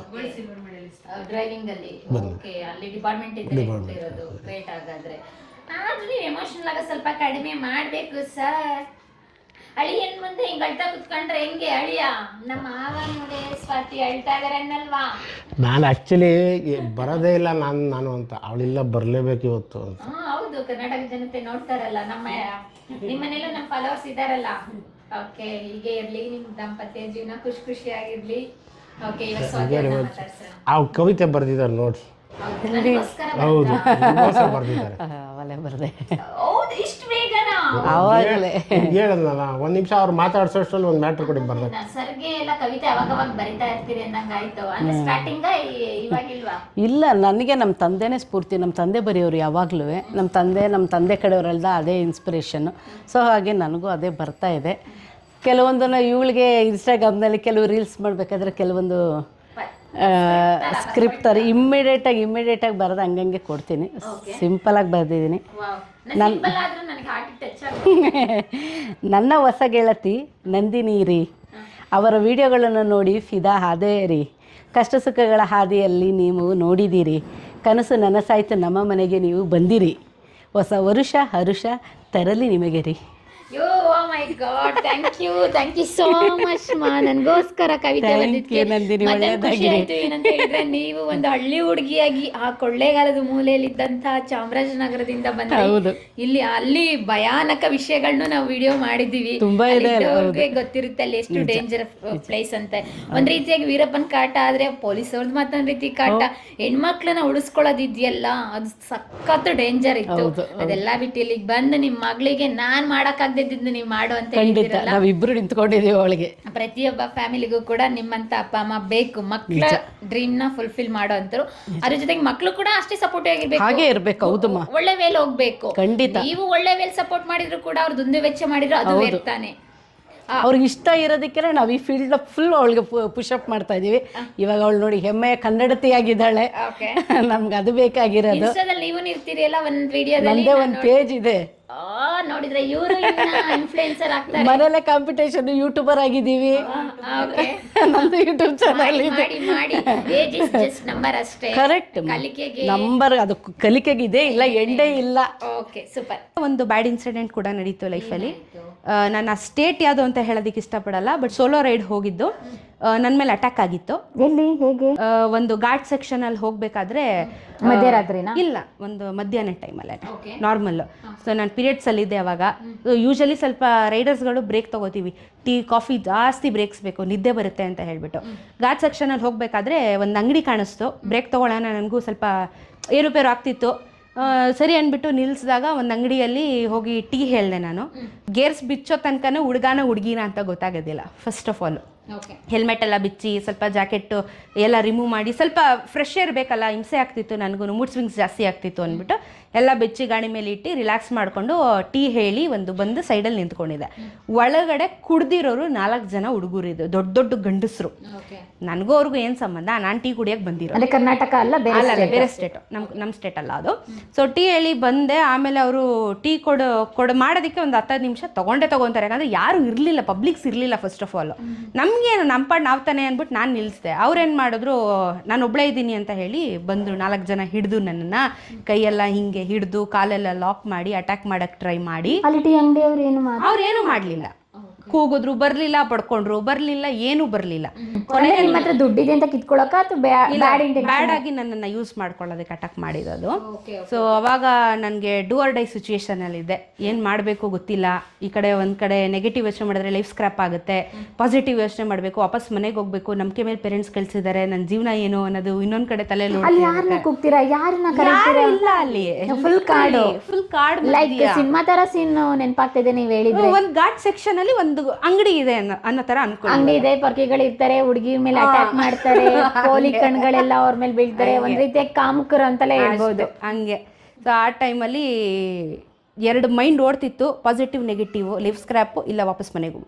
ಅವಾಗ ನನಗೆ ಯೂಸ್ ಮಾಡಿದ್ದು, ನನ್ನನ್ನು ರಕ್ಷಣೆ ಮಾಡಿರೋದು ನಿಮ್ಗೆ ಆ ಬೂಟ್ಸ್ ಏನು ತೋರಿಸ್ದೆ ನಾನು, ಆ ಬೂಟ್ಸು ನನಗೆ ಹೆಲ್ಪ್ ಮಾಡಿ ನಾನು ಸರ್ವೈವ್ ಮಾಡೋಕ್ಕೆ ಬಿಟ್ಟಿದ್ದು. ಎತ್ತಿ ಕಾಲಿಂದ ಹಿಂದೆ ಜಾಡ್ಸಿ ಒದ್ಬಿಟ್ಟೆ, ಅವ್ರ ಸೆನ್ಸಿಟಿವ್ ಪಾರ್ಟಿಗೆ ಹಿಂದೆಗಡೆಯಿಂದ ಹಿಂಗೆ ಕಿಕ್ ಮಾಡಿದೆ. ಯಾಕಂದರೆ ಕೈಯೆಲ್ಲ ಲಾಕ್ ಆಗಿದೆ, ನಂದು ಕಾಲು ಫ್ರೀ ಒಂದೇ ಇರೋದು ನನಗೆ ಇವಾಗ ಮೂವ್ಮೆಂಟ್ ಆಗೋಕ್ಕೆ. ಸೊ ನಾನೇನು ಮಾಡಿದೆ, ಹಿಂದೆಯಿಂದ ಎಗ್ರಸ್ ಒದ್ಬಿಟ್ಟೆ ಅವನಿಗೆ. ಆ ಧೈರ್ಯ ಬಂದಿದ್ದು ಹೇಗೆ? ನಾನು ಜೀವ ಉಳಿಸ್ಕೊಬೇಕಲ್ಲ, ಇಲ್ಲಾಂದ್ರೆ ನನಗೇನಾದ್ರೆ ನಾನೇನು ಮಾಡಲಿ, ಜೀವ ಉಳಿಸ್ಕೋಬೇಕು ನಾನು. ಸೊ ಸೆಲ್ಫ್ ಡಿಫೆನ್ಸ್ ಯೂಸ್ ಮಾಡಿಕೊಂಡೆ ನಾನಲ್ಲಿ. ಅದನ್ನು ಯೂಸ್ ಮಾಡಿಕೊಂಡು ಆಮೇಲೆ ಅದು ತುಂಬ ದೊಡ್ಡ ಬೂಟ್ಸು, ನಿಮ್ಗೆ ಅದು ಹಾಕ್ಕೊಂಡು ಫೋರ್ಸ್ ನಿಮಗೆ ಗೊತ್ತಾಗುತ್ತೆ, ಸಖತ್ ಇಟ್ಟು ಬೀಳುತ್ತೆ ಅದರಲ್ಲಿ. ಏಟಿಗೆ ಅವನು ಜೋರಾಗಿ ಕಿರ್ಚ್ಕೊಂಡ. ಆಮೇಲೆ ಅಂಗಡಿ ಅವನು ಏನಾಯ್ತು ಅಂತ ಬಂದ. ಆಮೇಲೆ ನಂಗೆ ಗೊತ್ತಾಯ್ತು ಇದೆಲ್ಲ ಸೆಟಪ್ ಇವ್ರದು ಅಂತ. ನಾನು ಅಷ್ಟು ಕೂಗ್ದಾಗ ಯಾರು ನನಗೆ ಸಹಾಯ ಹೊಡೆದಿದ್ಗೆ ಎಲ್ಲರಿಗೂ ಹೊಡಿತೀನಿ ನನ್ಗೆ ಗೊತ್ತಾಯ್ತಲ್ಲ ಅವರಿಗೆ. ನಾನು ಇವಾಗ ಹೆಂಗೆ ಅಂದರೆ, ಒಂದು ಹುಡುಗಿಯಾಗಿ ನಾನು ಅವ್ರಿಗೆ ತಿರ್ಗಿಸಿ ಹೊಡಿತೀನಿ ಅಂತ ಹೇಳಿದ್ರೆ ಅವ್ರಿಗೆ ಭಯ ಆಗುತ್ತೆ, ಇವಳು ನನಗೂ ಹೊಡಿತಾಳೆ, ಇಲ್ಲಾಂದ್ರೆ ಇವಳ ಹತ್ರ ಕ್ಯಾಮ್ರಾ ಇದೆ, ಇವಳೇನೋ ಮಾಡ್ಬಿಡ್ತಾಳೆ. ಬಿಕಾಸ್ ಹೆಲ್ಮೆಟಲ್ಲಿ ಕ್ಯಾಮ್ರಾ ಇದೆ ನನ್ನ ಹತ್ರ. ಅದೇನು ರೆಕಾರ್ಡ್ ಆಗಿಲ್ಲ, ನಾನು ರೆಸ್ಟಲ್ಲಿ ಇದ್ದೀನಿ. ಓ ಮೈ ಗಾಡ್. ಇಲ್ಲ ಅಂದಿದ್ರೆ ನಾನು ಅವತ್ತದ್ರ ಮೇಲೆ FIR ಮಾಡ್ಬಿಡ್ಬೋದಿತ್ತು. ಆ ಲೆವೆಲ್ ತನಕ ಪ್ರೂಫ್ ಇರೋದು ನನಗೆ. ಇದು ಸಡನ್ ಆಗಿ ಹಿಂಗಾಗೋಯ್ತಲ್ಲ. ಆಮೇಲೆ ಅಲ್ಲಿಂದ ಸ್ವಲ್ಪ ಬೇಜಾರಾಯಿತು, ಆ ಟ್ರಿಪ್ ಕಂಪ್ಲೀಟ್ ಮಾಡಲಿಲ್ಲ, ವಾಪಸ್ ಮನೆಗೆ ಬಂದೆ, ಹೇಳ್ದೆ ಹಿಂಗಾಯ್ತು ಅಂತ. ಸ್ವಲ್ಪ ಒಂದು 2-3 ಮಂತ್ಸ್ ಡಿಪ್ರೆಷನ್ಗೆ ಹೋಗಿದ್ದೆ ನಾನು. ಎಷ್ಟು ದಿನದ್ದು ಅದು ಜರ್ನಿ ಇತ್ತು? ಅದು ಆ್ಯಕ್ಚುಲಿ 1 ವಾರದ ಟ್ರಿಪ್ ಇತ್ತು ನಂದು. ಸೊ ವಾಪಸ್ ಬಂದೆ, ಪೇರೆಂಟ್ಸ್ಗೆ ಹೇಳಿದೆ, ಯಾಕಂದರೆ ನಾನು ತುಂಬ ಫ್ರೆಂಡ್ಲಿ ಇದ್ದೀನಿ, ನಾನು ಏನೂ ಮುಚ್ಚಿಟ್ಕೊಳ್ಳಲ್ಲ, ಏನಿದ್ರು ಓಪನ್ ಆಗಿ ಹೇಳ್ಬಿಡ್ತೀನಿ ನಾನು. ಸೊ ಹೇಳಿದಾಗ ಅವರು ಚಿಂತೆ ಮಾಡಬೇಡ, ಈ ಫೀಲ್ಡಲ್ಲೆಲ್ಲ ಇದೇ ಥರ ಇರುತ್ತೆ, ನೀನು ಸ್ಪೋರ್ಟಿವ್ ಆಗಿರಬೇಕು, ಧೈರ್ಯವಾಗಿರಬೇಕು, ಇದನ್ನೆಲ್ಲ ಫೇಸ್ ಮಾಡಬೇಕು, ನೀನು ಇವಾಗ ಫೇಸ್ ಮಾಡ್ಕೊಂಡು ಬಂದಿದ್ಯಲ್ವಾ, ಮತ್ತು ಇನ್ನೂ ಧೈರ್ಯ ಜಾಸ್ತಿ ಆಗುತ್ತೆ ನಿನಗೆ ಅಂತ. ಬಟ್ ನಾನು ಫಿಸಿಕಲಿ ಮೆಂಟಲಿ ಡಿಪ್ರೆಷನ್ಗೆ ಹೋಗಿದ್ದೆ ಈ ವಿಚಾರದಿಂದ. ನಾನು ಯಾಕೆ ಕೆಲಸ ಬಿಟ್ಟೆ, ನಾನು ಯಾಕೆ ಇರೋಬರೋ ಕಾಸೆಲ್ಲ ಖರ್ಚು ಮಾಡಿದೆ, ಇವಾಗ ಪೇರೆಂಟ್ಸ್ಗೂ ತೊಂದರೆ ಕೊಡ್ತಾ ಇದ್ದೀನಿ, ವಾಟ್ ನೆಕ್ಸ್ಟ್, ಏನಾದರೂ ಆಗಿದ್ರೆ ನನಗೇನು ಗತಿ ಅಂತ ಡಿಪ್ರೆಷನ್ಗೆ ಹೋಗಿದ್ದೆ ನಾನು. 3 ಮಂತ್ಸ್ ಆಲ್ಮೋಸ್ಟ್ ಡಿಪ್ರೆಷನಲ್ಲಿದ್ದೆ. ಆಮೇಲೆ ಪೇರೆಂಟ್ಸೇ ತುಂಬ ಸ್ಫೂರ್ತಿ ತುಂಬಿದ್ರು. ಅದೆಲ್ಲ ಗೋಲಿ ಹೊಡಿ, 1000 ಜನ ಹೆಣ್ಮಕ್ಳಿಗೆ ಅನ್ಯಾಯ ಆಗ್ತಾಯಿದೆ ದೇಶದಲ್ಲಿ, 1000 ಜನ ಹೆಣ್ಮಕ್ಳು ಬೀದಿಗೆ ಬಂದು ಬಡ್ಕೊತಾ ಇದ್ದಾರೆ ಅಂತದ್ರಲ್ಲಿ ನಿನಗೇನೂ ಆಗಿಲ್ಲ, ಜಸ್ಟ್ ಅಟ್ಯಾಕ್ ಆಗಿರೋದಷ್ಟೇ, ನಿನಗೆ ಯಾರು ಮೈ ಮುಟ್ಟಿಲ್ಲ ಅಥವಾ ನಿನಗೇನು ಟಚ್ಚು ಮಾಡಲಿಲ್ಲ, ಹಿಡ್ದಿದ್ದಾರೆ ಅಷ್ಟೇ ಬಿಟ್ಟು ಕೆಟ್ಟದಂಗೆ ನೀನು ಯೂಸ್ ಮಾಡ್ಕೊಂಡಿಲ್ಲ, ಚಿಂತೆ ಮಾಡೋದು ಬಿಡು, ಆಚೆ ಬಾ, ನೀನು ಇನ್ನೊಂದು ಹೆಣ್ಮಗುಗೆ ಸ್ಫೂರ್ತಿಯಾಗು ಅಂತ ಹೇಳಿ ಅಲ್ಲಿಂದ ಇವರಿಬ್ಬರು ಪೇರೆಂಟ್ಸು ನನಗೆ ಪುಷ್ ಮಾಡಿ ಒಂದು ಹಂತಕ್ಕೆ ತೊಗೊಂಬಂದರು. ಅದಾದಮೇಲೆ ಕಾಸ್ ರೈಡ್ನ ಮಾಡಬೇಕು ಅಂತ ನನ್ನ ತಲೆಯಲ್ಲಿ ಉದ್ದೇಶ ಬಂದಿತ್ತು. ಡಿಪ್ರೆಷನ್ ಅಂದರೆ ಅದು ಒಂಥರ ಎಕ್ಸ್ಟ್ರೀಮ್ ಲೆವೆಲ್, ನನಗೆ ಯಾರು ಬೇಡ, ನನಗೇನು ಇಲ್ಲ, ನನ್ನ ಜೀವನ ಇಷ್ಟೇ ಅನ್ನೋದು ಒಂಥರ ಮೂಲೆ ಗುಂಪಾಗಿ ಹೋಗ್ಬಿಟ್ಟಿರ್ತೀನಲ್ಲ, ಆ ಟೈಮಲ್ಲಿ ನನಗೆ ಬೇಡ ಇವೆಲ್ಲ ಬಿಟ್ಬಿಡೋಣ ಅನ್ನೋಷ್ಟು ಮೈಂಡ್ ಬಂದುಬಿಟ್ಟಿತ್ತು. ಬಟ್ ಅವರಿಬ್ಬರು ನಿಂತು ಇನ್ಸ್ಪೈರ್ ಮಾಡೋದಕ್ಕೆ ವಾಪಸ್ ಇವತ್ತು ನಾನೇ ಇನ್ನೊಂದು ಹೆಣ್ಣು ಮಗುಗೆ ಸ್ಫೂರ್ತಿಯಾಗಿ ನಿಂತಿರೋದು. Okay, great. ಇದೇನು ಕಾಸ್ ಥರ? ಕಾಸ್ ಏನಕ್ಕೆ ಮಾಡಿದ್ದು ಅಂತ ಹೇಳಿದ್ರೆ, ಫಸ್ಟು ಮಹಿಳೆಯರ ಭಯಮುಕ್ತ ಕರ್ನಾಟಕ ಅಂತ ಮಾಡಿದೆ. ಇದೇ ವುಮೆನ್ಸ್ ಸೇಫ್ಟಿ ಬಗ್ಗೆ ಇಟ್ಕೊಂಡು ಮಧ್ಯರಾತ್ರಿ 2 ಗಂಟೆ 3 ಗಂಟೆ ಇವತ್ತು ಸಹ ನಾನು ಬೆಂಗಳೂರು ಮಧ್ಯರಾತ್ರಿ ಬೈಕ್ ಎತ್ಕೊಂಡು ಓಡಾಡ್ತೀನಿ. ಸೇಫ್ಟಿ ಇದೆ, ಆ್ಯಕ್ಚುಲಿ ಇದೆ. ಒಂದು ನಾನು ಹೇಳೋದೇನು ಸಮಾಜಕ್ಕೆ ಅಂತ ಹೇಳಿದ್ರೆ, ಗಂಡಾಗಲಿ ಹೆಣ್ಣಾಗಲಿ ಒಬ್ಬರ ಕಡೆಯಿಂದ ತಪ್ಪಾದರೆ ಇನ್ನೊಂದು ಕಡೆಯಿಂದ ಆಬ್ವಿಯಸ್ಲಿ ತಪ್ಪಾಗುತ್ತೆ. ನೀವೇನು ನನಗೆ ಮಾಡಿಲ್ಲ ಅಂದರೆ ನಾನು ನಿಮಗೇನು ಮಾಡಲ್ಲ. ಬಟ್ಟೆನ ನೋಡಿ ಚಿಕ್ಕ ಬಟ್ಟೆ ಹಾಕೊಂಡಿದ್ದಾಳಪ್ಪ ನಂಗೆ ಅಟ್ರಾಕ್ಟ್ ಆಯಿತು, ಅದೆಲ್ಲ ತಪ್ಪು. ಇಬ್ಬರು ಕರೆಕ್ಟಾಗಿದ್ದರೆ ಇಬ್ಬರು ಕರೆಕ್ಟಾಗಿರ್ತೀವಿ. ಯಾಕೆ ನಾನು ಇಷ್ಟು ವರ್ಷ ಓಡಾಡಿಲ್ವಾ ಬೆಂಗಳೂರಲ್ಲಿ ಅಥವಾ ಕರ್ನಾಟಕದಲ್ಲಿ ಅಥವಾ ಬೇರೆ ಸ್ಟೇಟ್ಗಳಲ್ಲಿ ಮಧ್ಯರಾತ್ರಿ ಓಡಾಡಿದ್ದೀನಿ ನಾನು. ಏನಾಗಿದೆ, ನಾವು ನೋಡೋ ದೃಷ್ಟಿ ಚೇಂಜ್ ಆಗಬೇಕು, ಅಷ್ಟೇ ಆಗಿರೋದು. ನಾವು ಚೇಂಜ್ ಮಾಡಿಕೊಂಡ್ರೆ ಸಮಾಜನೂ ಚೇಂಜ್ ಮಾಡ್ಕೊಳ್ಳುತ್ತೆ. ಓಪನ್ ಮೈಂಡೆಡ್ ಆಗಿರೋಣ, ನಮ್ಮ ಲಿಮಿಟೇಷನ್ಸ್ ಏನಿದೆ ಅದಿಗಿರಬೇಕು. ಸೊ ವುಮೆನ್ ಸೇಫ್ ಕರ್ನಾಟಕ, ಮಹಿಳೆಯರ ಭಯಮುಕ್ತ ಕರ್ನಾಟಕ ಅಂತ 31 ಡಿಸ್ಟ್ರಿಕ್ಟ್ನ ಟ್ರಾವೆಲ್ ಮಾಡಿ 4 ಜನ ಹೆಣ್ಮಕ್ಳು ಗ್ರೂಪ್ ಮಾಡಿಕೊಂಡು ಥ್ರೂ ಲಯನ್ಸ್ ಮತ್ತು ರೋಟ್ರಿ ಟೈಅಪ್ ಆಗಿ ಒಂದು ಕಾಸ್ ರೈಡ್ ಮಾಡಿದ್ವಿ. ಎಲ್ಲಿ ಇದೆ? ಕರ್ನಾಟಕ ಫುಲ್ 31 ಡಿಸ್ಟ್ರಿಕ್ಟ್ ಟ್ರಾವೆಲ್ ಮಾಡಿದ್ವಿ. ಆಲ್ಮೋಸ್ಟ್ 30 ಡೇಸ್, 1 ತಿಂಗಳು ಆಚೆ ಇದ್ವಿ ನಾವು. ಒಂದೊಂದು ಜಿಲ್ಲೆಗಳಿಗೆ ಹೋದ್ವಿ, ಸ್ಕೂಲು ಕಾಲೇಜು ಗಾರ್ಮೆಂಟ್ಸ್ಗಳಿಗೆ ಹೋಗಿ ಹೆಣ್ಮಕ್ಳಿಗೆ ಒಂದು ಸ್ಫೂರ್ತಿ ತುಂಬುವಂಥ ಒಂದು ಕಾರ್ಯಕ್ರಮ. ನನ್ನ ಕಥೆನ ಹೇಳಿದೆ, ಇನ್ನೊಬ್ರ ಕಥೆಗಳಿರುತ್ತೆ, ಅವ್ರದ್ದು ಎಕ್ಸ್ಪೀರಿಯನ್ಸ್ಗಳಿರುತ್ತೆ, ಅಥವಾ ನಾವು ಅದನ್ನು ಯಾವ ಥರ ನಾವು ಸೋಷಲೈಸ್ ಆಗಿ ತೊಗೋಬೇಕು. ಇವಾಗೆಲ್ಲ ಸೋಷಿಯಲ್ ಮೀಡಿಯಾಗಳಿದ್ದಾವೆ, ಅದರಿಂದ ನಮ್ಮ ಸೇಫ್ಟಿ ಏನು, ಅಥವಾ ಸರ್ಕಾರದಿಂದ ಬಂದಿರೋಂಥ ಆ್ಯಪ್ಸ್ಗಳಿದ್ದಾವೆ ನಮಗೆ, ಕೇಂದ್ರ ಸರ್ಕಾರ ರಾಜ್ಯ ಸರ್ಕಾರದಿಂದ, ಅದನ್ನು ಯಾವ ಥರ ಯುಟಿಲೈಸ್ ಮಾಡ್ಕೋಬೇಕು, ಎಮರ್ಜೆನ್ಸಿ ಪೊಲೀಸ್ನ ಯಾವ ಥರ ಯುಟಿಲೈಸ್ ಮಾಡ್ಕೋಬೇಕು, ಅದ್ರ ಬಗ್ಗೆ ಒಂದು ಸ್ವಲ್ಪ ಜನರಲ್ ನಾಲೆಡ್ಜ್ ಥರ ಕೊಟ್ಟು ಅವ್ರ ಜೊತೆ ಸಂಭಾಷಣೆ ಮಾಡಿ ಅದನ್ನು ಫಸ್ಟ್ ಕಾಸ್ ರೈಡ್ ಮಾಡಿದ್ದು. ಸೆಕೆಂಡ್ ಕಾಸ್ ರೈಡು ಬಂದು ನಾನು ನಮ್ಮ ಅಮ್ಮನಿಗೆ ತುಂಬ ಇಷ್ಟವಾಗಿರುವಂಥ ಒಂದು ಕಾಸ್ ರೈಡ್ ಮಾಡಿದ್ದು, ಬೀಚ್ಗಳನ್ನ ಕ್ಲೀನ್ ಮಾಡಬೇಕು ಅಂತ ಹೇಳಿದ್ರು. ಕರ್ನಾಟಕದಲ್ಲಿರುವಂಥ ಪ್ರತಿಯೊಂದು ಬೀಚ್ಗೆ ಹೋಗಿ ಕಸ ಇದ್ದಿದ್ದೀನಿ. ಸೊ ಸಮುದ್ರ ಜೀವಿಗಳನ್ನ ಉಳಿಸಿ ಅಂತ ಒಂದು ಕಾನ್ಸೆಪ್ಟ್ ಕೊಟ್ಟರು, ಅಮ್ಮನೇ ಕೊಟ್ಟಿದ್ದ ಕಾನ್ಸೆಪ್ಟ್ ಅದು ನನಗೆ. ಯಾಕಂದರೆ 90% ಆಫ್ ದ ಆಕ್ಸಿಜನ್ ನಮಗೆ ಸಮುದ್ರದಿಂದ ಬರ್ತಾ ಇದೆ. ಇವಾಗಿರುವಂಥ ಪೊಲ್ಯೂಷನಲ್ಲಿ ಸಮುದ್ರದಿಂದ ಬರೋ ಆಕ್ಸಿಜನ್ನೇ ನಾವು ಸರ್ವೈವ್ ಆಗ್ತಾ ಇರೋದು, ಯಾವುದೋ ಮಾರ್ಗ ಇಲ್ಲ ನಮಗೆ. ಸೊ ಬೀಚ್ಗಳಲ್ಲಿ ತುಂಬ ಪ್ಲಾಸ್ಟಿಕ್ ಇದೆ. ಸೊ ಪ್ಲಾಸ್ಟಿಕ್ ಅಷ್ಟು ಕ್ಲೀನ್ ಮಾಡೋಕ್ಕಾಗಲ್ಲ, ಅವೇರ್ನೆಸ್ ಸ್ಪ್ರೆಡ್ ಮಾಡ್ಬೋದಲ್ವಾ. ಸೊ ಅದನ್ನು ಒಂದು ವಾರದ್ದು ಒಂದು ಟಾರ್ಗೆಟ್ ತೊಗೊಂಡಿದ್ದು, ನಾನು ನನ್ನ ಫ್ರೆಂಡ್ ಇಬ್ಬರು ಟೈಅಪ್ ಮಾಡ್ಕೊಂಡು ಹೋದ್ವಿ. ಇಬ್ಬರೇ ಲೇಡೀಸ್ ಹೋದ್ವಿ, ಕ್ಲೀನ್ ಮಾಡಿದ್ವಿ, ಅದನ್ನು DC ತನಕ ಮುಟ್ಸಿದ್ವಿ. ಪ್ರತಿಯೊಂದು ವಿತ್ ಪ್ರೂಫ್ ವಿಡಿಯೋನ ಮೀಡಿಯಾ ಮುಂದೆ ಇಟ್ವಿ. DC ಗಳಿಗೆ ಇನ್ಫಾರ್ಮ್ ಮಾಡಿದ್ವಿ, ಅಲ್ಲಿ ಇದ್ದಂಥ ಕ್ಲಬ್ಸ್ಗಳಿಗೆ, ಬೈಕಿಂಗ್ ಕ್ಲಬ್ಸು, ರೋಟ್ರಿ, ಲಯನ್ಸು, ಎಲ್ಲರಿಗೂ ಯಾರ್ಯಾರು ನಮಗೆ ಕಾಂಟ್ಯಾಕ್ಟಲ್ಲಿ ಇದ್ದಾರೆ ಡೇ 1 ಅಂಥವ್ರಿಗೆಲ್ಲ ರಿಪೋರ್ಟ್ಸ್ನ ಸಬ್ಮಿಟ್ ಮಾಡಿದ್ವಿ. ಟೂರಿಸಮ್ ಡಿಪಾರ್ಟ್ಮೆಂಟ್ ಜೊತೆ ಟೈಅಪ್ ಆದ್ವಿ. ಸೊ ಬೀಚ್ಗಳಲ್ಲಿ ಅವೇರ್ನೆಸ್ ಮಾಡಬೇಕು ಅಂತ. ಸೊ ಅದೇ ಟೈಮ್ಗೆ ಗಂಧದ ಗುಡಿ ಫಿಲಿಮ್ ಕೂಡ ರಿಲೀಸ್ ಆಯಿತು, ಅಪ್ಪು ಅವ್ರದ್ದು. ಸೊ ಅದೇನಾಯಿತು, ನಾವೇನು ಬೀಚ್ನ ಟಾರ್ಗೆಟ್ ಮಾಡಿ ಸ್ಪೆಷಲಿ ಮುರುಡೇಶ್ವರದ ಬಗ್ಗೆ ಫೋಕಸ್ ಮಾಡಿದ್ವಿ, ಆ ಮುರುಡೇಶ್ವರದಲ್ಲಿ ಸಿಕ್ಕಾಪಟ್ಟೆ ಗಲೀಜಿತ್ತು. ಸೊ ನಾವು ಮಾಡಿದಾಗಲೂ ಈ ಗಂಧದ ಗುಡಿ ಫಿಲಿಮ್ ರಿಲೀಸ್ ಆಗೋಕ್ಕೂ ಅದು ಇಂಪ್ಯಾಕ್ಟ್ ಜಾಸ್ತಿ ಆಯಿತು. ಸೊ ಗೌರ್ಮೆಂಟು ತುಂಬ ಸ್ಟ್ರಿಕ್ಟಾಗಿ ಆ್ಯಕ್ಷನ್ ತೊಗೊಂಡು ಮುರುಡೇಶ್ವರ ಬೀಚ್ನ ಇವಾಗಲೂ ಸಹ ಕ್ಲೀನಾಗಿ ಇಟ್ಕೋತಾ ಇದ್ದಾರೆ. ಸೊ ಇದೆಲ್ಲ ಒಂದೊಂದೇ ಹೆಜ್ಜೆ ಮಾಡ್ಕೊಂಡು ಬಂದಿರೋದು ನಾವು. ಒಂದೊಂದು ಹೆಜ್ಜೆ ಇವತ್ತದು ಇಂಪ್ಯಾಕ್ಟ್ ಆಗ್ತಾ ಇದೆ. ಮತ್ತು ನಾವು ಮಾಡಿ ಬಿಟ್ಟಿಲ್ಲ, ಫಾಲೋ ಅಪ್ ಮಾಡ್ತಾ ಇದ್ದೀವಿ. ಇವತ್ತು ಸಹ ಅಲ್ಲಿರೋ ಕ್ಲಬ್ಸ್ಗಳ ಜೊತೆ DC ಜೊತೆ ನಾವು ಕಾಂಟ್ಯಾಕ್ಟಲ್ಲಿ ಇದ್ದೀವಿ. ಪರಿಸ್ಥಿತಿ ಹೆಂಗಿದೆ, ಯಾಕಂದರೆ ಎವ್ರಿ ಟೈಮ್ ನಾವು ಟ್ರಾವೆಲ್ ಮಾಡೋಕ್ಕಾಗಲ್ಲ. ಹೋದಂಗೆ ನೋಡ್ಬೋದು, ಒಂದ್ಸತಿ ಮಾಡಿ ಬಂದು ಬಿಟ್ಬಿಡಬಾರ್ದು, ಕೆಲಸನ ಮುಂದುವರಿಸ್ತಾ ಇರಬೇಕು, ಸೈಲೆಂಟಾಗಿ ಮುಂದುವರಿಸ್ತಾ ಇರ್ತೀವಿ ನಾವು ಅದನ್ನೆಲ್ಲ. ಸೊ ಮೂರನೇದು, ಸ್ಟಾಪ್ ಸೆಕ್ಷುವಲ್ ವೈಲೆನ್ಸ್. ಹೆಣ್ಮಕ್ಳು ಗಂಡು ಮಕ್ಕಳು ಇಬ್ರಿಗೂ ಸೇರಿ ಹೆಣ್ಮಕ್ಳ ಮೇಲೆ ಗಂಡು ಮಕ್ಳ ಮೇಲೆ ದೌರ್ಜನ್ಯ ನಡೀತಾ ಇದೆ. ಸೊ 95% ಹೆಣ್ಮಕ್ಳ ಮೇಲೆ ರೇಪ್ ಆದರೆ 5% ಗಂಡು ಮಕ್ಳ ಮೇಲೂ ರೇಪ್ ಆಗ್ತಾಯಿದೆ. ಬಟ್ ಅದು ಆಚೆ ಜಾಸ್ತಿ ಬರೋದಿಲ್ಲ, ಹೆಣ್ಮಕ್ಳೇ ಫೋಕಸ್ ಜಾಸ್ತಿ. ಇದನ್ನೇನು ಮಾಡಿದ್ವಿ, ಇಂಟರ್ನ್ಯಾಷನಲ್ ರೈಡ್ ಮಾಡಬೇಕು ಅಂತ ನೇಪಾಳಕ್ಕೆ ಹೊರಟ್ವಿ. ನಾನು ನನ್ನ ಫ್ರೆಂಡ್ ಇಬ್ಬರು ಲೇಡೀಸ್ ಮಾಡ್ಕೊಂಡು ಹೋದ್ವಿ. ಇಲ್ಲಿಂದ ಅಲ್ಲಿವರೆಗೂ ಪ್ರತಿಯೊಂದು ಸ್ಟೇಟಲ್ಲೂ ಅವೇರ್ನೆಸ್ ಕೊಟ್ಟಿದ್ದೀವಿ. ಪ್ರತಿಯೊಂದು rotary, lions club, school, college, ಗಾರ್ಮೆಂಟ್ಸ್ಗಳು, ಭಾಷೆ ಬರಲ್ಲ ನಮಗೆ, ಹೆಂಗೋ ಮ್ಯಾನೇಜ್ ಮಾಡಿಕೊಂಡು ಹಿಂದಿ, ಲೋಕಲ್ ಹಿಂದಿ, ನಮ್ಗೆ ಬರೋ ಹಿಂದಿ ಪಿಕ್ಚರಲ್ಲಿ ನೋಡೋ ಹಿಂದಿ ಅಲ್ಲ, ಅವ್ರದ್ದೇ ಬೇರೆ ಸ್ಲ್ಯಾಂಗ್ ಹಿಂದಿ ಅದು. ಸೊ ಹೆಂಗೋ ಮ್ಯಾನೇಜ್ ಮಾಡಿಕೊಂಡು ಟ್ರಾನ್ಸ್ಲೇಟ್ ಮಾಡಿಕೊಂಡು ಅವ್ರ ಹತ್ರ ಅವೇರ್ನೆಸ್ನ ತೊಗೊಂಡು ಚಿಕ್ಕ ಚಿಕ್ಕ ಮಕ್ಕಳು ಲಿಟ್ರಲಿ ನಮ್ಮ ಕರ್ನಾಟಕ ಬಿಟ್ಟು ಬೇರೆ ಸ್ಟೇಟ್ಗಳಲ್ಲಿ ಸ್ಕೂಲಿಗೆ ಬರ್ತಾ ಇದ್ದಾವೆ, they are pregnant, high school students, ಹೆಣ್ಮಕ್ಳು. ಆ ಥರ ದೌರ್ಜನ್ಯಗಳು ಬೇರೆ ಕಡೆ ನಡೀತಾ ಇದೆ. ಜೊತೆಗೆ ಮನೇಲಿ ರೇಪ್ ಮಾಡಿದ್ದಾರೆ, ಆಮೇಲೆ ಬಡ್ದಾಟ ಮಾಡೋದು, ಮಕ್ಳ ಮೇಲೆ ಇಂಪ್ಯಾಕ್ಟ್ ಆಗೋದು, ಈ ಥರ ನಮ್ಗೆ ಲಿಟ್ರಲಿ ಬಂದು ಮಕ್ಕಳು ಹೇಳ್ತಾ ಇದ್ದಾರೆ. ನಾವು 1-to-1 ಕಾನ್ವರ್ಸೇಷನ್ ಮಾಡ್ತೀವಿ, ನಿಮಗೇನಾದರೂ ಸಮಸ್ಯೆ ಇದೆಯಾ ಹೇಳಿ ಅಂತ ಹೇಳಿದಾಗ. ಸ್ಕೂಲ್ ಮುಂದೆನೇ ಒಬ್ಬ ಗೇಟ್ ಹತ್ರ ನಿಂತ್ಕೊಂಡು, ಗರ್ಲ್ಸ್ ಹೈಸ್ಕೂಲ್ ಸ್ಕೂಲ್ ಗೇಟ್ ಮುಂದೆ ನಿಂತ್ಕೊಂಡು ಮ್ಯಾನ್ಸ್ಟ್ರಿಬ್ಯೂಷನ್ ಮಾಡ್ಕೋತಾ ಇರ್ತಾನೆ ಒಬ್ಬ ಗಂಡಸು. ವಾಚ್ಮ್ಯಾನ್ ನೋಡಿರ್ತಾನೆ, ಪ್ರಿನ್ಸಿಪಲ್ ನೋಡಿರ್ತಾನೆ. ಈ ಮಕ್ಕಳು ಹೋಗಿ ಪ್ರಿನ್ಸಿಪಲ್ ಕಂಪ್ಲೇಂಟ್ ಮಾಡಿದರೂ ಸಹ ಅವರು ಅದನ್ನು ಆ್ಯಕ್ಷನ್ ತೊಗೊಂಡಿರಲ್ಲ. ನಾವು ಯಾವಾಗ ಬಂದು ಮಕ್ಳ ಜೊತೆ ಮಾತಾಡ್ತೀವಿ, ಒಂದು ಹುಡುಗಿ ಧೈರ್ಯ ಮಾಡಿ ಎದ್ದು ನಿಂತ್ಕೊಳ್ಳುತ್ತಾನೆ ಅಂತ ಈಗಲೂ ವೀಡಿಯೋಸ್ ಇದಾವೆಲ್ಲ. ಮೇಡಮ್ ಹಿಂಗಾಗಿದೆ ಅಂತ ಹೇಳಿ ಆ ಹುಡುಗಿ ಹೇಳ್ಕೊತು. ಅವಾಗ ನಾವು ಬಂದು ಆಚೆ ಬಂತ ಇಲ್ಲ ಸ್ಕೂಲ್ ಅವ್ರದ್ದು ಮರ್ಯಾದೆ ಹೋಯ್ತಾ? ಮೊದಲೇ ಈ ಥರ ಆ್ಯಕ್ಷನ್ ತೊಗೊಂಡಿದ್ದಿದ್ರೆ ನಾವು ಬಂದಾಗ ಮಾತಾಡಿ ಮಗು ಆಚೆ ಬಂದು ಹೇಳಿದಾಗ ಡಿಫ್ರೆನ್ಸ್ ತುಂಬ ಇರುತ್ತೆ. ಈ ಥರ ಹಲವಾರು ಕತೆಗಳನ್ನ ನಾವು ಹೋಗುವಂಥ ಜಾಗಗಳಲ್ಲಿ ಕೇಳ್ಕೊಂಡು ಹೋದ್ವಿ ಅಂಟಿಲ್ ನೇಪಾಳ ಮುಗಿಸಿ ಮತ್ತು ಒಡಿಸ್ಸಾ ಇದು ಕಡೆ ಎಲ್ಲ ಬಂದು ನಾವು ವಾರಣಾಸಿ ಇದೆಲ್ಲ ಕಡೆ ಸುತ್ತಾಕೊಂಡು ಬಂದಿದ್ದು ನಾವು. ಪ್ರತಿಯೊಂದು ಜಾಗಗಳು ಅವೇರ್ನೆಸ್ ಸ್ಪ್ರೆಡ್ ಮಾಡ್ತೀವಿ, ಎಲ್ಲ ಮಾಡ್ತೀವಿ. ಸೊ ಇಷ್ಟೆಲ್ಲ ಕಾಸ್ ರೈಡ್ ಮಾಡಿರೋದಕ್ಕೆ ನನಗೆ ಇಂಡಿಯಾ ಬುಕ್ ಮತ್ತು ಏಷ್ಯಾ ಬುಕ್ಕಲ್ಲಿ ಗುರುತು ಸಿಕ್ಕಿರುವಂಥ. ಓಕೆ, ನೇಪಾಳದು ರೂಟ್ ಮ್ಯಾಪ್ ಪ್ಲಾನ್ ಹೇಗೆ ಮಾಡ್ಕೊಂಡಿದ್ರಿ? ರೂಟ್ ಮ್ಯಾಪ್ ನಮ್ಮ ಅಪ್ಪ ಆ್ಯಕ್ಚುಲಿ ಮಾಡಿಕೊಟ್ಟಿದ್ದು. ನಮ್ಮ ಅಪ್ಪ ಮತ್ತು ಇನ್ನೊಬ್ಬರು ನನ್ನ ಫ್ರೆಂಡ್ ಅವರ ಹಸ್ಬೆಂಡ್ ಇದ್ದಾರೆ, ಅವರು 3 ಜನ ಹೆಲ್ಪ್ ಮಾಡಿದ್ರು ನಮಗೆ. ಹೆಲ್ಪ್ ಮಾಡಿ ನಾನು ಏನಿಲ್ಲ, ಗೂಗಲ್ ಆಂಟಿನ ನಂಬಲ್ಲ ನಾನು ಜಾಸ್ತಿ. ಗೂಗಲ್ ಆಂಟಿನ ನಂಬಲ್ಲ. ಇಂಡಿಯಾ ಮ್ಯಾಪ್ ಇದೆ, ಇಂಡಿಯಾ ಮ್ಯಾಪ್ ಇಟ್ಕೊಂಡ್ಬಿಡ್ತೀವಿ. ಲೇಟೆಸ್ಟ್ ಏನಿದೆ ಅವತ್ತಿಂದು ಪರ್ಚೇಸ್ ಮಾಡಿ ಇಟ್ಕೊತೀನಿ. ಸೊ ನ್ಯಾಷನಲ್ ಹೈವೇಸು, ಆಮೇಲೆ ನಮ್ಮಪ್ಪ ಡ್ರೈವರ್ ಆಗಿರೋದ್ರಿಂದ ಅವ್ರಿಗೆ ಲಾರಿ ಎಲ್ಲ ಓಡಿಸಿರೋರು ಅವರೆಲ್ಲ ಅವಾಗ ಜಮಾನದಲ್ಲಿ. ಅವ್ರಿಗೆ ಇಂಚಿಂಚು ಶಾರ್ಟ್ಕಟ್ಗಳು ಗೊತ್ತು. ಹಿಂಗೆ ಹೋಗ್ರಮ್ಮ ನೀವು, ಕತ್ಲೆ ಹೋಗೋಷ್ಟೊತ್ತಿಗೆ ಬೆಳಕಾಗೋಷ್ಟೊತ್ತಿಗೆ ಹಿಂಗೆ ಸೇರ್ಕೊಳ್ಳಿ ಅಂತ ಹೇಳಿ ರೂಟ್ ಮ್ಯಾಪ್ ಹಾಕಿದ್ರು. ಮತ್ತು ನಾವು ಕ್ರಾಸ್ ವೆರಿಫಿಕೇಷನ್ ಮಾಡಿಕೊಂಡು ಹೋಗಿರೋರ ಹತ್ರ ಎಕ್ಸ್ಪೀರಿಯನ್ಸ್ನ ತಿಳ್ಕೊಂಡು ಒಂದು ಮ್ಯಾಪ್ನ ಹಾಕ್ಕೊಂಡು ಕೂತ್ಕೋತೀವಿ. ಸೊ ಆಮೇಲೆ ಒಂದು ಐಡಿಯಾ ಬರುತ್ತೆ, ಓಕೆ ಇವತ್ತು ಇಲ್ಲಿಂದ ಹೈದ್ರಾಬಾದ್ 600 ಕಿಲೋಮೀಟರ್ ಇದೆ, ಆಯಿತು ಒನ್ ಡೇಲಿ ಹೊಡೆದ್ಬಿಡ್ತೀವಿ, ಹೈದ್ರಾಬಾದ್ ಹೊಟ್ಟೋಗ್ತೀವಿ ಸಂಜೆ ಅಷ್ಟೊತ್ತಿಗೆ. ಸೊ ಅಲ್ಲಿಂದ ನೆಕ್ಸ್ಟ್ ನಾಗ್ಪುರ, ನೆಕ್ಸ್ಟ್ ಡೇ ಒಂದೇ ದಿನ ನಾಗ್ಪುರ ಹೊಟ್ಟೋಗ್ತೀವಿ. ಈ ಥರ ಕ್ಯಾಲ್ಕುಲೇಷನ್ ಮಾಡಿಕೊಂಡು ಹೋಗ್ತಾ ಇರ್ತೀವಿ ನಾನ್ ಸ್ಟಾಪ್. ಇಲ್ಲಿಂದ 6 ದಿನಕ್ಕೆ ನೇಪಾಳಲ್ಲಿ ಇದ್ವಿ ನಾವು. ಓಕೆ, ನೈಟ್ ಅಷ್ಟೇ ರೆಸ್ಟ್ ಮಾಡಿದ್ದು? ನೈಟ್ ಯೂಶಲಿ 10 ಗಂಟೆ ತನಕ ಒಂದೊಂದ್ಸತಿ ರೈಡ್ ಮಾಡ್ತೀವಿ ತಲೆಕೆಟ್ಟಂಗೆ, ಇಲ್ಲ ಅಂದರೆ 6 ಗಂಟೆ ಸ್ಟಾಪು. ಎಷ್ಟು ಖರ್ಚಾಯಿತು ನೇಪಾಳಕ್ಕೆ ಹೋಗಿ?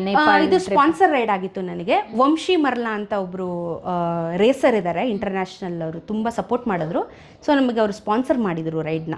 ಸೊ ಕಾಸ್ ರೈಡ್ ಅಂತ ಹೇಳಿ ಸ್ಪಾನ್ಸರ್ ರೈಡಲ್ಲಿ ನಡೀತು ನನಗೆ. ಓಕೆ, ಹಾಗಾಗಿ ನಿಮಗೆ ದುಡ್ಡಿಂದೇನು ಫೈನಾನ್ಷಿಯಲ್ ಸಮಸ್ಯೆ ಏನು ತೊಂದರೆ ಇಲ್ಲ, ಎಲ್ಲ ಅಣ್ಣ ನೋಡ್ಕೊಂಡಿದ್ರು. ಓಕೆ, ಅಂದರೆ ಯಾವ ಸೀಸನಲ್ಲಿ ಹೋಗಿದ್ದು ನೇಪಾಳ್ಗೆ ನೀವು?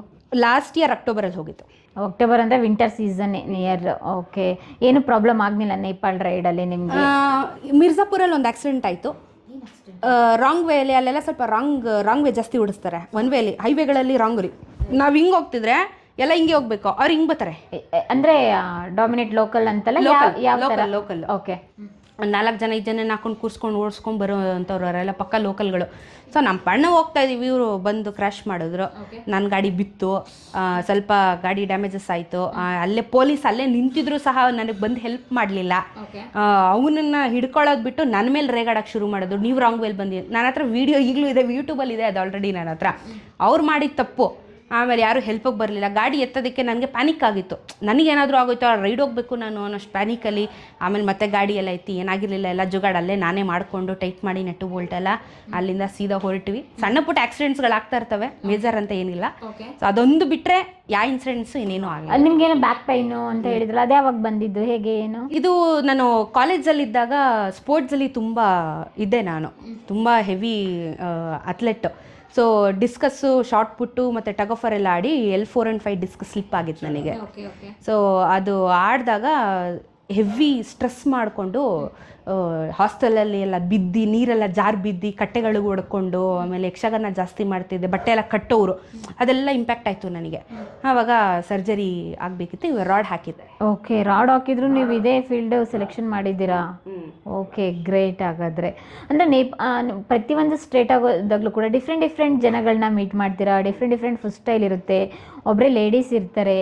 ಜನಗಳು ಯಾವ ರೀತಿ ಅಕ್ಸೆಪ್ಟ್ ಮಾಡ್ತಾರೆ? ಹೋದ ತಕ್ಷಣ ಮಾತಾಡಿಸ್ತಾರಾ, ರಿಸೀವ್ ಮಾಡ್ತಾರಾ, ಏನಾದರೂ ನೀರು ಕೇಳಿದರೆ ಕೊಡ್ತಾರಾ? ಯಾವ ರೀತಿ ನಮ್ಮ ಇಂಡಿಯಾದಲ್ಲಿ ಯಾವ ರೀತಿ ಇದೆ?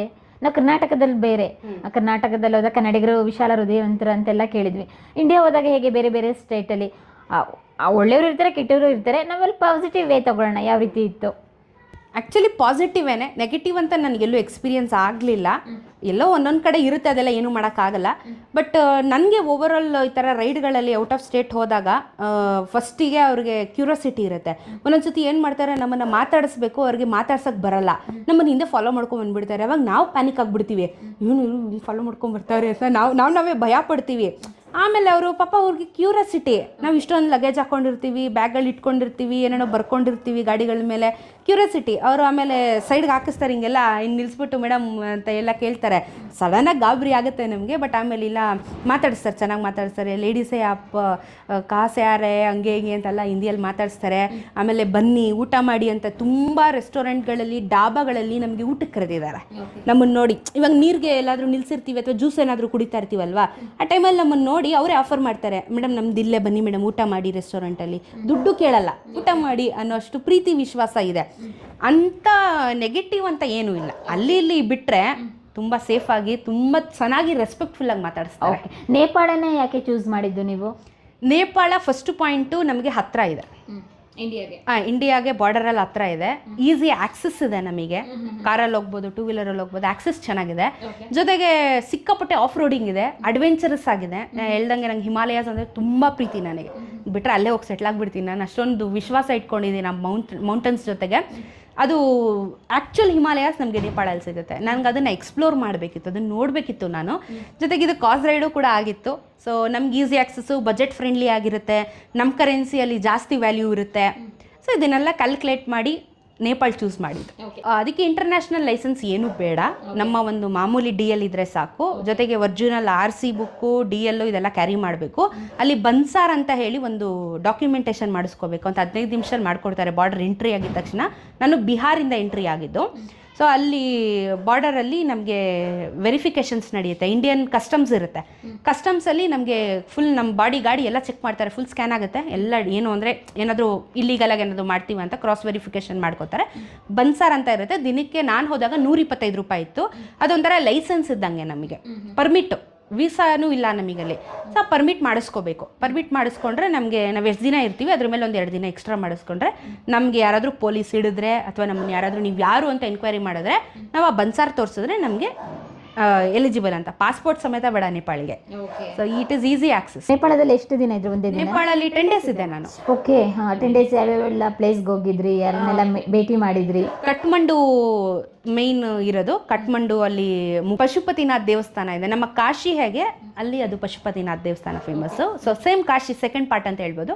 ಆ ದೇವಸ್ಥಾನ, ಆಮೇಲೆ ಕೆಲವೊಂದಷ್ಟು ದೇವಸ್ಥಾನಗಳು ಅನ್ಎಕ್ಸ್ಪ್ಲೋರ್ಡ್, ಅಲ್ಲಿ ತುಂಬ ಕಲ್ಚರ್ಡ್, ತುಂಬ ದೇವಸ್ಥಾನಗಳಿದೆ.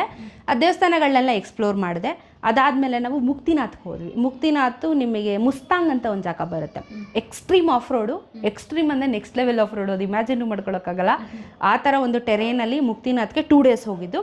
ಅಲ್ಲಿ ಹೋಗಿ ಆ ದೇವಸ್ಥಾನ ಹೈಯೆಸ್ಟ್ ಪೀಕಲ್ಲಿರೋದು, ನಮ್ಮ ಒಂದು ಏಷ್ಯಾದಲ್ಲಿ ಹೈಯೆಸ್ಟ್ ಪೀಕಲ್ಲಿ ಆ ದೇವಸ್ಥಾನ ಇದೆ. ಅಲ್ಲಿಗೆ ಹೋಗಿ ದೇವಸ್ಥಾನ ನೋಡಿಕೊಂಡು ನಾವು ಮುಕ್ತಿನಾಥ್ಗೆ ಹೋದರೆ ಮುಕ್ತಿ ಸಿಕ್ತು ಅನ್ನೋ ಥರ. ಸೊ ಕಾಶಿ, ಹರಿದ್ವಾರದಿಂದ ಹಿಡಿದು ರಾಮೇಶ್ವರದಿಂದ ಮುಕ್ತಿನಾಥ್ವರೆಗೂ ಟ್ರಾವೆಲ್ ಮಾಡಿಬಿಟ್ಟಿದ್ದೀನಿ ನಾನು. ನಂಗೆ ಆ ಮುಕ್ತಿ ಸಿಕ್ಬಿಟ್ಟಿದೆ ಆಲ್ರೆಡಿ ಲೈಫಲ್ಲಿ. ಎಲ್ಲ ಎಕ್ಸ್ಪ್ಲೋರ್ ಮಾಡಿದೆ. ಲೋಕಲ್ ಫುಡ್ಡು, ಲೋಕಲ್ ಜಾಗಗಳು, ಲೋಕಲ್ ಜನ, ಆಮೇಲೆ ಫ್ರೆಶ್ ಆ್ಯಪಲ್ಸ್ ಅಲ್ಲೇ ಗ್ರೋ ಮಾಡ್ತಾರೆ. ಅದೆಲ್ಲ ಒಂದು ಕೆಜಿ ಊಟನೇ ಇಲ್ಲ, ಬರೀ ಆ್ಯಪಲ್ಲೇ ತಿನ್ಕೊಂಡು ಜೀವನ ಮಾಡ್ಬಿಟ್ಟಿದ್ವಿ ನಾವು. ಓ ಮೈ ಗಾಡ್. ಫ್ರೆಶ್ ಆ್ಯಪಲ್ಸ್ ಎಲ್ಲ 10 ರೂಪಾಯಿ 20 ರೂಪಾಯಿ ಕೆಜಿ ಆ್ಯಪಲ್ಸ್. ಅಲ್ಲಿ ಬೆಳಿತಾರಲ್ಲ, ಫ್ರೆಶ್ ಮಾರ್ಕೆಟ್ ರೋಡಲ್ಲಿ ಮಾರ್ತಾ ಇರ್ತಾರೆ. ಹೆಂಗೆ ಕಾಶ್ಮೀರಲ್ಲಿ ಹೆಂಗೆ ಅದೇ ಥರ ಅಲ್ಲೂ ಹಾಗೆ ತಿನ್ಕೊಂಡು ಹಂಗೆ ಮಾಡ್ಕೊಂಡು ನೇಪಾಳಲ್ಲಿ ನನಗೆ ಮುಸ್ತಾಂಗ್ ಇಷ್ಟ ಆಯಿತು. ಕಾಮ್ ಪ್ಲೇಸು, ಚಿಕ್ಕ ಪುಟಾಣಿ ಊರು. ಆ ಪುಟಾಣಿ ಊರಲ್ಲೇ ತುಂಬ ನೋಡೋದಕ್ಕಿದೆ. ಹಾಟ್ ಸ್ಪ್ರಿಂಗ್ಸ್ ಅಂತಾರೆ. ಅಂಥ ಚಳಿ ಇದ್ರೂ ಅಲ್ಲಿ ಬಿಸಿನೀರು ಸಿಗುವಂಥ ಒಂದು ಕೆರೆ ಇದೆ. ಸೊ ಆ ಥರ ಒಂಥರ ಯೂನಿಕು, ಶಾರ್ಟ್ ಆ್ಯಂಡ್ ಸ್ವೀಟ್ ಆಗಿ. ಅದರಲ್ಲಿ ಮಕ್ಕಳು ಮಾತ್ರ ಆ್ಯಪಲ್ ಥರನೇ ಇದ್ರು. ಮಕ್ಕಳುಗಳು ಇಟ್ಟಿಟ್ಟಾಗಿ ಇಷ್ಟಿಷ್ಟಪ್ಪ ಕೆನೆ ಪಿಂಕ್ ಮಾಡಿಕೊಂಡು ಒಂಥರ ಸ್ಮಾಲ್ ಆ್ಯಂಡ್ ಕ್ಯೂಟ್ ಆಗಿರುವಂಥ ಒಂದು ಜಾಗ. ಸೊ ಅದೊಂದು ಸ್ವಲ್ಪ ಇಷ್ಟ ಆಯಿತು ನನಗೆ. ಈ ಜಂಗುಳಿಗಿಂತ ಒಂಥರ ಮೌಂಟೇನ್ಸಲ್ಲಿ ಜನ ಇರ್ತಾರಲ್ಲ, ಅದು ಒಂಥರ ಬೇರೆ ಥರನೇ ಫೀಲ್ಸ್ ಕೊಡೋ. ಇದು ಹಿಮಾಲಯಕ್ಕೆ ಏನಾದರೂ ರೈಡ್ ಮಾಡಿದ್ರೆ ಹತ್ತಿದ್ರ ಮೇಲೆ? ಹಿಮಾಲಯಕ್ಕೆ ಇಲ್ಲ, ಬಟ್ ನಾನು ಎಕ್ಸ್ಪೀರಿಯನ್ಸ್ ಮಾಡಿದೆ. ಮೌಂಟ್ ಎವರೆಸ್ಟ್ ಫ್ಲೈಟಲ್ಲಿ ಕರ್ಕೊಂಡು ಹೋಗ್ತಾರೆ. ಕಠ್ಮಂಡುವಿಂದ 10,000 ಚಾರ್ಜ್ ಆಗುತ್ತೆ 1 ಅವರ್. ಸೊ 7 ಪೀಕ್ಸ್ ಏನಿದೆ ನಮಗೆ ಹಿಮಾಲಯಾಸ್, ಪೀಕ್ಸ್ನ ಫುಲ್ಲು ಫ್ಲೈಟಲ್ಲಿ ತೋರಿಸ್ತಾರೆ. ಎವರೆಸ್ಟ್ ಕೂಡ ಕಾಣುತ್ತೆ. ಲಕ್ ಇರಬೇಕು, ಕ್ಲಿಯರ್ ಇರಬೇಕು, ಸ್ಕೈ ಕ್ಲಿಯರ್ ಇದ್ರೆ ಎಲ್ಲ ಕಾಣಿಸುತ್ತೆ. ಸೊ ಅದನ್ನ ಎಕ್ಸ್ಪೀರಿಯನ್ಸ್ ಮಾಡಿದೆ. ಓಕೆ, ಅಂದ್ರೆ ನೇಪಾಳ ಟ್ರಿಪ್ ಮುಗಿಸ್ಕೊಬರೋಷ್ಟು ಎಷ್ಟು ದಿನ ಆಯಿತು? ಇದು ಕಾಸ್ ರೈಡ್ ಆಗಿದ್ರಿಂದ 1 ತಿಂಗಳಾಯಿತು. ಓಕೆ, ಜಾಸ್ತಿ ದಿನ ಇರೋಂಗಿರ್ಲಿಲ್ಲ, ಅಷ್ಟು ದಿನ ಕಂಪ್ಲೀಟ್ ಮಾಡ್ಕೊಂಡು ಬರ್ಬೇಕು, ಮುಗಿಸ್ಕೊಂಡು ಬಂದೆ. ವಿಡಿಯೋ ಸ್ಟಾರ್ಟ್ ಮಾಡಿದ್ದು? ವಿಡಿಯೋ ಫಸ್ಟ್ ಸ್ಟಾರ್ಟ್ ಮಾಡಿದ್ದು ಧರ್ಮಸ್ಥಳಕ್ಕೆ ಹೋಗಿ ಬಂದ ಮೇಲೆ ಎಲ್ಲ ತೊಗೊಂಡೆ. ಅದಾದಮೇಲೆ ನಾನು ಕ್ಲಾಸಿಕ್ 350ಯಲ್ಲಿ ಸ್ಪಿಟಿ ರೈಡ್ ಹೋದೆ. ಸ್ಪಿಟಿ ಬರೋದು ಹಿಮಾಚಲ್ ಪ್ರದೇಶಲ್ಲಿ ಬರುತ್ತೆ. One of the toughest terrain. ಲಡಾಖ್ ಹೆಂಗೆ ಅದು ಏನು ಬ್ಯಾಚುಲರ್ ಡಿಗ್ರಿ ಆದರೆ ಇದೊಂಥರ ಡಿಪ್ಲೊಮೊ ಇದ್ದಂಗೆ ಅಂತ ಹೇಳ್ಬೋದು ಸ್ಪಿಟಿ ಅನ್ನೋ ಜಾಗ. ಸೊ ಇದೆಲ್ಲ ಒಂದು ಚಾಲೆಂಜಿಂಗ್ ರೈಡು, ಕಾಂಪಿಟೇಷನ್ ರೈಡ್ಸ್ ಆಗಿರುತ್ತೆ. ಯಾವ ಬೈಕರ್ನ ಕೇಳಿ ಲಡಾಖ್ ಸ್ಪಿಟಿ ಮಾಡಿದ್ದೀರಾ ಅಂದರೆ ಒಂದು ಗ್ರಾಜುಯೇಷನ್ ಆಗಿದೆ ಅನ್ನೋ ಥರ ಒಂದು ಬರುತ್ತೆ. ಅದಕ್ಕೆ ಎಲ್ಲರೂ ಇವೆರಡು ಪ್ಲೇಸ್ ಹೋಗೋದಕ್ಕೆ ಇಷ್ಟಪಡ್ತಾರೆ. ಯಾಕಂದರೆ ನಿಮಗೆ ಅಡ್ವೆಂಚರು, ನೆಕ್ಸ್ಟ್ ಲೆವೆಲ್ ಅಡ್ವೆಂಚರು. ನಿಮಗೆ ಮಾಮೂಲಿ ಟಾರ್ಮ್ಯಾಕ್ ರೋಡ್ ಸಿಗುತ್ತೆ, ಫುಲ್ಲು ಕಲ್ ರೋಡ್ ಸಿಗುತ್ತೆ, ಇಷ್ಟಿಷ್ಟು ನೀರುಗಳಿರ್ತವೆ, ನೀರಲ್ಲಿ ಗಾಡಿ ಓಡಿಸ್ಕೊಂಡು ಹೋಗ್ಬೇಕು, ಸ್ನೋ ಅಲ್ಲಿ ಗಾಡಿ ಓಡಿಸ್ಕೊಂಡು ಹೋಗ್ಬೇಕು, ಸ್ನೋ ಫಾಲ್ ಆಗುತ್ತೆ, ನಿಮಗೆಲ್ಲ ಮಳೆ ಬರುತ್ತೆ. ಅದು ಯಾವ ಥರ ಈ ಥರ ಲೋಕಲ್ ಮಳೆ ಎಲ್ಲ ಚಳಿ ತಡೆಯೋಕ್ಕಾಗಲ್ಲ ಅಂಥ ಮಳೆಗಳು. So all 5 climates at one position ಅಂದರೆ ಹಿಮಾಲಯಾಸ್. ಸೊ ಸ್ಪಿಟಿಗೆ ಹೋದಾಗ ಫಸ್ಟು ಎಕ್ಸ್ಪೀರಿಯನ್ಸ್ ಮಾಡಿದ್ದು ಸ್ನೋ ಅಲ್ಲೇ. ನಾನು -18 ಡಿಗ್ರೀಸಲ್ಲಿ ಬೈಕ್ ರೈಡ್ ಮಾಡಿದ್ದೆ. ಫುಲ್ ಸ್ನೋ, ರೋಡ್ ಕಾಣಿಸ್ತಿಲ್ಲ, ಇದು ವೈಸರೆಲ್ಲ ಸ್ನೋ, ಸ್ಪೆಕ್ಸ್ ಎಲ್ಲ ಸ್ನೋ. ಸೊ ತುಂಬ ಕಷ್ಟ ಬಿದ್ದು ಚಳಿ ತಡೆಯೋಕ್ಕಾಗ್ದಿರೆ ಎಕ್ಸಾಸ್ಟ್ಗೆಲ್ಲ ಕೈ ಇಟ್ಕೊಂಡು ತಡೆಯೋಕ್ಕಾಗಲ್ಲ, ಚಳಿ ಕೈಯೆಲ್ಲ ಫ್ರೋಸ್ಟ್ ಆಗಿಬಿಟ್ಟಿದೆ, ಏನೂ ಮೂಮೆಂಟ್ ಇಲ್ಲ, ಕೈ ಕಾಲೆಲ್ಲ, ಎದೆ ಎಲ್ಲ ನಡುಕ್ತಿತ್ತು ಚಳಿಗೆ ನಮಗೆ. ಎಲ್ಲ ಎಕ್ಸಾಸ್ಟ್ಗೆಲ್ಲ ಇಟ್ಕೊಂಡು ನಮಗೆ ನಾವೇ ಕಾಮ್ ಡೌನ್ ಮಾಡಿಕೊಂಡು ಏನೇನೋ ಜುಗಾಡುಗಳೆಲ್ಲ ಮಾಡಿ 10 ಜನ ಹುಡುಗರು, ನಾನೊಬ್ಳೆ ಹುಡುಗಿ. ಫಸ್ಟ್ ರೈಡೇ ಆ ಥರ ಚಾಲೆಂಜಿಂಗ್ ರೈಡ್ ಆಗಿತ್ತು ನಂದು.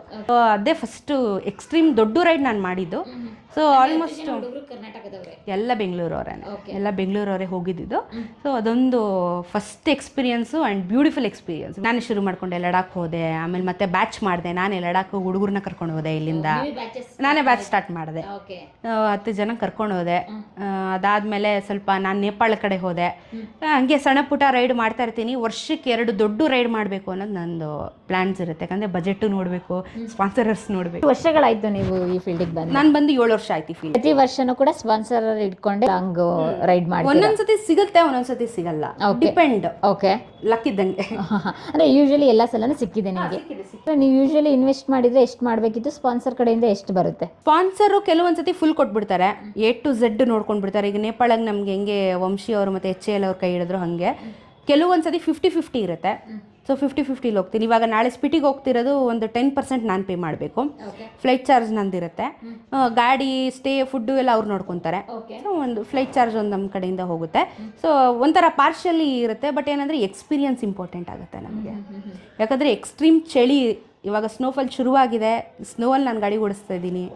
ಲೈಫ್ ಆ್ಯಂಡ್ ಡೆತ್ ರಿಸ್ಕ್ ಇದೆ ನನಗೆ. ನೆವರ್ ನೋ, ಒಳ್ಳೇದಾದ್ರೂ ಆಯಿತು, ಕೆಟ್ಟದಾದ್ರೂ ಆಯಿತು, ಯಾವುದಕ್ಕೂ ರೆಡಿ ಚಾಲೆಂಜ್ ಅಕ್ಸೆಪ್ಟೆಡ್ ಆಗಿದೆ. ಓಕೆ. ವಿಡಿಯೋ ಸ್ಪಿಟಿಗೆ ಹೋದಾಗ ಫಸ್ಟ್ ಬಿಟ್ಟಿದ್ದು ನಾನು. ಸೊ ಅಲ್ಲಿಂದಾನೇ ಶುರುವಾಗಿದೆ, ಆ್ಯಕ್ಚುಲ್ ಶುರುವಾಗಿದೆ ಅಲ್ಲಿಂದಾನೆ. ನಿಮ್ಗೆ ಯಾಕೆ ವಿಡಿಯೋ ಮಾಡಬೇಕು ಅಂತ ಅನ್ನಿಸ್ತು? ಯಾರು ಲೇಡೀಸು ಬೈಕ್ ರೈಡರು ಕರ್ನಾಟಕದಿಂದ ಕನ್ನಡ ಕಂಟೆಂಟ್ ಕ್ರಿಯೇಟರ್ಸ್ ಯಾರೂ ಇರಲಿಲ್ಲ ಬೈಕಲ್ಲಿ ಮಾಡುವಂಥವ್ರು. ಸೊ ಆ ಪೊಸಿಷನ್ ನಂದಾಗಿತ್ತು. ಅದಕ್ಕೆ ಕರ್ನಾಟಕದ ಮೊದಲ ಮಹಿಳಾ ಮೋಟೋ ವ್ಲಾಗರ್ ಆಗಿರೋದು. ಅಲ್ಲಿಂದ ಕನ್ಸಿಸ್ಟೆನ್ಸಿ ಕೊಟ್ಕೊಂಡು ಬಂದು 7 ವರ್ಷದಿಂದ ವಾರಕ್ಕೆ 3 ವಿಡಿಯೋ ನನ್ನ ಚಾನಲಲ್ಲಿ ಹೋಗುತ್ತೆ. ಎಷ್ಟೇ ಕಷ್ಟ ಇದ್ರೂ ಏನಾದರೂ ಮಾಡೋದು, ಜುಗಾಡ್ ಮಾಡೋನ್ ಕಂಟೆಂಟ್ ಇರ್ತಿತ್ತು. ಅವಾಗೆಲ್ಲ ಯಾವ್ದ್ರಲ್ಲಿ ಎಡಿಟಿಂಗ್ ಮಾಡ್ತೀರಾ? ಅಲ್ಲೇನೆ ಎಡಿಟಿಂಗ್ ಮಾಡಾಕ್ತಾ ಇದ್ದಿದ್ದ ಅಥವಾ ಇಲ್ಲಿ ಬಂದು ಎಡಿಟ್ ಮಾಡ್ತೀನಿ? ನಾನು ಯೂಶಲಿ ಏನು ಮಾಡ್ತೀನಿ, ರೈಡ್ ಮಾಡಿ ಸಂಜೆ ಅಷ್ಟೊತ್ತಿಗೆ ಒಂದು 6 ಗಂಟೆ ವೈಂಡಪ್ ಆಗುತ್ತಲ್ಲ, 1 ಅವರ್ ರೆಸ್ಟ್ ಮಾಡ್ತೀನಿ, ಇನ್ನು 1 ಅವರ್ ಎಡಿಟಿಂಗ್ ಮಾಡಿಬಿಟ್ಟು ಊಟ ಮಾಡಿ ಮಲಗಿಬಿಡ್ತೀನಿ. ಅವತ್ತೇ ಪೋಸ್ಟ್ ಆಗಿಬಿಡುತ್ತೆ ನಂದು. ಓಕೆ, ಫಾಸ್ಟ್ ಇದ್ದೀನಿ ನಾನು. ಹಂಗಾದ್ರೆ ಟೈಮೇ ತಗೊಳ್ಳಲ್ಲ? ಇಲ್ಲ. ಲ್ಯಾಪ್ಟಾಪ್ ಎಲ್ಲ ಕ್ಯಾರಿ ಮಾಡ್ತೀರಾ? ಲ್ಯಾಪ್ಟಾಪ್ ವರ್ಕ್ ಆಗಲ್ಲ ನಂದು. ಓಕೆ, ಮೊಬೈಲೆಲ್ಲ ಎಡಿಟ್ ಮಾಡ್ತೀರಾ? ಆ್ಯಪ್ ಯೂಸ್ ಮಾಡೋದು? ಇವಾಗ ರೀಸೆಂಟಾಗಿ ಕ್ಯಾಪ್ ಕಟ್ಟು, ಅವಾಗೆಲ್ಲ ಕೆನಿ ಮಾಸ್ಟರ್ ಇನ್ಶಾಟ್. ಓಕೆ, ಅಷ್ಟು ಬೇಗ ಎಲ್ಲ ಎಡಿಟಿಂಗ್ ಎಲ್ಲ ಆಗದ? ಕಲಿತಾ ಕೋತಿವಿಧಿ ಅಂತಾರಲ್ಲ, ಆ ಥರ ಇವಾಗ ಆಡಿಸ್ಬಿಡ್ತೀನಿ ಎಲ್ಲ. ಓಕೆ, ಎಷ್ಟು ಟೈಮ್ಗೊಂದ್ಸಲ ನೀವು ಬ್ರೇಕ್ ತಗೊಳ್ತೀರಾ ಲಾಂಗ್ ಜರ್ನಿ ಹೋಗ್ಬೇಕಾದ್ರೆ? ಇವಾಗ ಅದು ಒಂಥರ ನಾವು ಉಚ್ಕುದ್ರೆ ಇದ್ದಂಗೆ. ಒಂದು ಸತಿ 10 ಕೂತ್ರೆ 850 ತನಕ ನಾನ್ ಸ್ಟಾಪ್ ಹೊಡೆದಿದ್ದೀವಿ.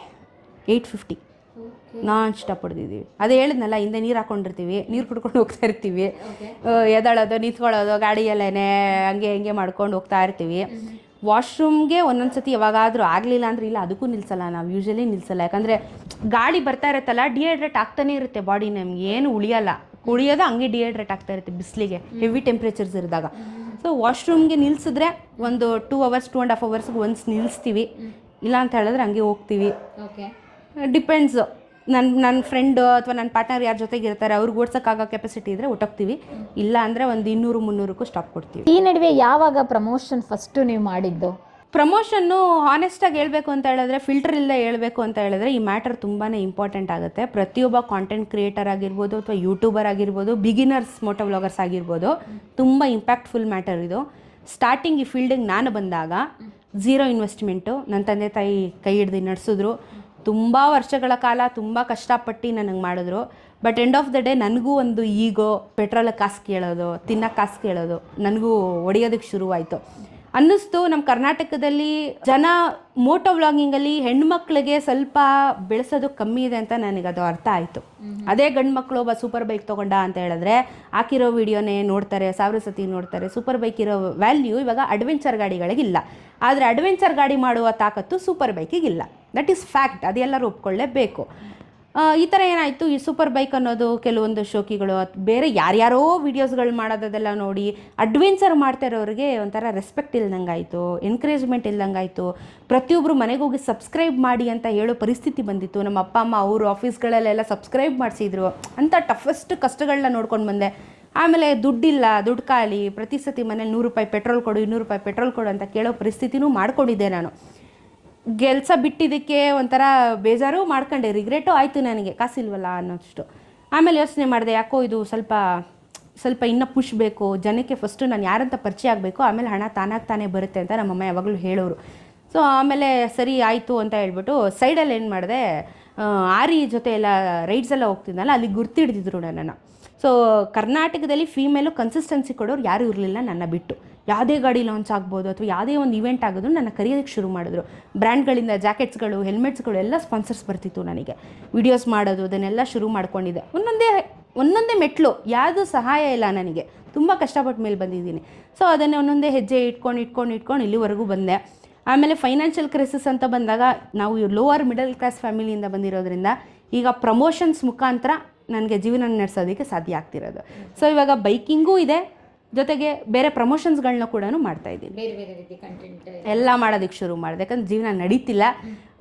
ಒಬ್ಬ ಕಾಂಟೆಂಟ್ ಕ್ರಿಯೇಟರು ಬೇಸಾಗಿ ಒಂದು ಜಾಬ್ ಇಟ್ಕೊಂಡು ಇದನ್ನು ಪಾರ್ಟ್ ಟೈಮ್ ಮಾಡಿದರೆ, ಯಾಕಂದರೆ ರೊಟೇಷನ್ ಇರುತ್ತೆ ಫೈನಾನ್ಸು.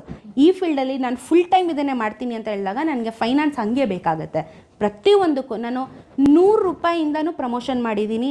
ಇವತ್ತೊಂದು 10,000 ರೂಪಾಯಿಗೆಲ್ಲ 20,000 ರೂಪಾಯಿ ಪ್ರಮೋಷನ್ ದುಡ್ಡು ನಾನು ತೊಗೊಂಡಿದ್ದೀನಿ. 100 ರೂಪಾಯಿಂದ ಬಿಟ್ಟಿ ಕೆಲಸನೂ ಮಾಡಿದ್ದೀನಿ. ಯಾಕಂದರೆ ಬೆಳಿಬೇಕು ಅಂತ ಹೇಳಿದ್ರೆ ಎಲ್ಲ ಥರನೂ ಮಾಡಿ ನೋಡಬೇಕು. ನಮ್ಮ ಲಿಮಿಟೇಷನ್ ಏನಿದೆ ಆ ಲಿಮಿಟೇಷನಲ್ಲಿ ಮಾಡೋಣ, ಕೆಟ್ಟ ರೀತಿಯಲ್ಲಿ ಅದಕ್ಕೂ ಹೋಗಬಾರ್ದು. ಸೊ ಅಲ್ಲಿಂದ ಇವತ್ತು ಇಲ್ಲಿವರೆಗೂ ಬಂದಿದ್ದೀನಿ. ಅದು ನನ್ನ ಒಬ್ಬಳ ಶ್ರಮ, ಜೊತೆಗೆ ತಂದೆ ತಾಯಿ ಸಪೋರ್ಟ್. ಮಂತ್ಲಿ ಎಷ್ಟು ಇನ್ಕಮ್ ಬರಬಹುದು ಪ್ರಮೋಷನ್ ಎಲ್ಲ ಸೇರಿ? ಪ್ರಮೋಷನ್ನಿಂದ ನನಗೆ ಪ್ರಮೋಷನ್ನು ತುಂಬ ಸೀರಿಯಸ್ ಆಗಿ ಈಗ ಒಂದು 6 ತಿಂಗಳಿಂದ ತೊಗೊಂಡಿರೋದು. ಯಾವಾಗ ಅಂದರೆ ನನಗೆ ತುಂಬ ಅವಮಾನ ಆಗೋಯ್ತು. ಆ್ಯಂಡ್ರಾಯ್ಡ್ ಫೋನಲ್ಲಿ ವೀಡಿಯೋಗಳನ್ನ ಮಾಡಬೇಡಿ ನೀವು, ಆ್ಯಂಡ್ರಾಯ್ಡ್ ಫೋನಲ್ಲೆಲ್ಲ ಕ್ವಾಲಿಟಿಗೆ ಬರಲ್ಲ ಅಂತ ತುಂಬ ಅವಮಾನಗಳು ಶುರು ಮಾಡಿಕೊಂಡ್ರು ನನಗೆ. ಅದಾದಮೇಲೆ ಅದನ್ನೇ ಹಿಂಗೆ ಡಿಸ್ಕಸ್ ಮಾಡಿದೆ ಪೇರೆಂಟ್ಸ್ ಹತ್ರ. ಅವಾಗ ನಮ್ಮಪ್ಪ ನೀನು ಆ ಥರ ಎಲ್ಲ ನೊಂದ್ಕೋಬೇಡ ಅಂತ ಹೇಳಿ ಇಮಿಡಿಯೇಟಾಗಿ ಕ್ಯಾಶ್ ಕೊಟ್ಟು ಫೋನ್ ಕೊಡಿಸಿದ್ರು ನನಗೆ. ನಮ್ಮಪ್ಪ ಆ್ಯಪಲ್ ಫೋನ್ ಕೊಡಿಸಿದ್ದು ನನ್ನ ಲಕ್ಕೆ ನಸೀಬೆ ಟ್ವಿಸ್ಟ್ ಆಗೋಯ್ತು. ಆಪಲ್ ಥರನೇ ಫುಲ್ ಅರ್ಧ ಕಚ್ಚಿರೋ ಆ್ಯಪಲ್ ಥರ ನನ್ನ ಫುಲ್ ಕಚ್ಚಿರೋ ಲೈಫ್ ಆಗೋಯ್ತು ಇವಾಗ. ಸೊ ಪ್ರಮೋಷನ್ಸ್ಗೆ ನನಗೊಂದು ವ್ಯಾಲ್ಯೂ ಬಂತು. ವ್ಯಾಲ್ಯೂ ಅನ್ನೋದಕ್ಕಿಂತ ಜನ ಏನು ಗೊತ್ತಾ, ಇವಾಗ ಅವಾಯ್ ಚಪ್ಪಲಿ ಹಾಕೊಂಡೋದ್ರೂ, ಒಂದು ಕ್ರಾಕ್ಸ್ ಹಾಕೊಂಡೋದ್ರೂ ಅಥವಾ ಒಂದು ಶೂ ಹಾಕೊಂಡೋದ್ರೆ ಹೆಂಗೆ ಜಡ್ಜ್ ಮಾಡ್ತಾರೆ. ಇವಾಗ ಫೋನ್ ನೋಡಿ ಜಡ್ಜ್ ಮಾಡ್ತಾರೆ ಜನ. ಏನು ಮಾಡೋಕ್ಕಾಗಲ್ಲ, ಸಮಾಜ ಹಂಗಿದೆ. ಟೆಕ್ನಾಲಜಿ ತಕ್ಕನಂಗೆ ನಾವು ಬದಲಾಗಬೇಕಿಲ್ಲ ಅಂತಲ್ಲ. ಸೊ ಈ ಥರ ಬದಲಾದೆ, ಪ್ರಮೋಷನ್ಸ್ ಮಾಡೋಕ್ಕೆ ಶುರು ಮಾಡಿದೆ. ಇವಾಗ ಸ್ವಲ್ಪ ಕೈ ಹಿಡಿತಿದೆ. ಇವಾಗ ಪರವಾಗಿಲ್ಲ, ಒಂದು ತಿಂಗಳಿಗೆ ಒಂದು 50,000 ಅಷ್ಟು ದುಡ್ಕೋತೀನಿ. ಯೂಟ್ಯೂಬಿಂದ ಅಷ್ಟೊಂದು ಇನ್ಕಮ್ ಇಲ್ಲ ನನಗೆ. ಫಸ್ಟ್ ಪೇಮೆಂಟ್ ಯಾವಾಗ ಬಂತು? ಫಸ್ಟ್ ಪೇಮೆಂಟು ನಾನು ಶುರು ಮಾಡಿ 2 ವರ್ಷಕ್ಕೇನೋ ಬಂತು, 8,000. ಓಕೆ, $100 ಅಷ್ಟೇ ಬಂದಿರೋದು. ಸೊ ಅದಾದಮೇಲೆ ಬಂತು. ಅಂದರೆ ಕಂಟಿನ್ಯೂಸ್ ಆಗಿ ನಂಗೆ ತಿಂಗಳ ಯೂಟ್ಯೂಬಿಂದ ದುಡ್ಡು ಬರುತ್ತೆ ಅಂತಿಲ್ಲ. 6 ತಿಂಗಳಿಗೊಂದ್ಸತಿ, 4 ತಿಂಗಳಿಗೊಂದ್ಸತಿ ಬಂದ್ರೂ 10,000 to 11,000 ಬರುತ್ತೆ ಅಷ್ಟೇ. ಯಾಕಂದರೆ ಟ್ರಾವೆಲ್ ಕಂಟೆಂಟು ನನಗೆ ಗೊತ್ತಿಲ್ಲ. ನಾನು ಎಷ್ಟೊಂದು ಎಫರ್ಟ್ ಹಾಕ್ತೀನಿ, ಹಿಸ್ಟ್ರಿ ತೋರಿಸ್ತೀನಿ, ಕಲ್ಚರ್ ತೋರಿಸ್ತೀನಿ, ಫುಡ್ ತೋರಿಸ್ತೀನಿ, A to Z ತೋರಿಸ್ತೀನಿ. ನಮ್ಮ ಜನ ಯಾಕೆ ನೋಡಲ್ಲ? ಅದೇ ಹುಡುಗ ಮಾಡಿಬಿಟ್ರೆ ಹಿ ಅಂತ ತಲ್ಕಿರ್ಕೊಂಡು ನೋಡ್ತಾರೆ. ಹುಡುಗಿರು ಇಷ್ಟೆಲ್ಲ ಲೈಫಲ್ಲಿ ರಿಸ್ಕ್ ತೊಗೊಂಡು ಹೋದ್ರೂ ನೋಡ್ತಿಲ್ಲ. ನನಗೆ ಗೊತ್ತಿಲ್ಲ ಯಾಕೆ ಅಂತ. ಸೊ ಮೇ ಬಿ ಎಲ್ಲದಕ್ಕೂ ಒಂದು ಟೈಮ್ ಬರಬೇಕು, ಕಾಯೋಣ. ನನ್ನ ಎಫರ್ಟ್ ಖಂಡಿತ ಇರುತ್ತೆ. ಯಾರು ನೋಡಿಲ್ಲ ಅಂದರೂ ನಾನೇ ಇನ್ನೊಂದಿನ ನನ್ನ ಮುಂದೆ ಆಗೋ ಮಕ್ಳಿಗೆ ಅದು ವೀಡಿಯೋ ತೋರಿಸ್ತೀನಿ, ನೋಡ್ರಿ ನಾನು ಮಾಡಿದ್ದೀನಿ ಅಂತ. ಸಾಕು. ಅಂದರೆ ನೀವು ಜಾಸ್ತಿ ಆಕ್ಟಿವ್ ಆಗಿರೋದು ಎಲ್ಲಿ? ನಿಮಗೆ ಇನ್ಸ್ಟಾನಾ? ನಾನು ಎಲ್ಲ ಕಡೆ ಆಕ್ಟಿವ್ ಇದ್ದೀನಿ. ಓಕೆ, ಇನ್ಸ್ಟಾ, ಫೇಸ್ಬುಕ್ಕು, ಯೂಟ್ಯೂಬ್ ಎಲ್ಲ ಕಡೆ ಆಕ್ಟಿವ್. ಲಾಸ್ಟ್ ರೈಡ್ ಯಾವುದು ನಿಮ್ಮದು? ಲಾಸ್ಟ್ ರೈಡು ಮೊನ್ನೆ ಚಿಕ್ಕಮಗಳೂರು ಹೋಗಿದೆ. ಚಿಕ್ಕಮಗಳೂರು ಟೂರಿಸಂ ಪ್ರಮೋಷನ್ ಮಾಡಿಸಿದ್ರು. ಟೂರಿಸಂ ಡಿಪಾರ್ಟ್ಮೆಂಟಿಂದ ಇನ್ವಿಟೇಷನ್ ಬಂದಿತ್ತು. ಈ ಥರ ಬರ್ತಾ ಇರುತ್ತೆ ನನಗೆ ಡಿಪಾರ್ಟ್ಮೆಂಟ್ಗಳಿಂದ. So Bhadra tiger reserve forest unexplored ಚಿಕ್ಕಮಗಳೂರನ್ನ ಎಕ್ಸ್ಪ್ಲೋರ್ ಮಾಡಿ ಅಲ್ಲೆಲ್ಲ ಬಿದ್ದು ಕಾಲೇಟ್ ಮಾಡ್ಕೊಂಡು ಬಂದು, ಅದೇ ಇವಾಗ ರೀಸೆಂಟಾಗಿ ಹೋಗಿದ್ದು. ಅದಾದಮೇಲೆ ಇವಾಗ ನೆಕ್ಸ್ಟ್ ರೈಡ್ ಇರೋದ್ರಿಂದ ನಾನು ಸಣ್ಣ ಪುಟ್ಟ ರೈಡ್ ಮಾಡಲ್ಲ, ಯಾಕಂದರೆ ನೆಕ್ಸ್ಟ್ ದೊಡ್ಡ ರೈಡ್ ನಡೀತಿದೆ. ನೆಕ್ಸ್ಟ್ ವೀಕ್ ರೈಡ್ ಇದೆ ನನಗೆ. ಇದಕ್ಕೆ 10 ಜನ ಫೀಮೇಲ್ಸ್ ಸೆಲೆಕ್ಟ್ ಆಗಿರೋದು. ಇಂಡಿಯಾ, ಆಲ್ ಓವರ್ ಇಂಡಿಯಾದಿಂದ. ಕರ್ನಾಟಕದಲ್ಲಿ ಮೋಟೋ ವ್ಲಾಗರ್, ಫೀಮೇಲ್ ಮೋಟೋ ವ್ಲಾಗರಲ್ಲಿ ನಾನೇ ಸೆಲೆಕ್ಟ್ ಆಗಿರೋದು. ನನ್ನ ಜೊತೆಗೆ ಇನ್ನೂ 2 ಹುಡುಗಿರಿದ್ದಾರೆ ಬೆಂಗಳೂರಿಂದ. ಇದು ಸ್ಪಿಟಿ, ಹಿಮಾಚಲ್ಗೆ ಎಕ್ಸ್ಟ್ರೀಮ್ ವಿಂಟರ್ ರೈಡ್ ಮಾಡ್ತಾ ಇದ್ದೀವಿ. ಫುಲ್ ಸ್ನೋ ಅಲ್ಲಿ, ಎಕ್ಸ್ಪೆಕ್ಟೆಡ್ -28 ಡಿಗ್ರೀಸ್. ಒಂದು ವಾರ 10 ಡೇಸ್ ಆಗುತ್ತೆ. ಓಕೆ, ಏನೆಲ್ಲ ಹೊಸದಾಗಿ ಪರ್ಚೇಸ್ ಮಾಡಿದ್ರೆ? ಏನೂ ಇಲ್ಲ, ನನ್ನ ಹತ್ರ ಎಲ್ಲ ಇದೆ. So fully packed. ಸಣ್ಣ ಪುಟ್ಟ ಅಂದರೆ ಅದು ಇದು ಏನಾದರೂ ಸಣ್ಣ ಪುಟ್ಟ ಶಾಪಿಂಗ್ ಇರ್ತವೆ, ವಿಂಟರ್ಸ್ ಅಲ್ವಾ. ಸೊ ಏನಾದರೂ ಒಂದು ಸ್ವಲ್ಪ ವಾರ್ಮರ್ಸ್ ಅವು ಇವು ತೊಗೋಬೇಕು. ನಿಮ್ಮ ಅಮ್ಮ ಮಾಡಿ ಎಲ್ಲ ಕೊಡ್ಸಿದ್ರು. ನಿಮ್ಮ ಅಮ್ಮಂಗೆ ಏನೆಲ್ಲ ಕೊಡಿಸಿದ್ರಿ? ಅವ್ರು ಏನಾರು ಖುಷಿ ಪಡಿಸಿದ್ರಾ? ಏನಾದರೂ ರಿಟರ್ನ್ ಏನಾರು ಕೊಟ್ಟು? ಕೊಟ್ಟಿದ್ದೀನಿ. ಆ್ಯಕ್ಚುಲಿ ಹೇಳ್ಬೇಕಂದ್ರೆ ನಮ್ಮ ಅಪ್ಪ ಅಮ್ಮ ಇಬ್ಬರೂ ನನ್ನಿಂದ ತುಂಬಾ ಕಳ್ಕೊಂಬಿಟ್ಟಿದ್ದಾರೆ. ತುಂಬಾ ಎಲ್ಲ ನನ್ನ ಬಗ್ಗೆ ಮಾತಾಡೋದು, ಅವ್ರಿಗೆ ನೋವಾಗೋದು, ಕೆಲವರು ಮಾತುಗಳಾಡಿದಾಗ ಅವ್ರಿಗೆ ನೋವು, ಅದೆಲ್ಲ ನನ್ನ ಹತ್ರ ಹೇಳ್ಕೊಂಡಿಲ್ಲ. ಬಟ್ ನನಗೆ ಆ್ಯಸ್ ಎ ಡಾಟರ್ ನಂಗೆ ಅರ್ಥ ಆಗುತ್ತದು. ತುಂಬ ಕಳ್ಕೊಂಡಿದ್ದಾರೆ. ಸ್ಪೆಷಲಿ ಅಮ್ಮನ ಬಗ್ಗೆ ಮಾತಾಡಿದ್ರೆ ನನಗೋಸ್ಕರ ತುಂಬ ಹಣ ಖರ್ಚು ಮಾಡಿದ್ದಾರೆ, ಒಡವೆಗಳು ಕಳ್ಕೊಂಡಿದ್ದಾರೆ, ಸಾಲ ಮಾಡ್ಕೊಂಡಿದ್ದಾರೆ, ಎಲ್ಲನೂ ಮಾಡಿದ್ದಾರೆ. ನಾನು ಅವ್ರಿಗೆ ಪ್ರತಿ ಒಂದು ಸತಿನೂ ಅವರು ಒಂದೊಂದು ಒಡವೆನೂ ಮಾರ್ಕೊಂಡಾಗ ಅಥವಾ ನನಗೋಸ್ಕರ ಮಾರ್ಕೊಂಡಾಗ ನಾನು ಅವ್ರಿಗೆ ಪ್ರಾಮಿಸ್ ಮಾಡ್ತಾಯಿದ್ದೆ ಇದು ಒಂದೇ ವಿಚಾರ, ಅಮ್ಮ ಇವತ್ತು ನನಗೋಸ್ಕರ ಇದನ್ನು ಮಾಡ್ತಿದ್ಯಾ, ಮುಂದೊಂದು ದಿನ ನಿನಗೆ ಇದನ್ನೆಲ್ಲ ನಾನು ತಂದುಕೊಡ್ತೀನಿ ಅಂತ. ಇಷ್ಟು ವರ್ಷ ಶ್ರಮದಲ್ಲಿ ಈ ವರ್ಷ ನಮ್ಮ ಅಮ್ಮನಿಗೆ 2 ಜೊತೆ ಚಿನ್ನದ ಓಲೆ ತೆಕ್ಕೊಟ್ಟೆ. ಓ my god, great.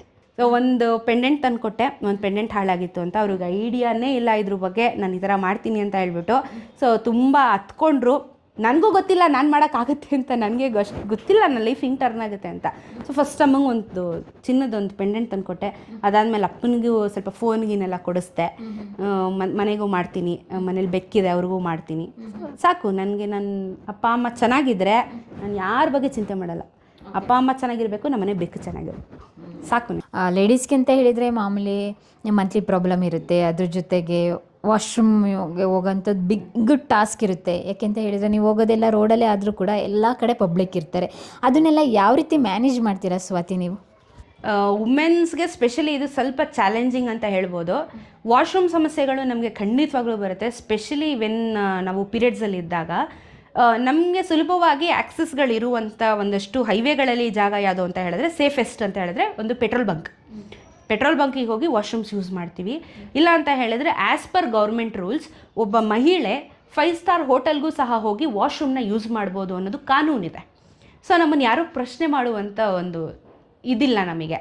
So washrooms Cafe, Coffee Day, McDonald's ಎಲ್ಲ ಹೈವೇಸ್ಗಳಲ್ಲಿ, ರೆಸ್ಟೋರೆಂಟ್ಗಳಲ್ಲಿ, ಡಾಬಾಗಳಲ್ಲೆಲ್ಲ ಸಿಗ್ತಾವಲ್ಲ, ಅಲ್ಲಿ ಹೋಗಿ ವಾಶ್ರೂಮ್ಸ್ ಯೂಸ್ ಮಾಡ್ಕೋತೀವಿ ನಾವು. ಸೊ ಆ ಥರ ಲಿಯಬಿಲಿಟೀಸ್ ಇರುತ್ತೆ. ಸೊ ಜೊತೆಗೆ ವೆದರಲ್ಲೂ ಸಹ ನಮಗೆ ಸ್ವಲ್ಪ ಸಮಸ್ಯೆಗಳು ಎದುರಾಗುತ್ತೆ. ತುಂಬ ಮಳೆ ಬಂದಾಗ, ಚಳಿ ಬಂದಾಗ ಆ್ಯಸ್ ಎ ವುಮೆನ್ ಸ್ವಲ್ಪ ಬೇರ್ ಮಾಡೋದು ಕಷ್ಟ ಆಗುತ್ತೆ. ಸೊ ಅದನ್ನೆಲ್ಲ ಸ್ವಲ್ಪ ಚಾಲೆಂಜಿಗಾಗಿ ತೊಗೋಬೇಕು ಅಂತಾರೆ. ಗಂಡು ಮಕ್ಳ ಥರನೇ ಆಲ್ಮೋಸ್ಟ್ ನಾವು ಇರ್ತೀವಿ. ವಾಶ್ರೂಮ್ಸ್ಗಳಲ್ಲಿ ಇನ್ಫೆಕ್ಷನ್ಸ್ ಆಗೋದು ಅದೆಲ್ಲ ನಮಗೆ ತುಂಬ ಸಮಸ್ಯೆ ಇರುತ್ತೆ. ಆಮೇಲೆ ಏನಾದರೂ ನಮಗೇನಾದರೂ ಮಾಡಿಬಿಡ್ತಾರಾ ಅನ್ನೋದು ಒಂದು ಅಟ್ಯಾಕ್ಗೆ, ಅದು ಎಲ್ಲೋ ನಾವು ಏನೇ ಹೇಳಿದ್ರೂ ಒಂದು ಹೆಂಟನ ಅನ್ನೋದು ಒಳಗಡೆ ಇದ್ದೇ ಇರುತ್ತೆ, ಒಂದು ಭಯಾನ ಇದ್ದೇ ಇರುತ್ತೆ ಲೈಫಲ್ಲಿ. ಇದೆಲ್ಲ ಚಾಲೆಂಜ್ ತೊಗೋಬೇಕು ನಾವು. ಆಮೇಲೆ ಗಾಡಿಯ ಮೆಕ್ಯಾನಿಕ್ಸ್ನ ನಾವು ಕಲ್ತಿರಬೇಕು. Basic knowledge of a biker, women ಆಗಲಿ ಮೆನ್ ಆಗಲಿ. ಗಾಡಿನ ಜುಗಾಡು ಎಕ್ಸ್ಟ್ರೀಮ್ ಮಾಡೋಕ್ಕೆ ಯಾರಿಗಾಗಲ್ಲ, ಸ್ವಲ್ಪ ಬೇಸಿಕ್ ನಾಲೆಜ್ ಇರಬೇಕು.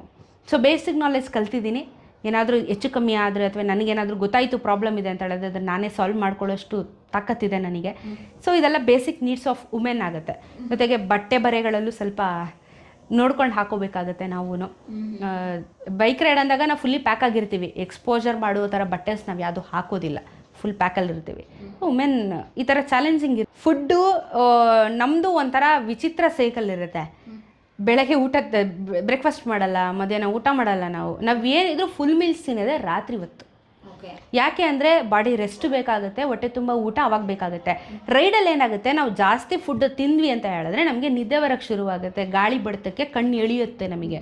ನಾವೇನು ಮಾಡ್ತೀವಿ, ಎಳ್ಳೀರು, ಜ್ಯೂಸು, ಗ್ಲೂಕೋಸು ಅಥವಾ ಎಲ್ಲಾದರೂ ಫ್ರೆಶ್ ಫ್ರೂಟ್ಸ್ ಸಿಗ್ತಾ ಇದೆ ನಮಗೆ ಅಂತ ಹೇಳಿದ್ರೆ ಫ್ರೆಶ್ ಫ್ರೂಟ್ಸ್ನ ತಿನ್ಕೊಳ್ಳೋಕೆ ಶುರು ಮಾಡ್ತೀವಿ. ಅನ್ನ ಅದೆಲ್ಲ ಕಮ್ಮಿ ಮಾಡಿ ಚಪಾತಿ, ರೊಟ್ಟಿ ಆ ಥರ ಏನಾದರೂ ಸಿಕ್ಕಿದ್ರೆ ಅದನ್ನು ಇಂಟೇಕ್ ಮಾಡ್ತೀವಿ. ಇಲ್ಲ ತರಕಾರಿ ಸಿಕ್ಬಿಟ್ರು ತೊಳೆದ್ಬಿಟ್ಟು ಅಲ್ಲೇ ತಿನ್ಕೊಂಡ್ಬಿಡ್ತೀವಿ. ಸೊ ಫುಡ್ ಕಮ್ಮಿ, ರಾತ್ರಿ ಫುಲ್ ಬ್ಯಾಟಿಂಗ್ ಮಾಡಿ ನಿದ್ದೆ ಮಾಡ್ತೀವಿ. ನನ್ನ ಬಾಡಿ ಒಂಥರ ವಿಚಿತ್ರ. ಇವಾಗ ಹಿಂಗಿರ್ತೀನಿ, ಇವಾಗ ನೆಕ್ಸ್ಟ್ 10 ದಿನ ರೈಡ್ ಹೋಗಿ ಬಂದಮೇಲೆ ಒಂದು ರೌಂಡ್ ಇಳ್ದಿರ್ತೀನಿ. ಆಮೇಲೆ ಮತ್ತೆ ಮನೆ ಊಟ ತಿಂದು ಮತ್ತೆ ಒಂದು ರೌಂಡ್ ದಪ್ಪ ಆಗ್ತೀನಿ. ಬಟ್ ನನ್ನ ಪರ್ಸ್ನಾಲಿಟಿ ಮೊದಲಿಂದ ಹಿಂಗೆ ಇರೋದು. ಸೊ ಹಿಂಗೆ ಇದ್ದೀನಿ ನಾನು. Okay, healthy body. ಹೆಲ್ತಿ ಬಾಡಿನೇ. ಟೈಮ್ ಕರ್ನಾಟಕದ ಜನತೆ ನೀವೆಲ್ಲರೂ ಹೋಗ್ಬೇಕಾಗಿ ಗುರ್ತಿಸಿದ್ದೆ ಹೇಗೆ? ಸ್ವಾತಿನ ಗುರ್ತಿಸೋಕ್ಕೆ ಸ್ವಾತಿ ಯಾವಾಗಲೂ ಕವರ್ ಆಗೇ ಇರ್ತಾರಲ್ಲ. ಅದೇ ಬೈಕ್ ನಾ ಹೇಳಿದ್ನಲ್ಲ, ನನ್ನನ್ನು ಗುರ್ತಿಸಿಲ್ಲ ಅಂದ್ರೂ ಬೈಕ್ ನೋಡ್ಬಿಟ್ಟು ನಾನು ಅಂತ ಗುರ್ತಿಸ್ತಾರೆ ಬಿಕಾಸ್ ಆಫ್ ಭೀಮಾ.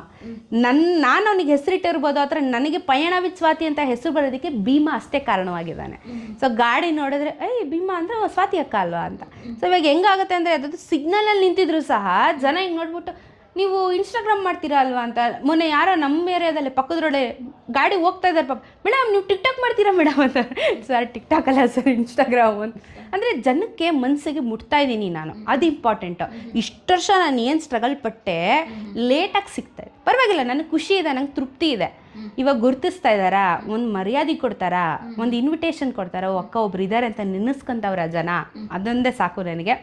ಸೊ ಗುರ್ತಿಸ್ತಾ ಇದ್ದಾರೆ, ಖುಷಿ ಇದೆ, ಅದೇ ಅಲ್ವಾ ಬೇಕಾಗಿರೋದು. ಅಷ್ಟೇ ಸಾಕು ನನಗೆ. ನೆಕ್ಸ್ಟ್ ರೈಡ್ಗೆ all the best. Thank you very much. Thank you. ಇಷ್ಟೊತ್ತು ನನ್ನ ಕತೆಗಳನ್ನ ಕೇಳಿಸ್ಕೊಂಡು ನೀವು ಇಷ್ಟೊಂದು ಟೈಮ್ ಕೊಟ್ಟಿದ್ದಕ್ಕೆ thank you very much. And digital ಮಾಧ್ಯಮದವ್ರಿಗೆ ಹೃದಯಪೂರ್ವಕವಾಗಿ ಧನ್ಯವಾದಗಳು. ನನ್ನ ಗುರುತಿಸಿ ಫಸ್ಟ್ ಟೈಮ್ ನೀವು ನಾನು ಹೋಮ್ ಟೂರ್ ಮಾಡಿರೋದು, ಇದುವರೆಗೂ ಯಾರೂ ಮಾಡಿಲ್ಲ, ನಾನೇ ನನ್ನ ಚಾನಲಲ್ಲಿ ಮಾಡಿಲ್ಲ.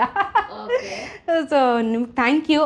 ಚಿಕ್ಕದಾಗಿರೋ ಮನೆಯಲ್ಲಿ ಇಷ್ಟೊಂದು ತೋರಿಸಿದ್ದೀರಾ. ಸೊ ಇದ್ರ ಜೊತೆಗೆ ಕನ್ನಡದಲ್ಲಿ ತುಂಬ ಜನ ಕಾಂಟೆಂಟ್ ಕ್ರಿಯೇಟರ್ಸ್ಗಳಿದ್ದಾರೆ, ಎಲ್ಲರಿಗೂ ಸಪೋರ್ಟ್ ಮಾಡಿ, ಕನ್ನಡದ ಬಗ್ಗೆ ಸ್ವಲ್ಪ ಅರಿವು ಮೂಡಿಸೋಣ. ಕನ್ನಡನ ಉಳಿಸ್ಬೇಕು, ನಾವು ಬೆಳೆಸಬೇಕು, ಫ್ಯೂಚರ್ ಜನ್ರೇಷನ್ಗೆ ನಮ್ಮ ಭಾಷೆ ಉಳಿಬೇಕು, ನಮ್ಮ ಸಂಸ್ಕೃತಿ ಉಳಿಬೇಕು ಅನ್ನೋದೊಂದು ಉದ್ದೇಶ. ದಯವಿಟ್ಟು ನನಗೆ ಸಪೋರ್ಟ್ ಮಾಡಿ. ತುಂಬ ರೈಡ್ಸ್ಗಳನ್ನ ಮಾಡ್ತೀನಿ, ತುಂಬ ಒಳ್ಳೆ ವಿಚಾರಗಳನ್ನ ಹಂಚ್ಕೋತೀನಿ. ನನಗೂ ಸಪೋರ್ಟ್ ಮಾಡಿದ್ರೆ ಖುಷಿ ಆಗುತ್ತೆ. ಸೊ ಥ್ಯಾಂಕ್ ಯು ಎಲ್ರಿಗೂ.